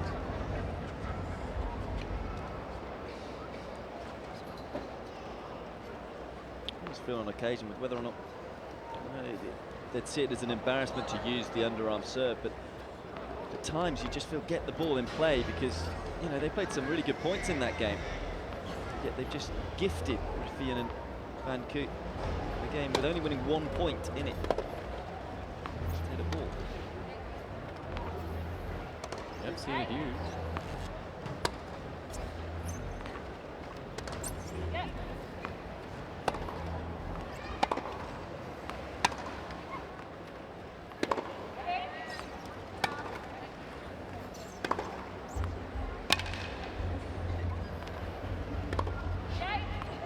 Brilliant.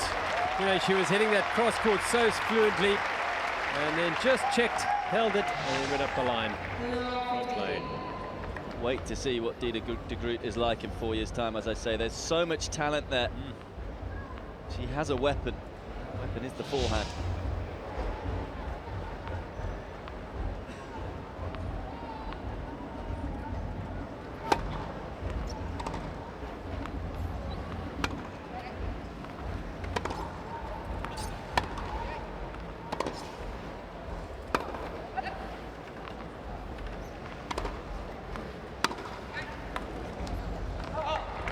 Brings another error from Koot.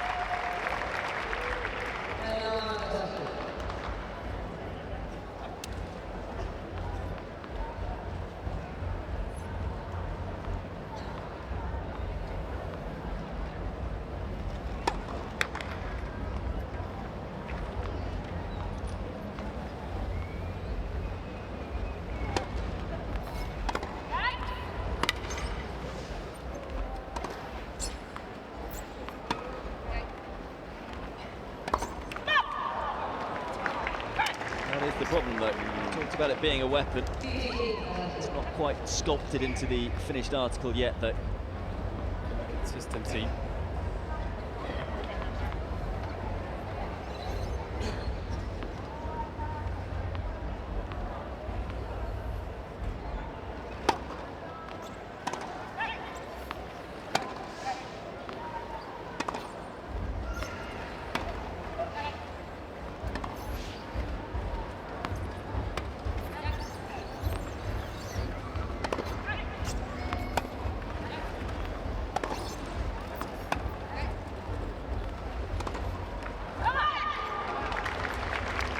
Buis who puts her forehand in the net.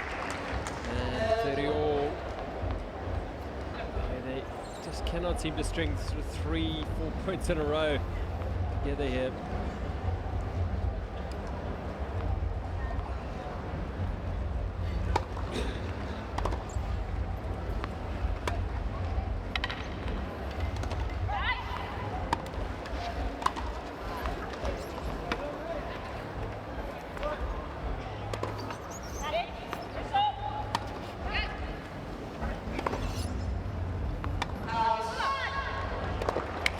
another error that brings about a point for 5-2 for Griffioen and Koot.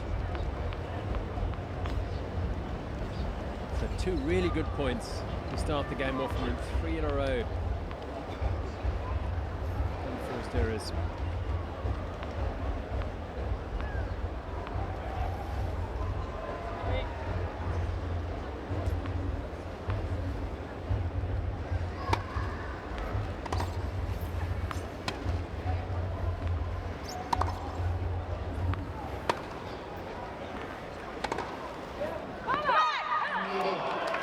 Backhand wide.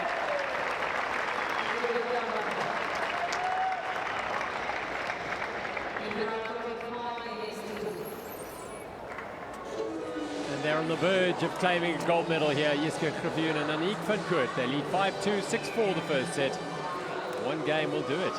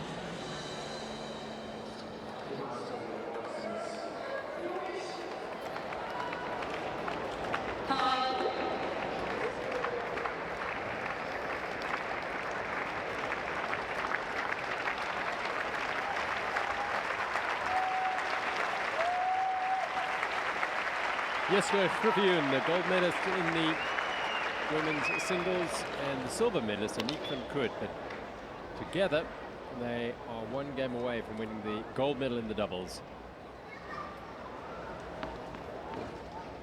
Lane Buis to serve.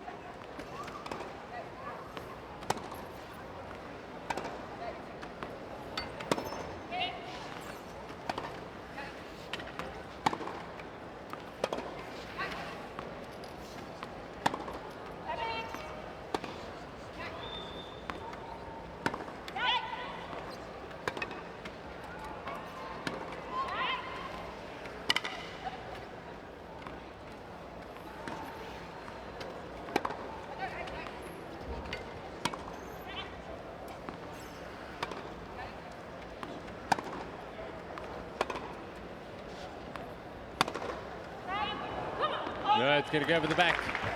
Again, just out-rallying, outlasting Buis and Groot.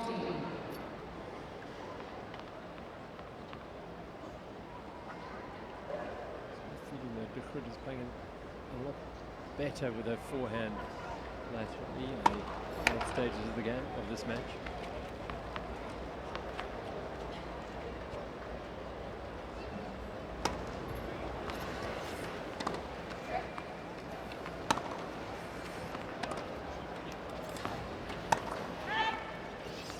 That's better.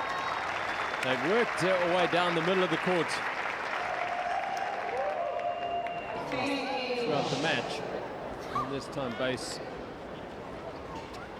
stinging forehand, splitting the pair. 15-all.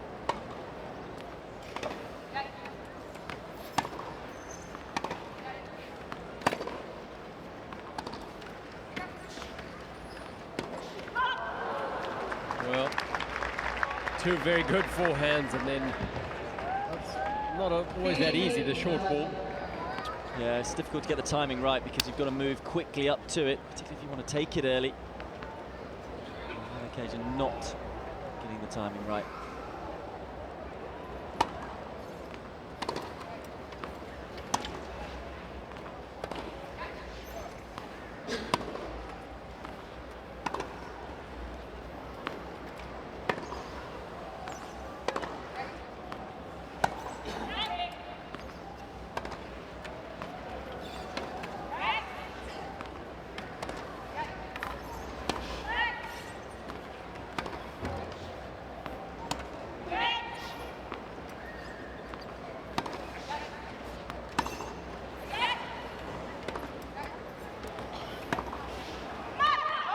It's match point. It's gold medal point.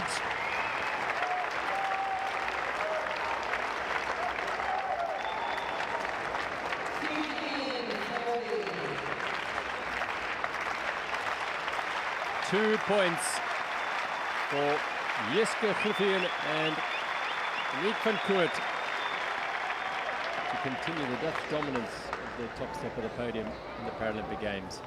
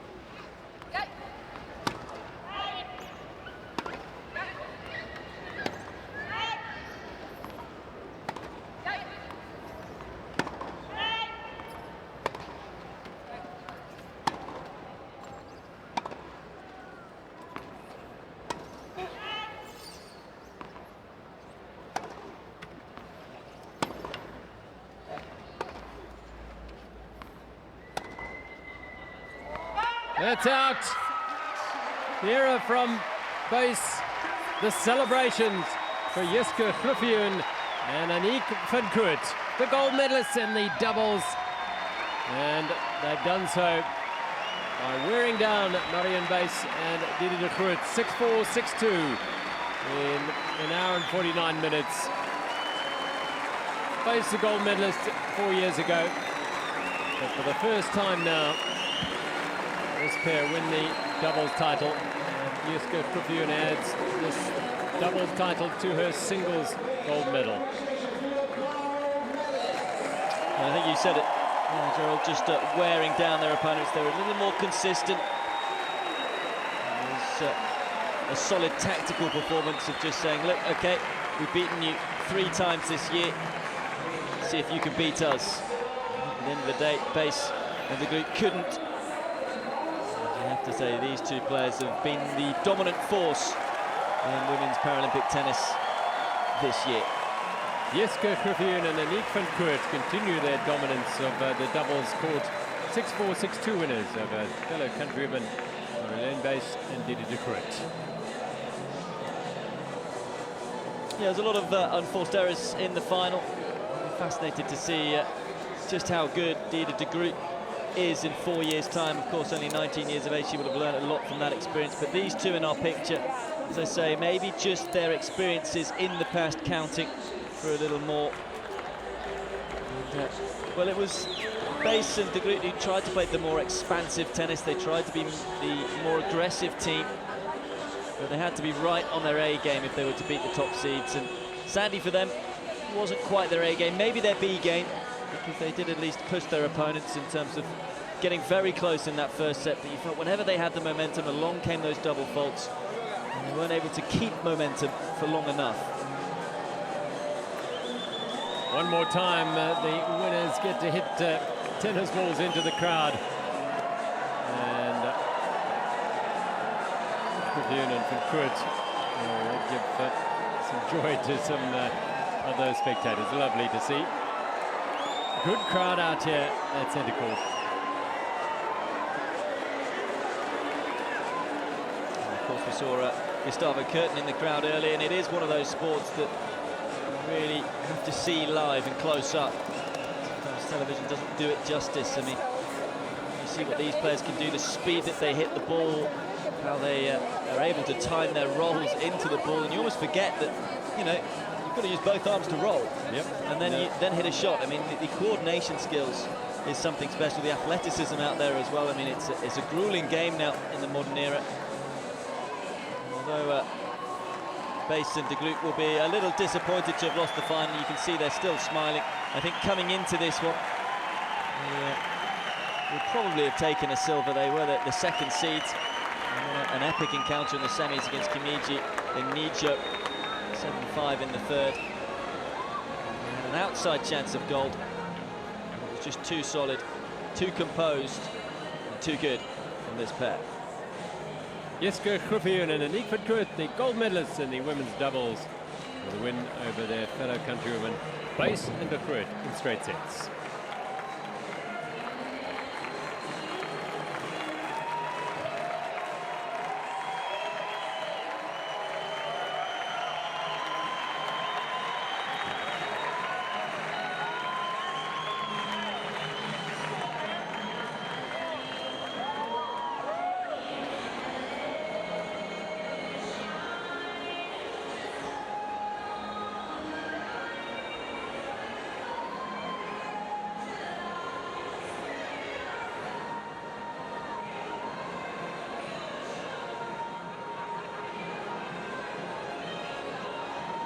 So is the stat sheet at the end of that gold medal matchup. Really, it's not one that colours the match. It was all about the tactics and being a little more consistent for Griffioen and Van Koot. 40 unforced errors for them to go with just 4 winners, which shows you that they were just saying, right, try and beat us to Buis and De Groot. And they could. 60 unforced errors for Buis and De Groot. A few too many there, really, and the double fault's also pretty significant. 10 in total for the second seeds. An hour and 49 minutes. It's Griffioen and Van Koot who take the gold.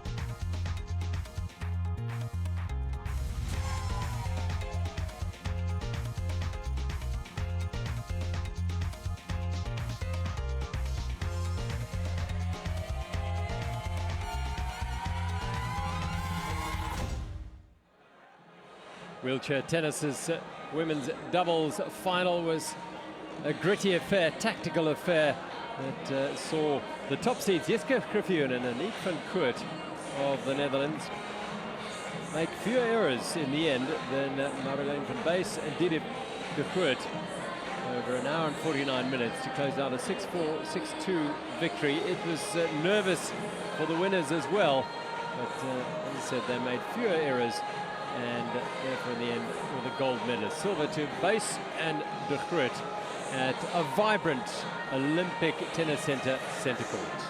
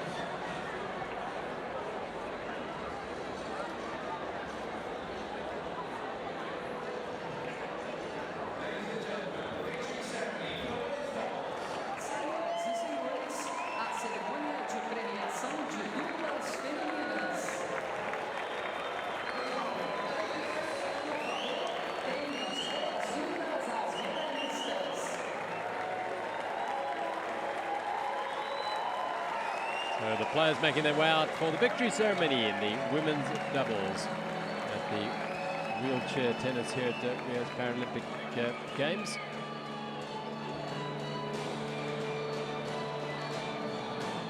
Well, the Dutch have been dominant for so long in this class and category. The medals will be presented by President of the International Tennis Federation. As medalhas serão entregues por Presidente da Federação Internacional de Tênis, Sr. David Haggerty. The ITF will be delighted with, I think, what they've seen here at Rio. It's taken the game to a new level. Accompanied by Communications Director at Municipal Olympic Company. Acompanhado por Diretora de Comunicação da Empresa Olímpica Municipal, Senhora Marta Teles. Communications Director with the Municipal Olympic Committee here in Rio. Bronze medalist representing Great Britain. Medalha de bronze, representando a Grã-Bretanha, Lucy Schuker e Jordan Wiley. Well, Britain have had a fantastic time in the Paralympic Games and here at the wheelchair tennis. And Jordan Wiley and Lucy Schuker just add to their glittering performance here with a bronze medal in the women's doubles. They had to work hard in the bronze medal matchup against the Japanese pair of Kimiji and Nijo. She dropped the second set 6-love, but were able to press the reset button and win the third set 6-1. Something to take away. And it's been, as I said, very successful games for Team GB, not just in the wheelchair tennis, but overall.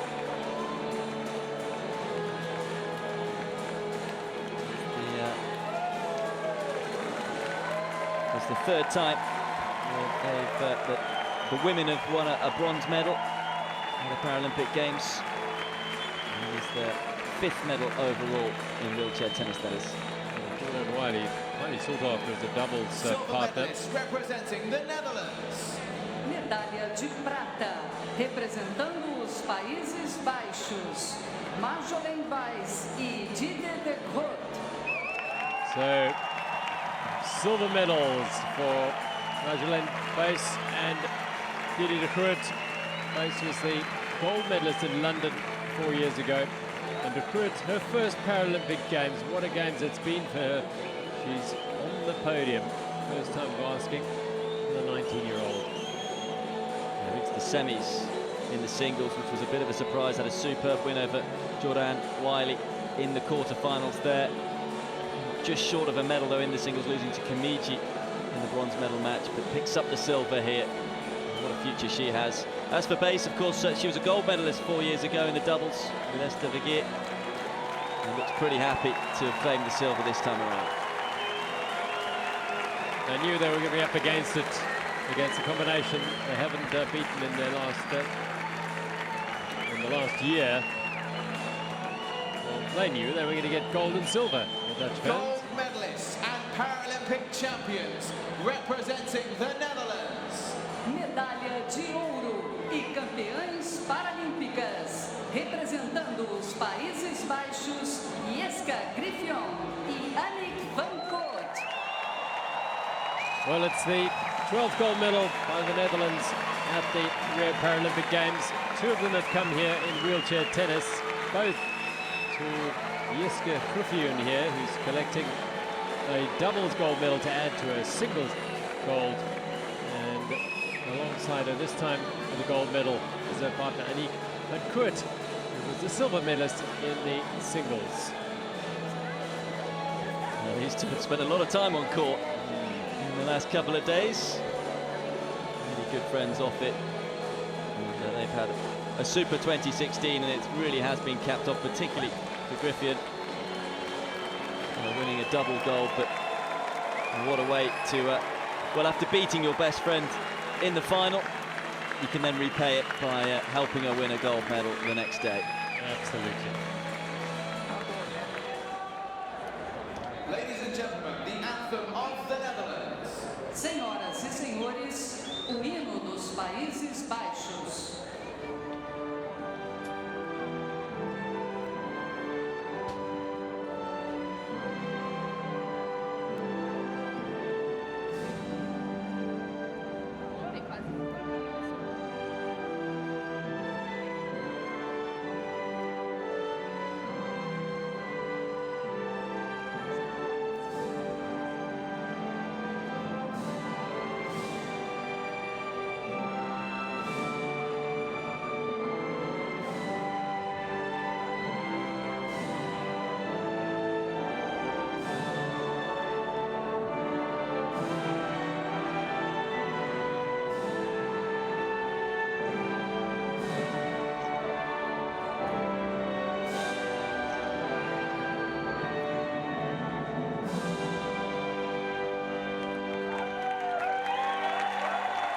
Yeah, it'll bring a smile to the faces of all the Dutch fans, and particularly these two players, Griffioen and Annie van Koot, ending a remarkably successful wheelchair tennis campaign here in Rio. Gold to the Netherlands, Griffioen and Annie van Koot. Silver to the Netherlands, Buis and Griffioen, Lucy Schuker and Gerard Wiley, the bronze medalists from Great Britain in the women's doubles here in Rio.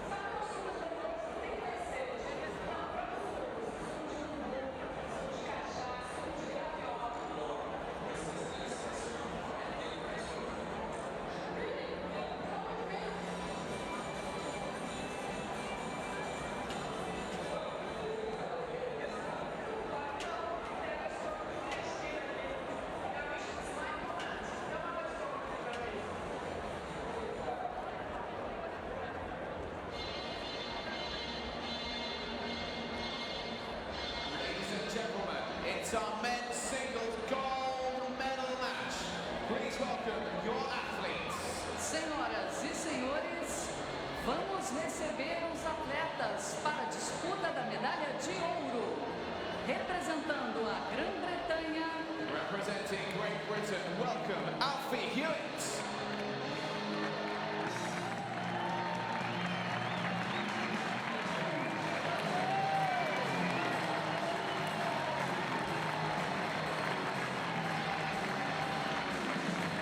And his opponent for this gold medal match. E ele vai disputar a medalha com o seu conterrâneo, também representando a Grã-Bretanha. Also representing Great Britain, welcome Gordon Reed.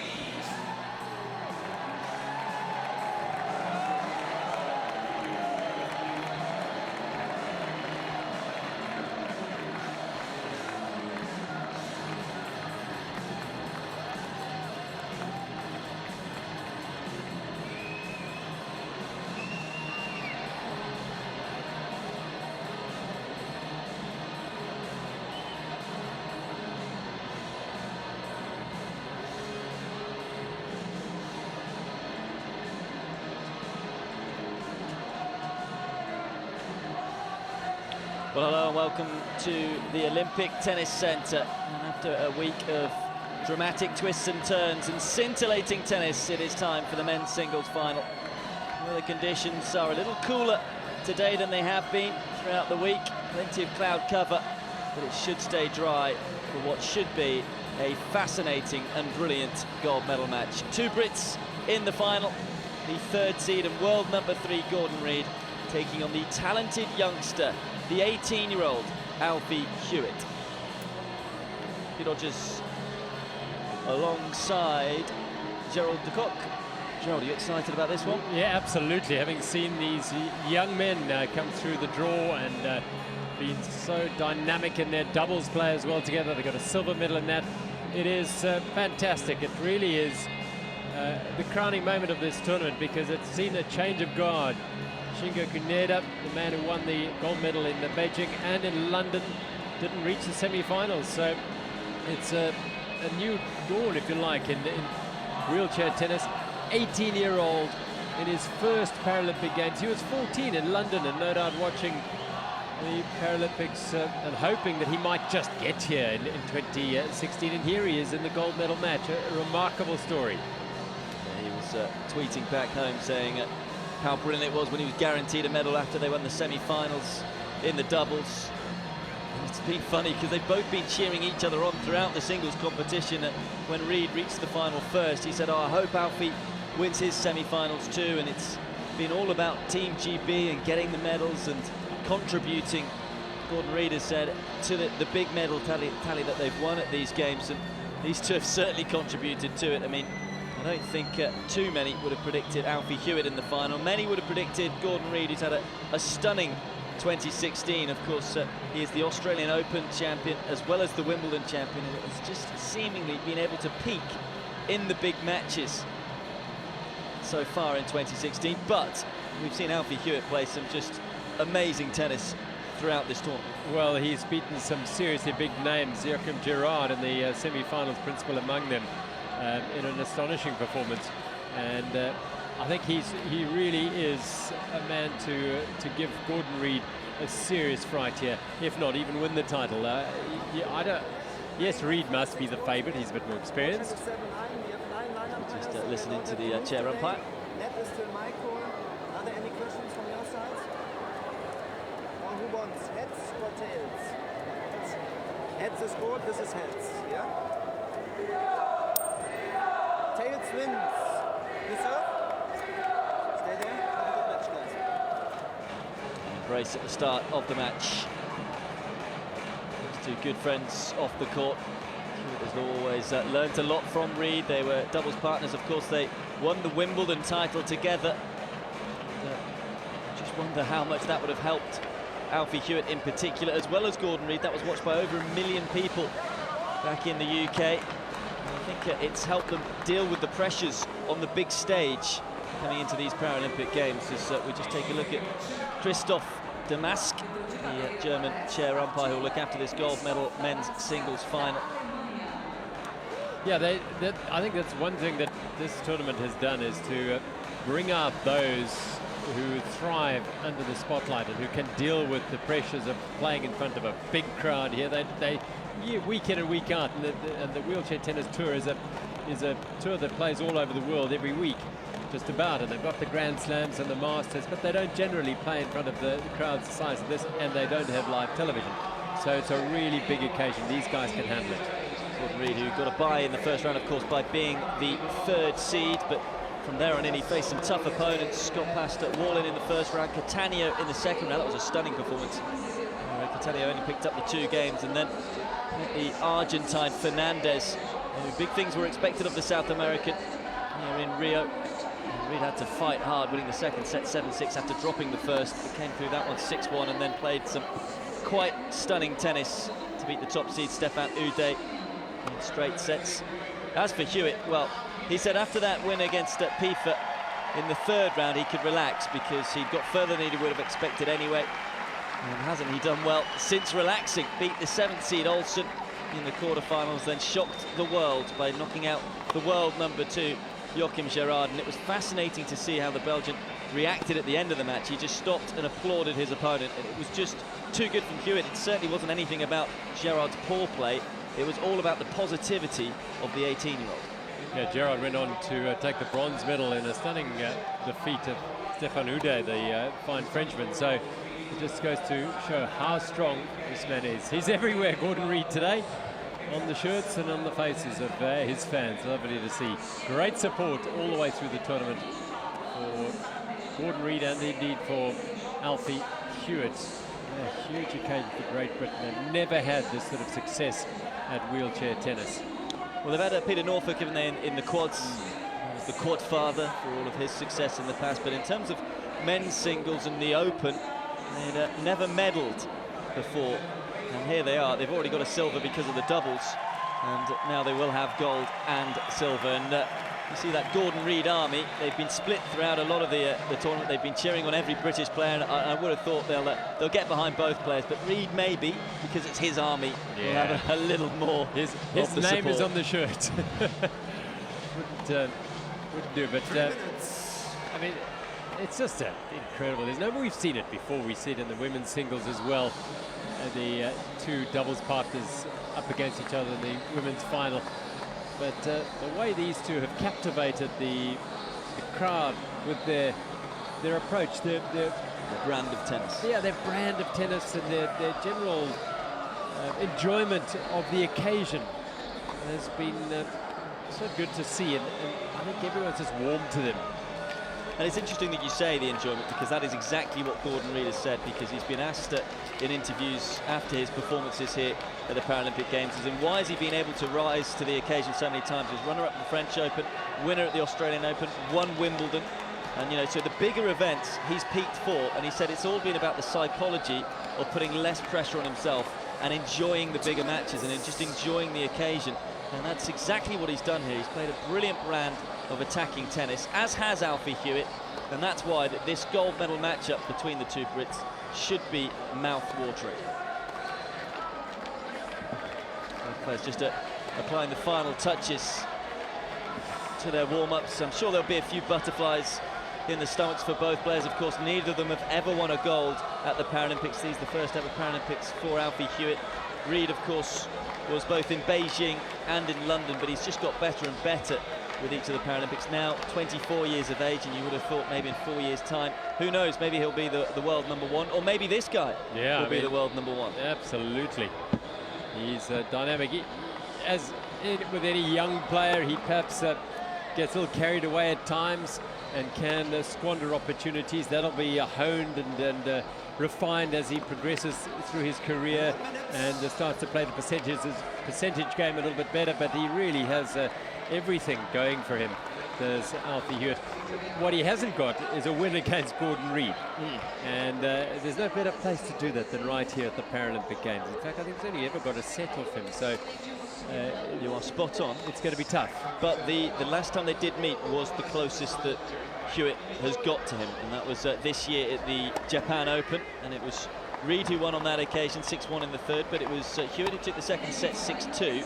And when you consider that Hewett is getting better and better, and you feel this tournament in particular, this has certainly been his, well, almost him announcing himself to the senior world of tennis. Of course, he's been well known in the junior world. He's a former junior world #1, Alfie Hewett. And you think he's probably never played as well as he has done here in Rio. So maybe he'll just begin to believe the fact that he pushed Gordon Reed to 3 sets last time out, and the fact that he would have taken so much confidence from beating the likes of Olsen, Gerard and Piefer in the singles already. He has nothing to lose, and he said already himself, he's just, because of that, the pressure's off him. And as Gordon Reed has said, he's tried to take the pressure off himself and just enjoy the occasion. But surely he'll be feeling maybe a few more nerves, the expectation of beating his younger doubles partner. Well, there was a Scotsman who won on this court not too long ago. Yes, he said also, Reed said he was inspired by that coming into these Paralympic Games, of course, with Andy Murray defending his title in the Olympics.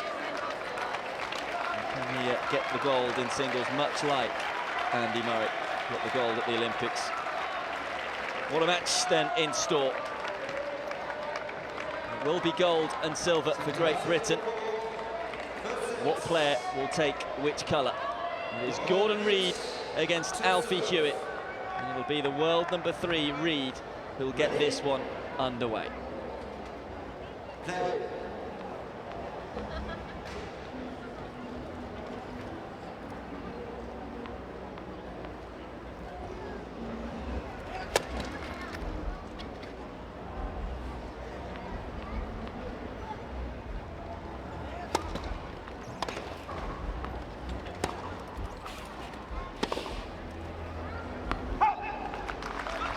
It was interesting that Hewett made a slow start, didn't he, in his semi-finals against Gerard. It looked like he was very nervous there, went 3-love down, and you thought it was going to be a tough old match for him, but he was able to turn it around. So you would expect that the start is always important in a big match like this one, just to settle the nerves.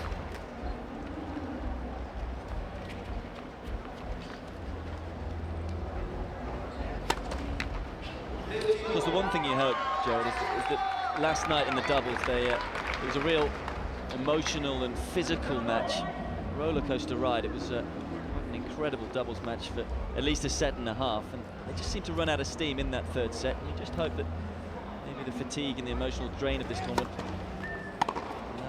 doesn't let that stop them playing their best tennis.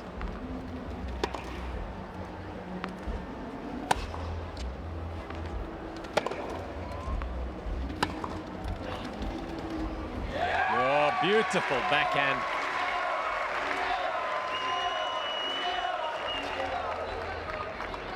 Working Hewett around the back of the court and then opening up with that backhand for the winner.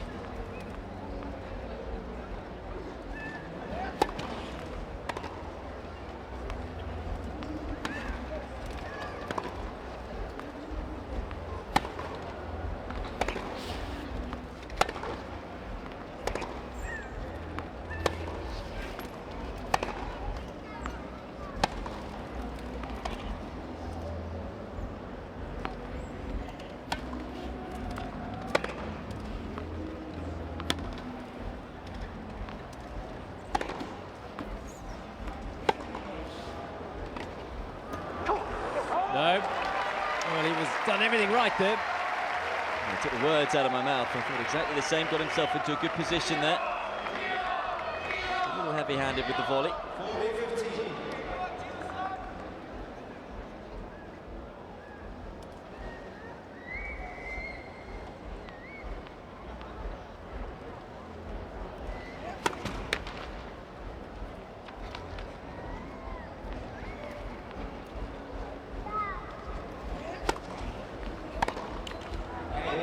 So it is Gordon Reed, the third seed. He was able to get on the board first in this gold medal match. It was a fascinating doubles match though, wasn't it, last night? And you do just hope that they've left a lot in the tank to entertain everyone here in the singles match, because they both just started to make it a few unforced errors in that third set. Yeah, I mean, they were up against the French pair.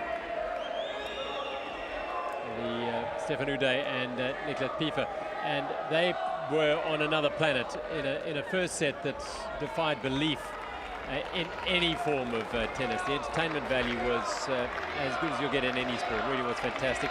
And I think that drained this pair, but also perhaps the others. And deep into the third set, they did seem to go off the boil. But I think they're up for this. So had that little bit more rest than Houdet, who was out this morning. Medal match.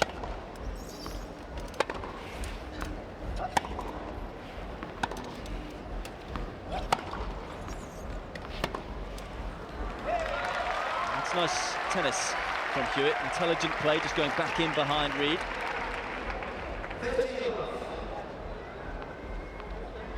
Both naturally aggressive. It's going to be entertaining, whichever way it goes.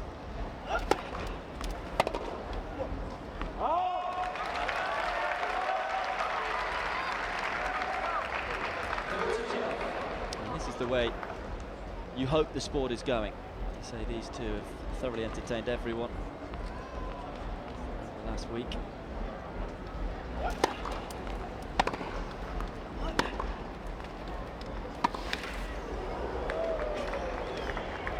The speed in which these two in particular are able to strike the ball at. If you ever get to see a wheelchair tennis tournament, when it comes to your town or your city or even your country, do go along, because seeing it live and close up, pace of the ball they put into the shot, it's quite incredible.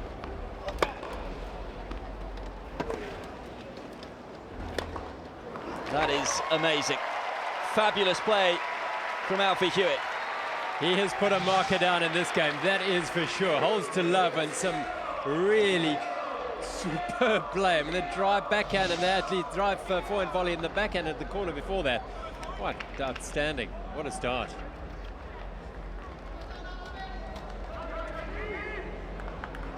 Yeah, the tennis players who play on the ATP Tour and the WTA are in awe of these players.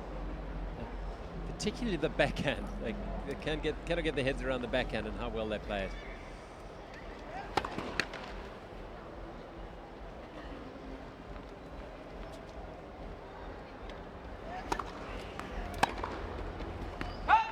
And that is the shot for me when you stand close to the court. And even if they're just training and they're playing that shot over and over again, it's a different type of muscle that they use. It's the reverse strings that they're using. But the power that they're still able to generate on the ball from a sitting position is just out of this world. It's basically developed so they don't have to change grip on their racket whilst they're having to push the wheels. It just makes it's a more efficient way of playing the backhand. We'll see the second double fault from Gordon Reed. So the way Alfie Hewett served in that first service game, he's up for it, there's no question.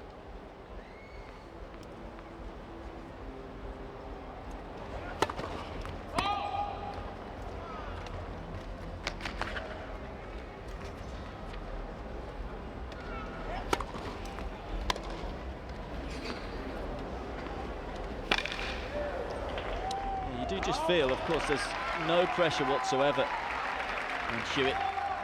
He's feeling the momentum. He's riding on the crest of a wave here at the Paralympic Games. The expectations on the shoulders of Gordon Reed. What's going to win the day? Of course, he's got that little bit more experience in playing in big finals on the singles court.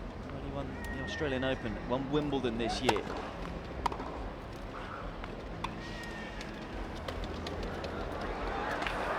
That's a great drop shot as well. Such awareness from Reed of where Hewett was on the court.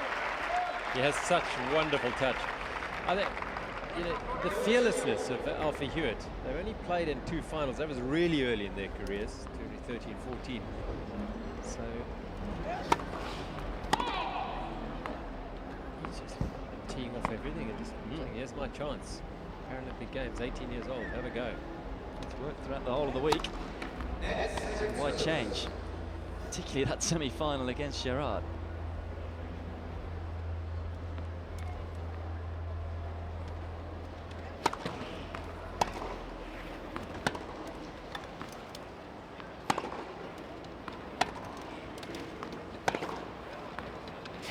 He's bossing the early proceedings, is the 18-year-old. He's so composed. And he's hitting his forehand with such great depth and power. It's putting Reed under pressure. First break point of the match.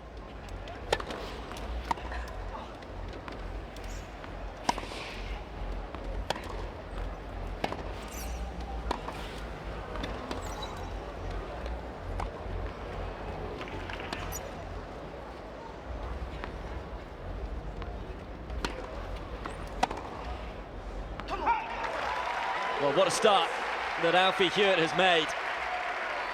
It is the 18-year-old and world number 12 who breaks first in the gold medal match. Hewett leads by 2 games to 1.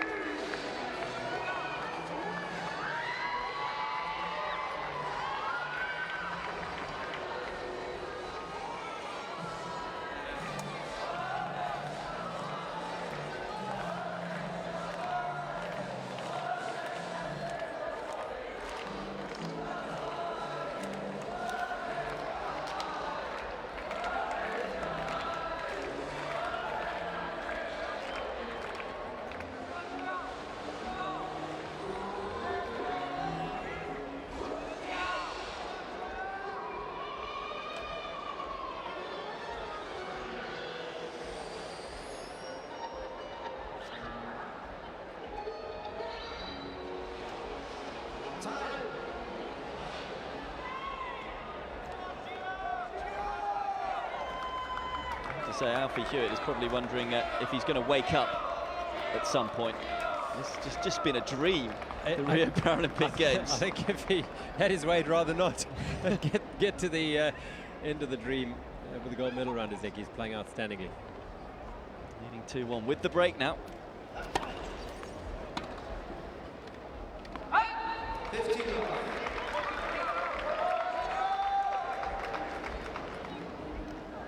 Reed, much like Gerard, so used to being the aggressor on the court, just hasn't been allowed to really get on top of any of these points so far.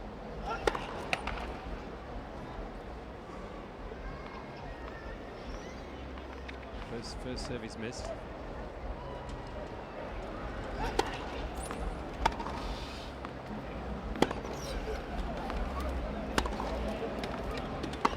This is it, any half chance to get a real swing or a strike at the ball. The quality of these two, they've got to take it.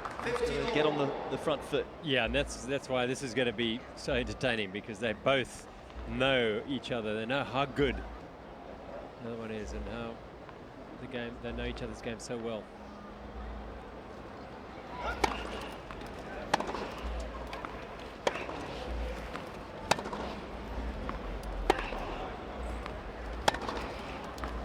Well, that's too good.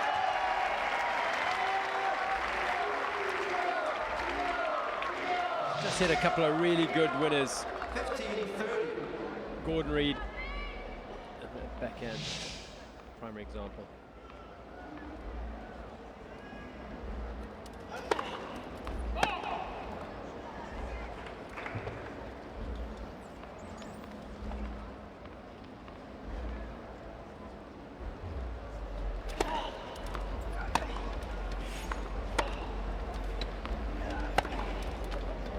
That's a bullet up the line from Reed.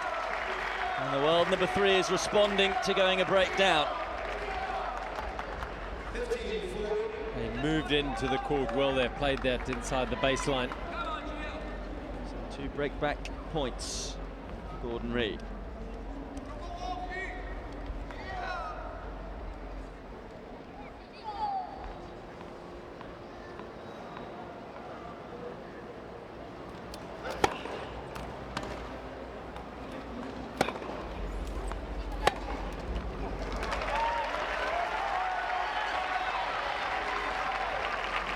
Point down, he went for a big serve and it paid off.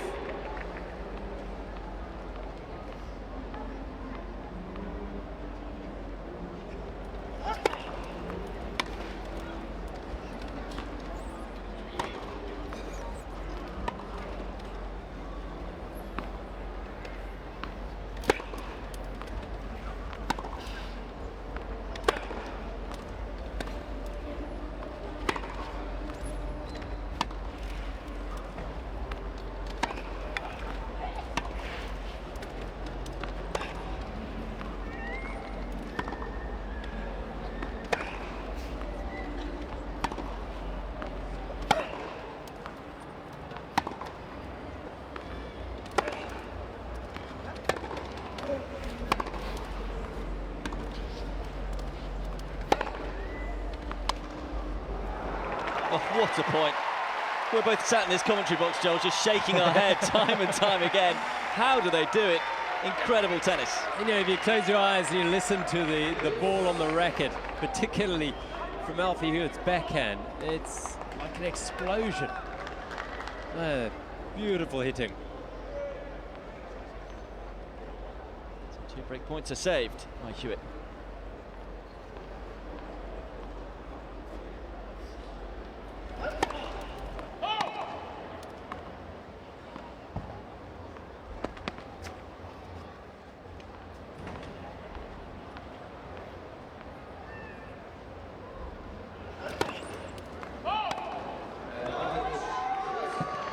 Knows that the second serve has to be good because Reed is going to pounce if he gets the opportunity to. So maybe just fearing that return, overcooking the second, and Reed has a third break point.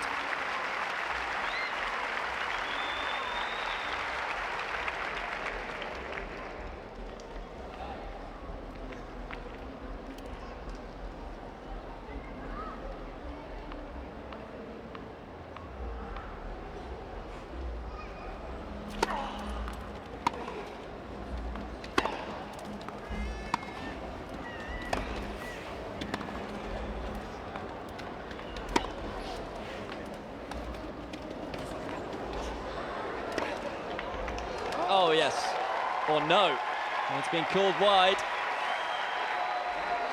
And Reed is able to break back. The touch of Reed there and the power of Hewett, yeah, just wide, but it was the right thing to do. My word, didn't he go here to chase this down and still make it with plenty of time to spare. Sadly for him, just pushes it along. What a match we've got in our hands here. Beautiful to see. You do just think, we've seen the Dutch on the women's side of the sport dominate. I wonder with these two being young, of course, ordinary 24, Hewett 18. The Brits going to dominate for many a year to come. The men's side of wheelchair tennis. Especially with the way that these two play. It's such an attacking game. So fun to watch.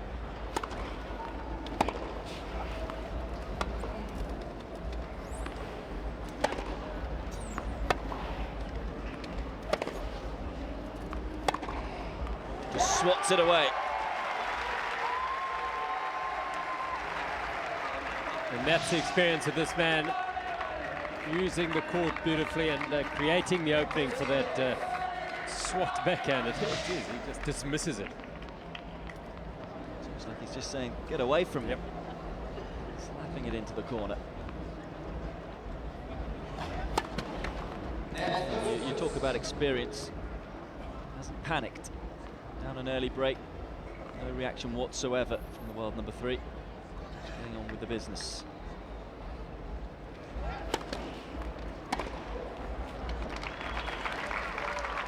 What happened there? So rare.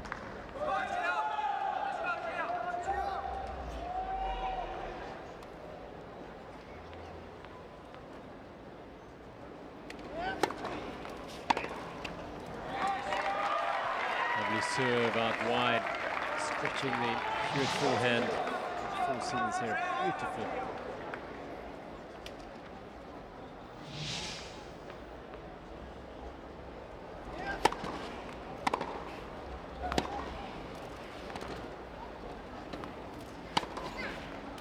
Well, that is superb. Reed responds. After going 2-1 down, breaks back and then holds again to ensure that he now leads by 3 games to 2.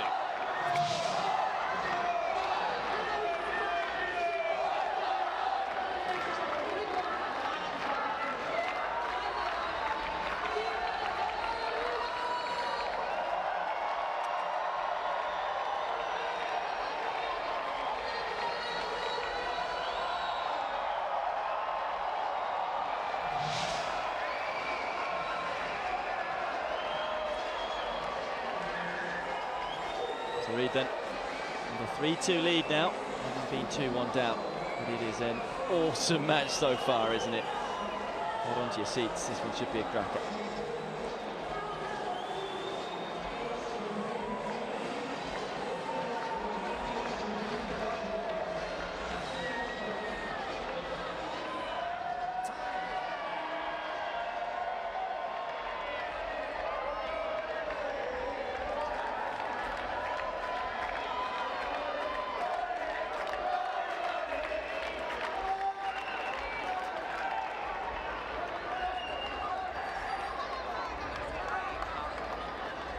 course, the crowd getting involved in this one. The British fans were always going to, with 2 Brits in the final.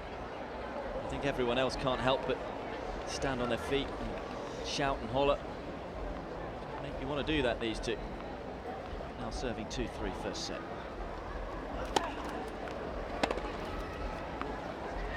He's purring right now. Here's Gordon Reid. Yeah, that's that backhand is really harvesting some points now. And the depth of this backhand, look at that. You cannot beat that.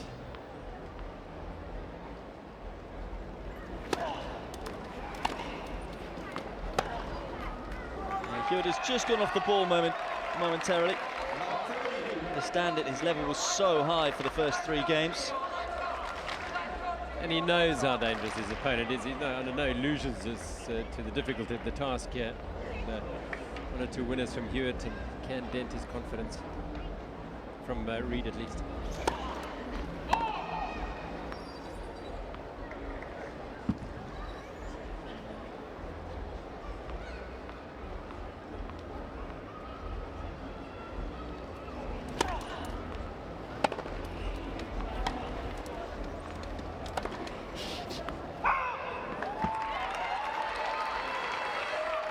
Again, Reid taking the Hewett serve very early in the first couple of Hewett games. He was a bit further back. He's now attacking it and putting Hewett under a bit of pressure.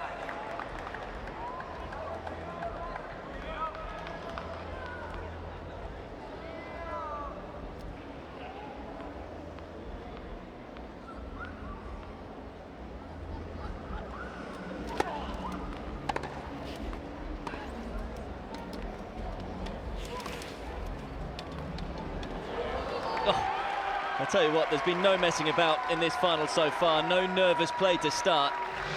So much quality on show. Absolute delight that. Beautifully sliced, floated back, and it almost dropped it on a ticky. Beautifully played, 2 break points.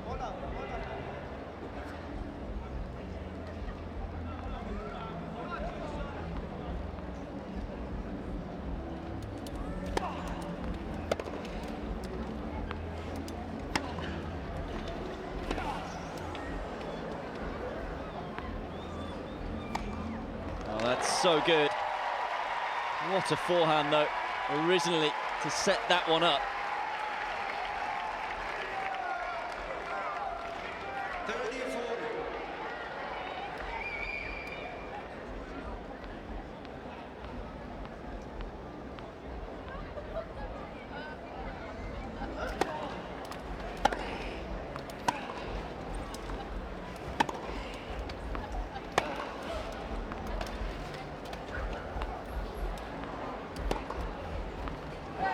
Caught the line. It has.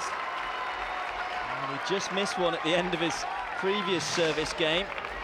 It's a match of fine margins, isn't it? This one onto the baseline.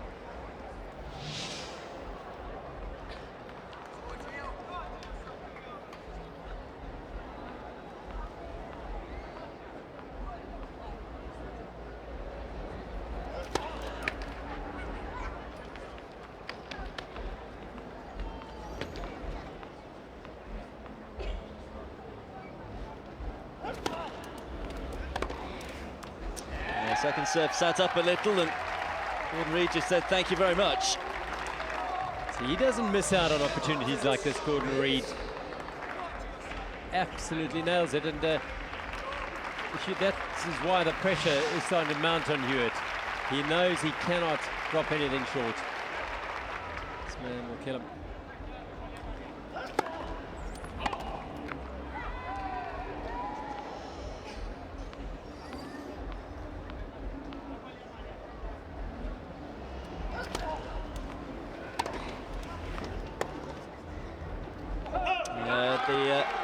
First serve percentage costing Hewett in that game. He was able to allow Reid to get the first big strike in. And it is the more experienced world number 3 who wins a 3rd straight game. Breaks again. And now leads by 4 games to 2 in this opening set.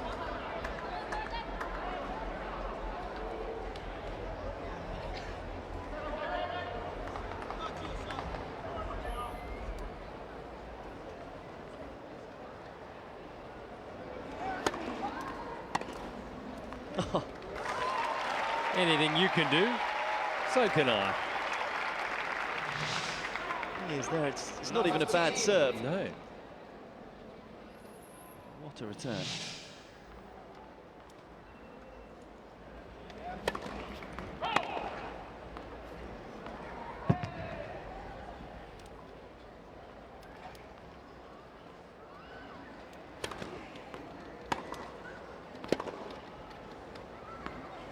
Oh, it's in the corner. That is some shot. The crowd were almost stunned with that one. Yeah, I mean, that was just extraordinary. Knew exactly what he was doing, and another winner.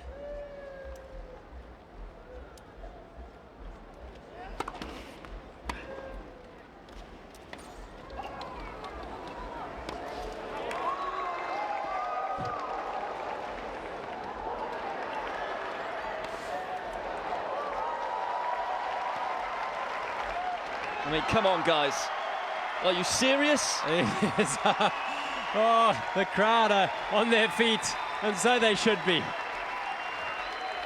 This is just a joy to watch. 30-15.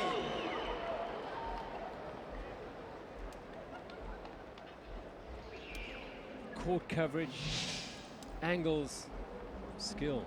Everything.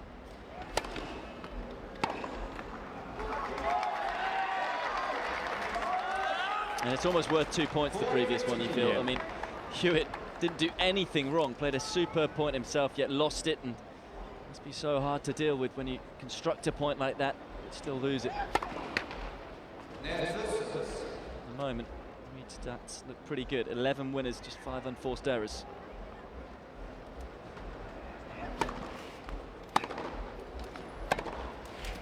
And there's another winner. Oh. Yeah, and this, the adrenaline that Hewett had at the start of the match carried him through those first few games. Reality now. The Wimbledon and Australian Open champion in 2016, showing his big match temperament.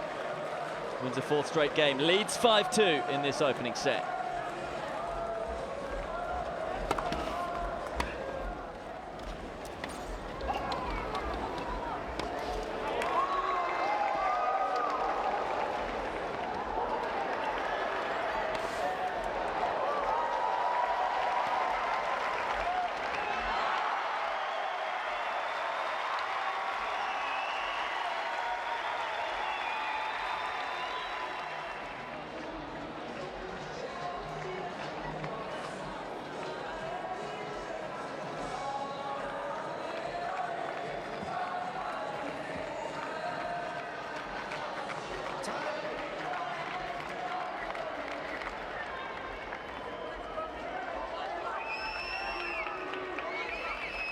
I know we keep saying it, but what a final we have in store. It's lived up to the hype so far, especially this man. 12 winners, 5 unforced errors in the first 7 games. Hewett rocketed out of the blocks, if you remember. An early break up, but he's now right up against it, serving to stay in the first set at 2-5.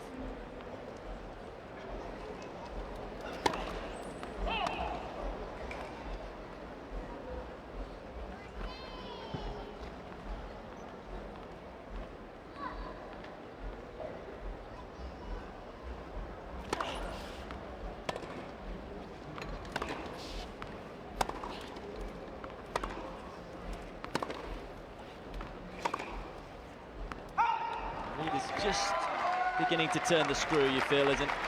In the early exchanges, it was Hewett who was on top of the rallies early on. Reed has been able to get in a bigger strike more often than not. He's been serving better.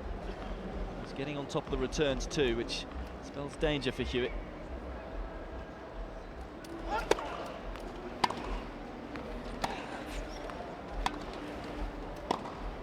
Oh.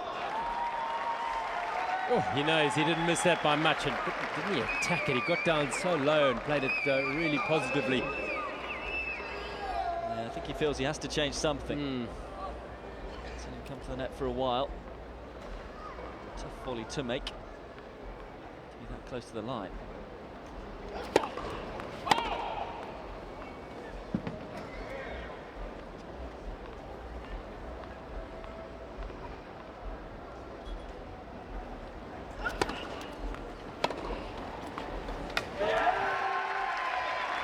can do no wrong right now, Gordon Reid. The angle he gets on this backhand is just ridiculous. Alfie Hewett is not serving badly, but this man, Gordon Reid, is playing, he's raised his game, and he's had to because of the play of Hewett. 3 set points.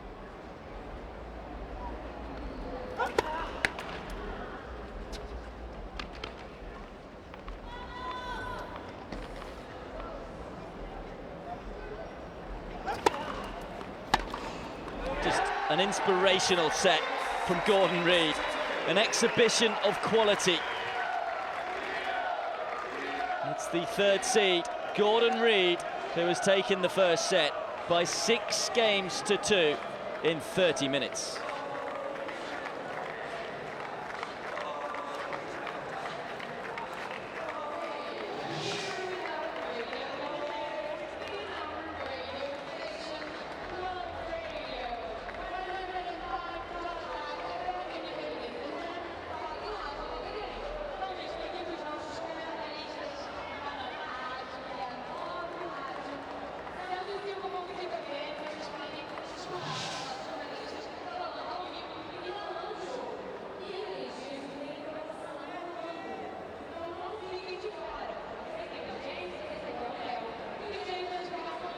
Well, a quite remarkable first set, particularly from Gordon Reid. Hewett was out the blocks quickly, got the early break, but Reid fought back and showed why he is the favourite to win this title.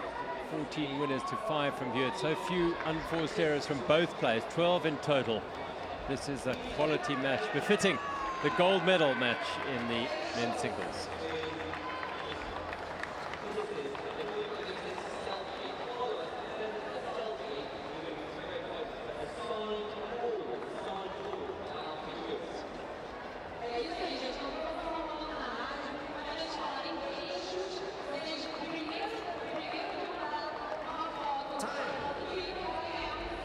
One thing for Alfie Hewett, he's lost the last 5 games, remember. Hopefully he'll realise that if Reid continues to play as well as he is, you've just got to say well played, have the gold medal. But we've seen throughout this tournament that Reid has had lapses in concentration and gone on games where his level hasn't been quite so high, both in the singles and in the doubles. But at the moment, it doesn't look like that lapse is coming anytime soon. No. Interesting, as they rolled out for that point, Reid was waiting, and Hewett made him wait. Took right to the last call of time. Trying everything he can. I think it's sensible. You can see Reid at the moment is in the zone, so he's wanting to get on with things, wanting to start every point and hit every ball.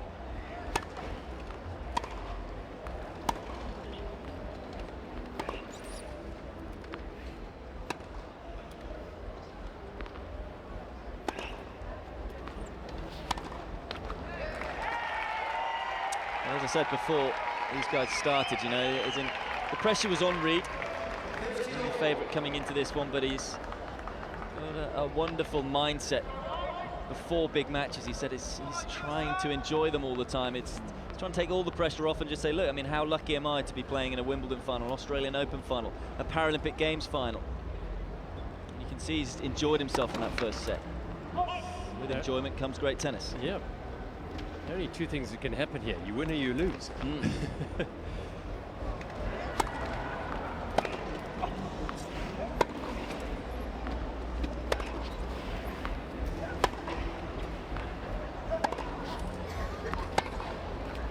if you lose in this one, you come away with a Paralympic Games silver medal, and how many people in the world can say they've got one of those?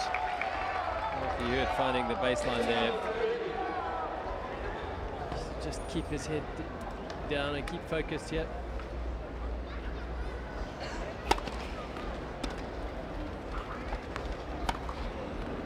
I've been so impressed with his maturity, though, in the tournament. Alfie Hewett, as I say, when he went 3-love down to Gerard in the semi-final, didn't panic. You know, he didn't get down on himself, didn't let it affect his game. You consider he's only 18 years of age. He's doing the right things here. You know, he's not trying to change anything too drastically. And he is just aware that his opponent's just played, you know, incredible tennis.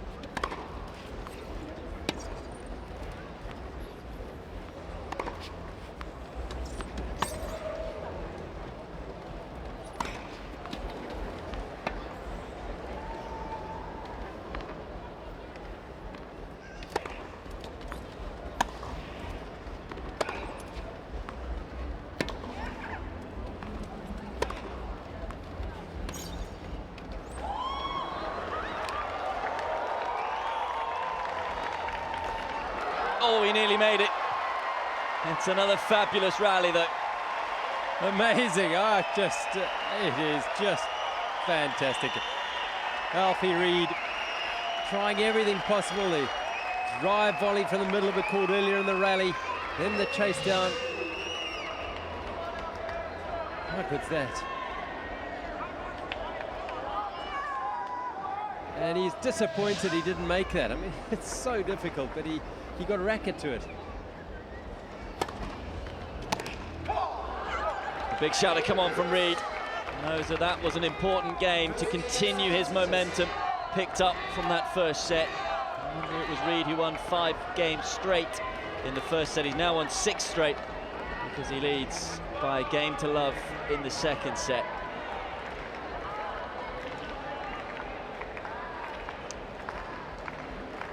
Does Hewett need to change anything, or can he change anything? Is it just too good from Reid? Yeah, that's the problem. He's got to try and, I mean, he's got to hope that Reid does go through a bit of a wobble, and he'll know that he's susceptible to that. He plays enough with him and against him. But Reid is taking the ball so early. He's being so clinical on attack that he's not giving Hewett too much to take control with, and that's the problem. He took control of those first few games very impressively, but Reid was a little bit cool at the start. He's right on song, and he's just got to keep playing the way he is. And as I said, hope that somewhere along the line this man is going to have a little bit of a wobble. Doesn't look like it at the moment, though.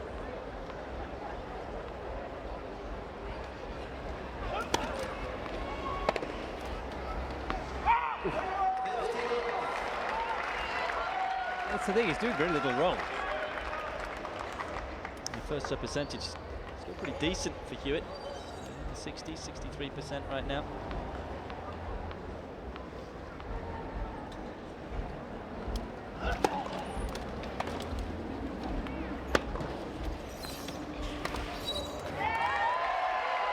Just a couple of signs we saw in the first game of this second set where Reid had a couple of unforced errors at the beginning of the game. His level isn't quite as high as it was towards the back end of the first.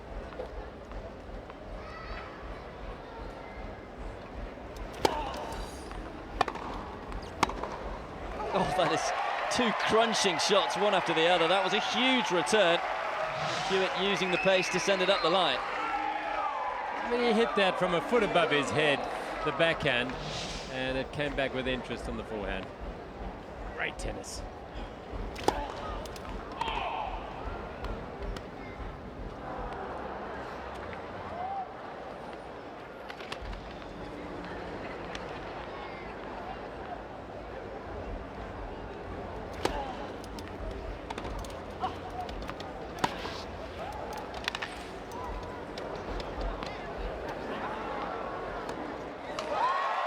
Stops the rot, does Alfie Hewett.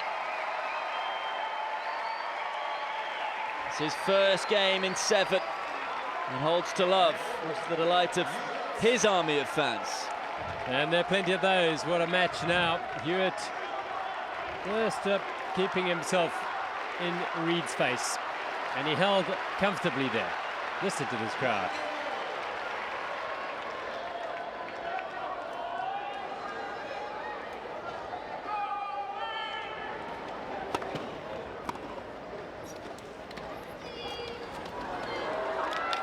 What a response once more from Reid.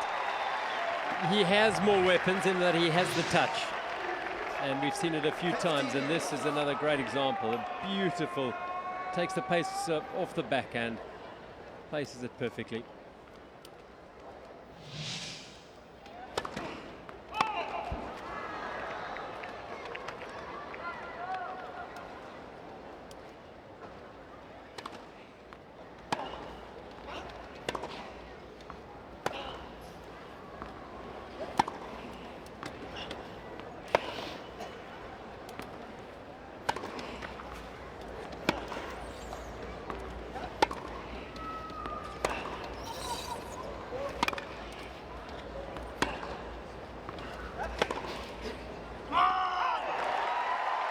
It's a big rally to win. That's the reaction from Hewitt. He's done a while, really, that In that sort of a duel, he's been able to wrestle the initiative off his third-seeded opponent. Is the pendulum beginning to swing his way again?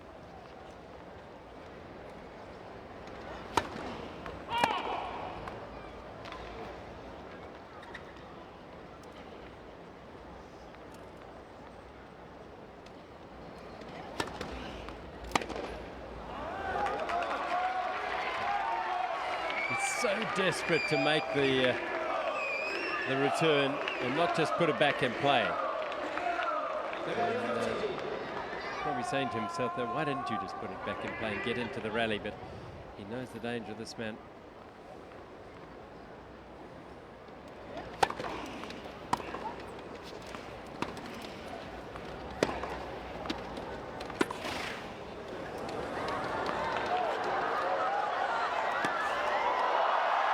Oh, he nearly made it. But what a point from Gordon Reid once more. I mean, this is just incredible. And it wasn't far away. Half a meter the other way, and Reid would have been in trouble because it was so deep. I think we would have just stopped the match if that had gone in.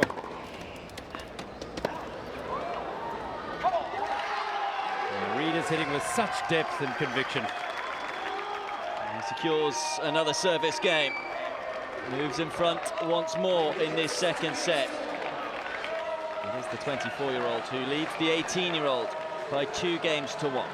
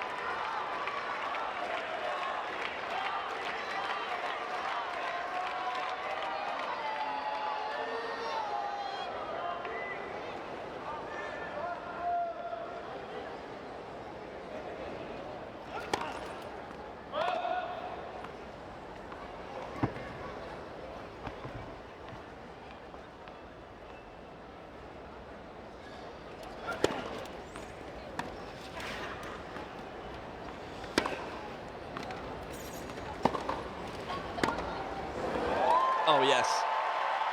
I mean, he made that look easy.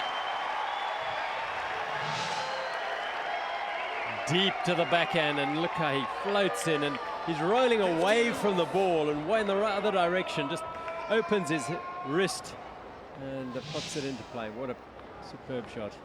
Quality player.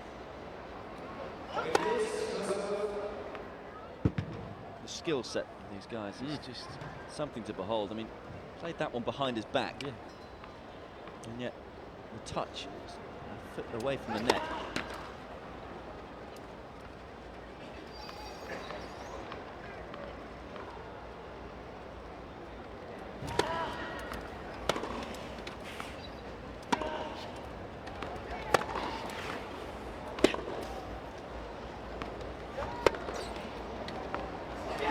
Oh. I'm running out of words to describe what we're watching yet again. I mean, that shot already is extraordinary because the length he found there, and the winner from Reid lined up, whips it. Yep. Hewett must wonder that. I mean, what can you do? What more can he do? Exactly. He's played a good point. Yep. Not doing much wrong, as I said earlier.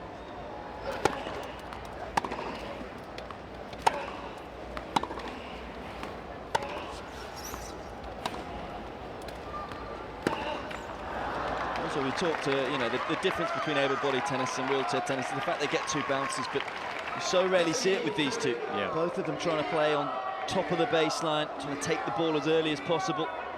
The speed of the rallies, so quick.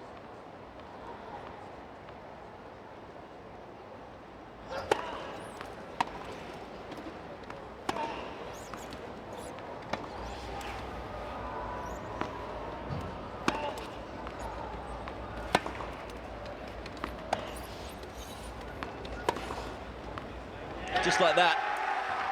Yeah, I mean, he's putting Alfie Hewett into such a hole here because Hewett just knows that he has to make winners. He has to go for lines. If he doesn't, Reed just punishes him. 2 break points. So beautifully timed his move up the court.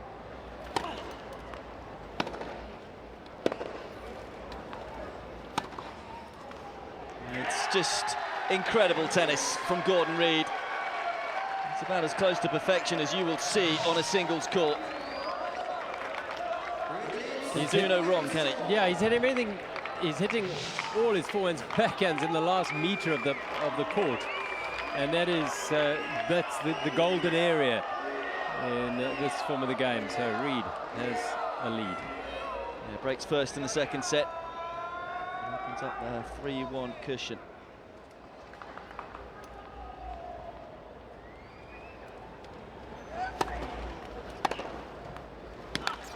I suppose people just tuning in look at the scoreboard and say, all right, 6-2, 3-1, Gordon Reed. Maybe the 18-year-old has frozen a little on the big stage, and it hasn't been the case whatsoever. You know, he's played some great tennis. His 8th winner.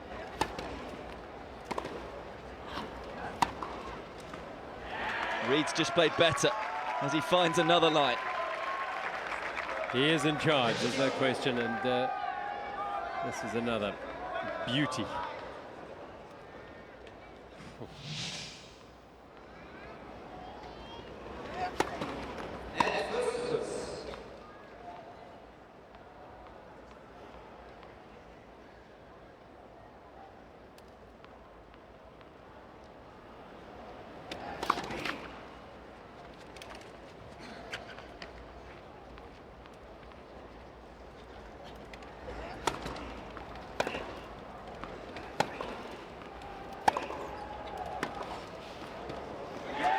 Simply done.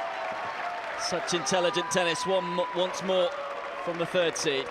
And that's what he's keeping Alfie Hewett guessing the whole time. He's staying back, he's soft-balling a return of serve sometimes, and then he's coming in and finishing off like that. So he's giving Hewett nothing to play with. The variation as well. So many different ways to attack a tennis ball.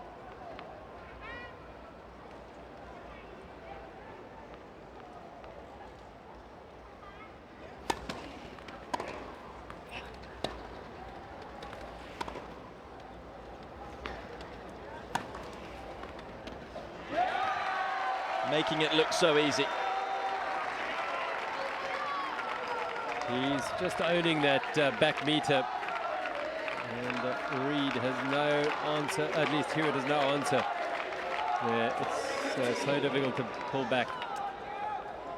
Just to somehow find a way to get Reed out of his comfort zone here. Talked about whether there was going to be a dip in play from him. I haven't seen it coming at all.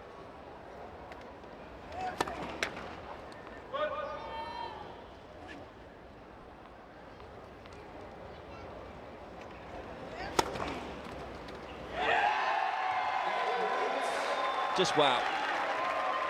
Second double fault for the world number second ace, I should say, for the world number 3. Finding it tough to commentate because he's just hitting winners left, right and centre and in so many different ways. It's an inspired performance from the 24-year-old. He's nearly there.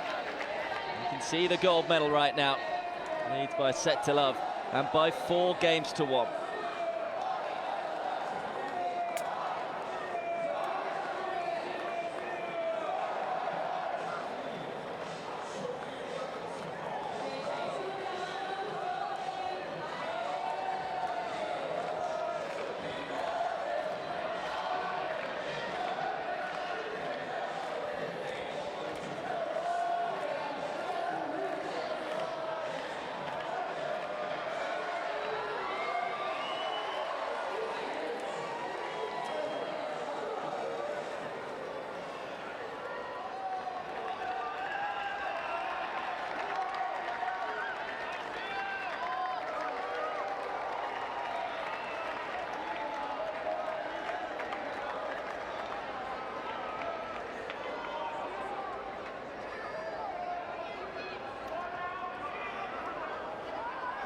What he's got to tell himself here, Alfie Hewett, is he's just a break behind, but it's pretty tough.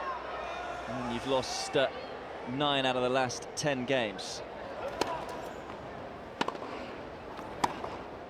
You just wonder whether his head has gone. You could forgive him if it has, because, I mean, Reid has been like a prize boxer, isn't he? Just been pushing and shoving and punching this man all over the court.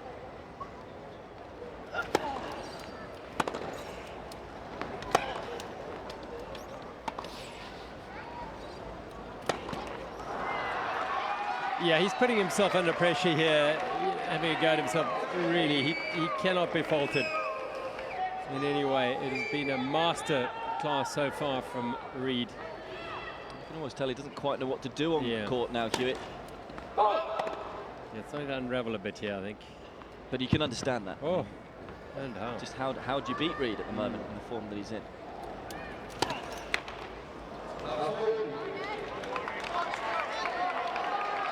It's a second double fault for Hewett. Talked about him being just one break off serve down in this set. And it looks like it's going to be 2. 3 break points for Gordon Reid.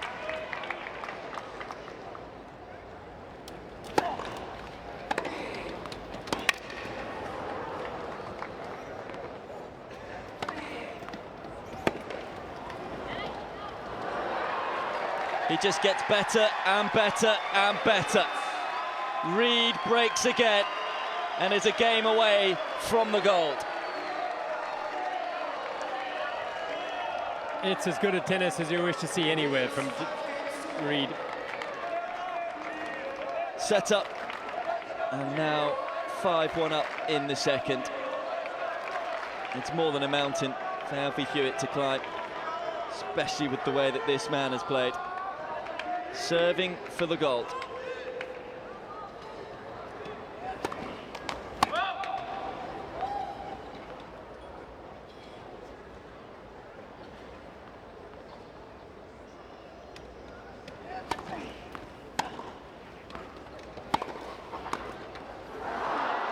And even the net's working for it. Yeah. I'll just look across at his connections and think, well, okay, maybe it's just not meant to be today. I've come up against a man in inspired form.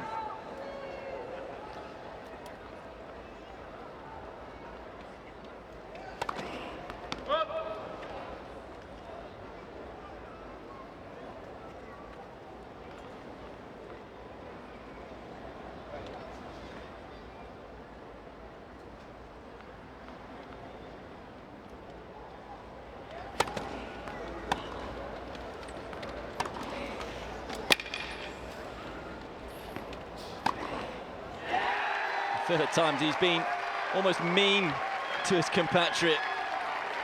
No mercy from this man. Yep, he's not given him 1 inch here, and as it should be, but amazing.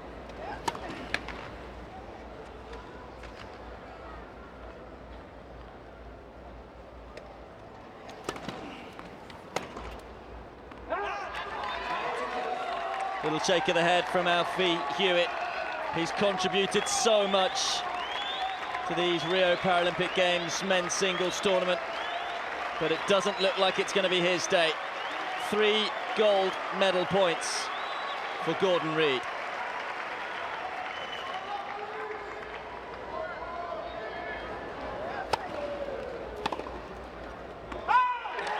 It's all gone golden for Gordon. Reid wins his first ever men's singles Paralympic gold medal. It's gold and silver for Team GB, but what a sublime performance from Gordon Reid. As close to perfection as you'll probably ever see on a tennis court.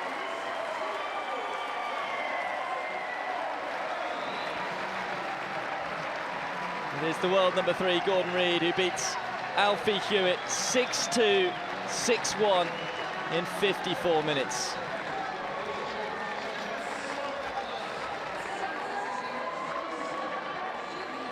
don't think he can quite believe how well he's played there, Gordon Reid. He takes gold. He was on another level today, and he'll go back perhaps and one day, if he's that type, watch this match replay and appreciate what he's done here. He has taken a title here that he has desperately wanted, with an exhibition of play, the likes of which he'll go a long way to see. It really was superb. And Alfie Hewett, well, there's nothing he could really do. He got out the blocks well, he got into an early break, and then Reid, he didn't lose too much ground in that first set, Alfie Hewett, in terms of the way he was playing, but Reid just upped his game incredibly. And Team Reid can celebrate, and so they should. That is just magnificent. Well, what a year Gordon Reid is having. Seems to just somehow peak every time for the big tournaments. He's the Australian Open champion, the Wimbledon champion, and now he's added the big one, the Paralympic champion as well. Gordon Reid defeats Alfie Hewett in the final of the men's singles, 6-2, 6-1 in 54 quite amazing minutes.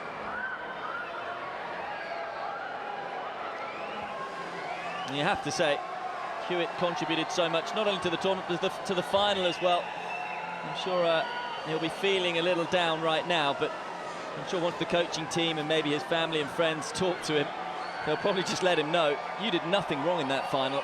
It was just incredible tennis from Gordon Reid. It was a final that was definitely 100% won rather than lost. Absolutely. He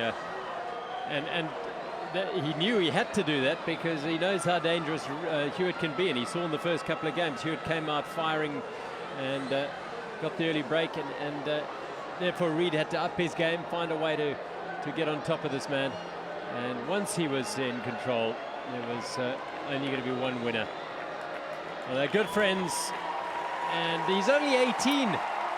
He's got many, many years in the game, and we're thankful for that, because we are going to see, I'm sure, some great contests between these two in the years to come. Yep, he showed the sign. There's not much I could do there. Yeah, he'll have many more Paralympic Games in the future, no doubt about that. He's a hard worker. He's someone who's a student of the game, studies it, and if he continues with that type of an attitude, then who knows, these two could dominate all the slams and all the Paralympic Games for some years to come, particularly with the attacking brand of tennis that they both bring to it. They have contributed so much. But it is Gordon Reid who takes the gold. Alfie Hewett has to settle for silver. Reid wins in straight sets, 6-2, 6-1.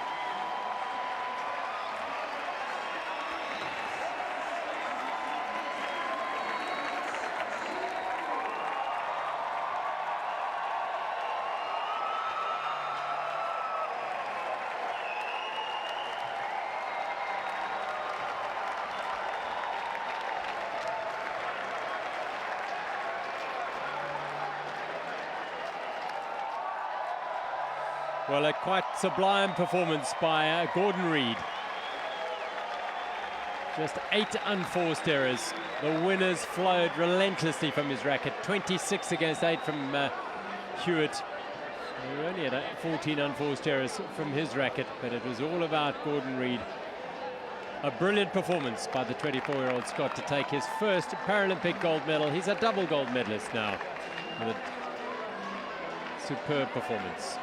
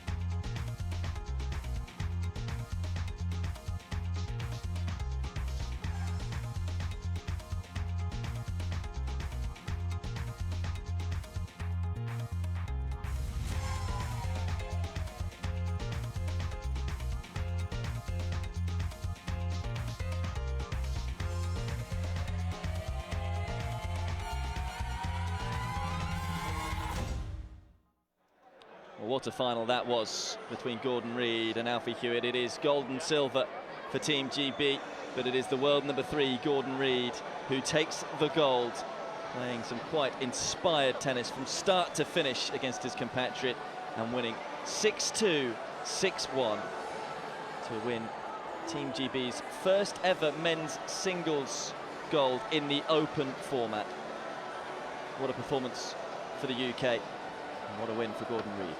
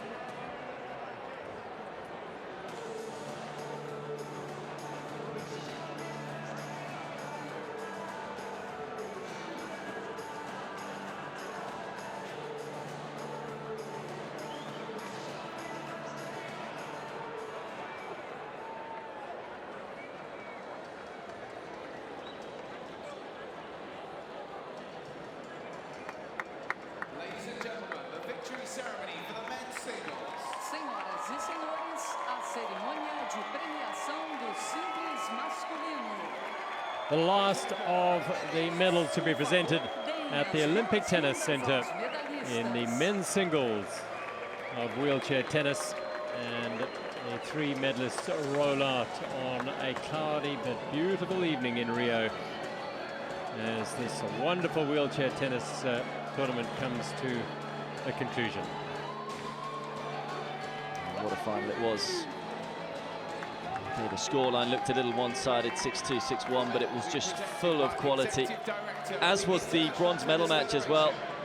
Look him, Gerard, playing some stunning tennis himself.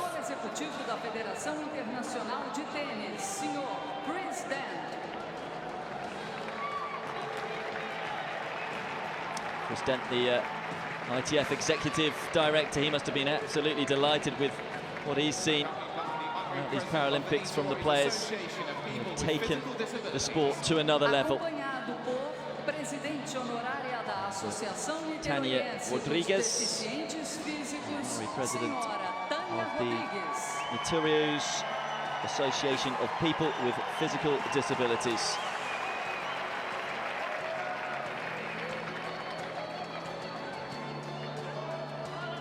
So it's gold for Britain, silver for Britain, and a first ever medal in wheelchair tennis for Belgium. Shake of the head, he can't quite believe it. Look how delighted Joachim Gerard is. It's his first ever medal at a Paralympic Games, and it was thoroughly deserved. He hit 50, yeah, that's right, 5-0 winners in that bronze medal match against Houdet. You have to say as well, he was a terrific sport when he got beaten by Alfie Hewett in the semi-final. He just said it was too good from his opponent, applauding him. And it's great to see the emotion and joy on his face. Well, absolutely, and I think, again, it's another example of how this Paralympic wheelchair tennis tournament has reshaped the sport of wheelchair tennis with a whole new look to the podium. Here's the world number 2. Came in as the second seed. And played just quite unbelievable tennis to beat the top seed, Stefan Houdet, and beat him to the bronze.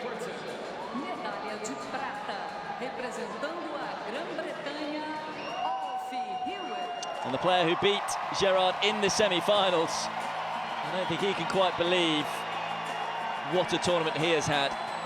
Came in as the 13th seed. He's only 18 years of age. Won the silver in the doubles with Gordon Reid, and he's got a silver in the singles. Nothing he could do about it in the final, but what a tournament. He knocked out the likes of Piffer, the 4th seed, the 7th seed Olsen, took out the world number 2 Gerard in the semi-finals. It was a dream tournament for Hewett, but he couldn't quite complete the dream. But as you can see, sheer delight for the 18-year-old. Delight for Norwich. Well played, Alfie Hewett. What a wonderful, wonderful tournament he's had. We so look forward to seeing him play at Paralympics in the future, and indeed on bigger stages in wheelchair tennis. Yeah, you have to say, all 3 players on the podium play such an attacking brand of tennis. Just moved the sport onto another planet, really, another level. And on the top level of the podium is this man, Gordon Reid. Britain's first ever gold in a men's open wheelchair Paralympic Games. Of course, Peter Norfolk dominated in the quads for many a year. And the first men's singles title for Team GB, and it's thoroughly deserved. He played just near perfect tennis in the final. The world number 3 and 3rd seed who knocked out the top seed and world number 1 in the semis, with his army of fans who have enjoyed every moment of his success. Yeah, he's rewarded them with quite simply a brilliant final performance. We're going to hear now the anthem of Great Britain for the 55th time at these Paralympic Games. The anthem of Great Britain. Senhoras e senhores, o hino da Grã-Bretanha.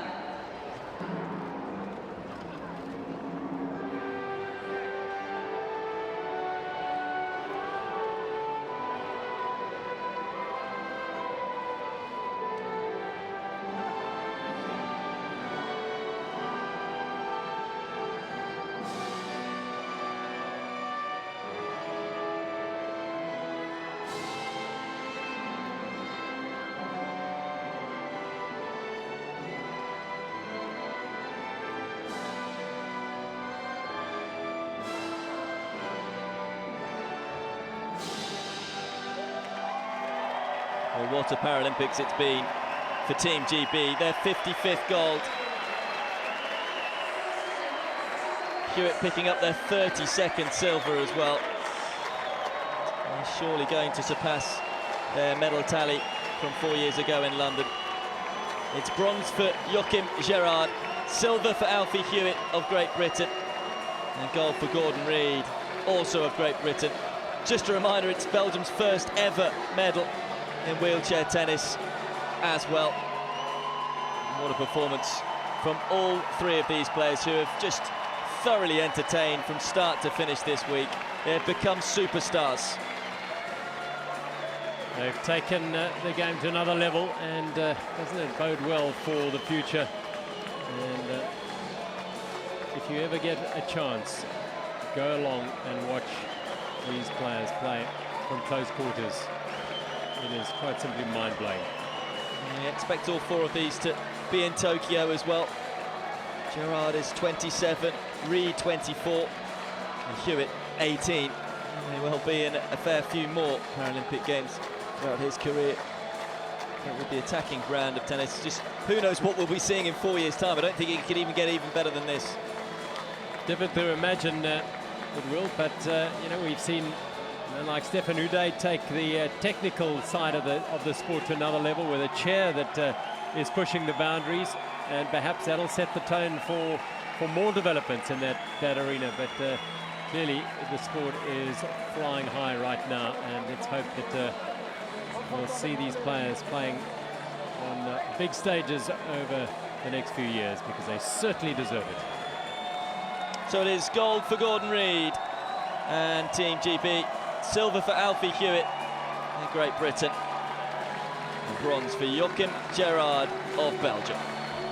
And that concludes the wheelchair tennis here from the Olympic Tennis Centre. It's been a fabulous week. I hope you've enjoyed it. Goodbye.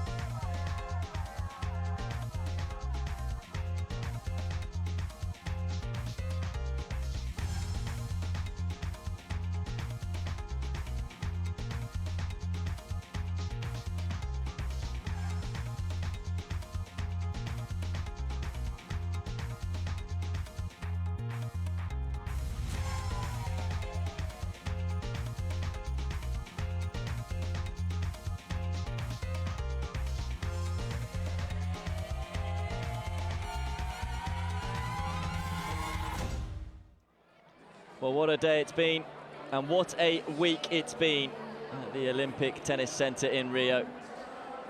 Wins today for Joachim Gerard in the men's singles bronze medal matchup to secure a first ever bronze for Belgium. And then following that, it was gold and silver for the Netherlands. Griffioen and Van Koot able to secure the gold. It's a second gold medal for Griffioen, a first ever for Van Koot. And then in the men's singles final, an all-British affair. Gordon Reid playing some inspirational tennis to secure a first ever gold medal for Great Britain in the men's singles. And again, another silver for Great Britain as well. Alfie Hewett doing himself proud, the 18-year-old. And that completes what has been a quite simply stunning week of wheelchair tennis in Rio. Here's to Tokyo in 4 years' time. But from us here at the Olympic Tennis Centre, goodbye.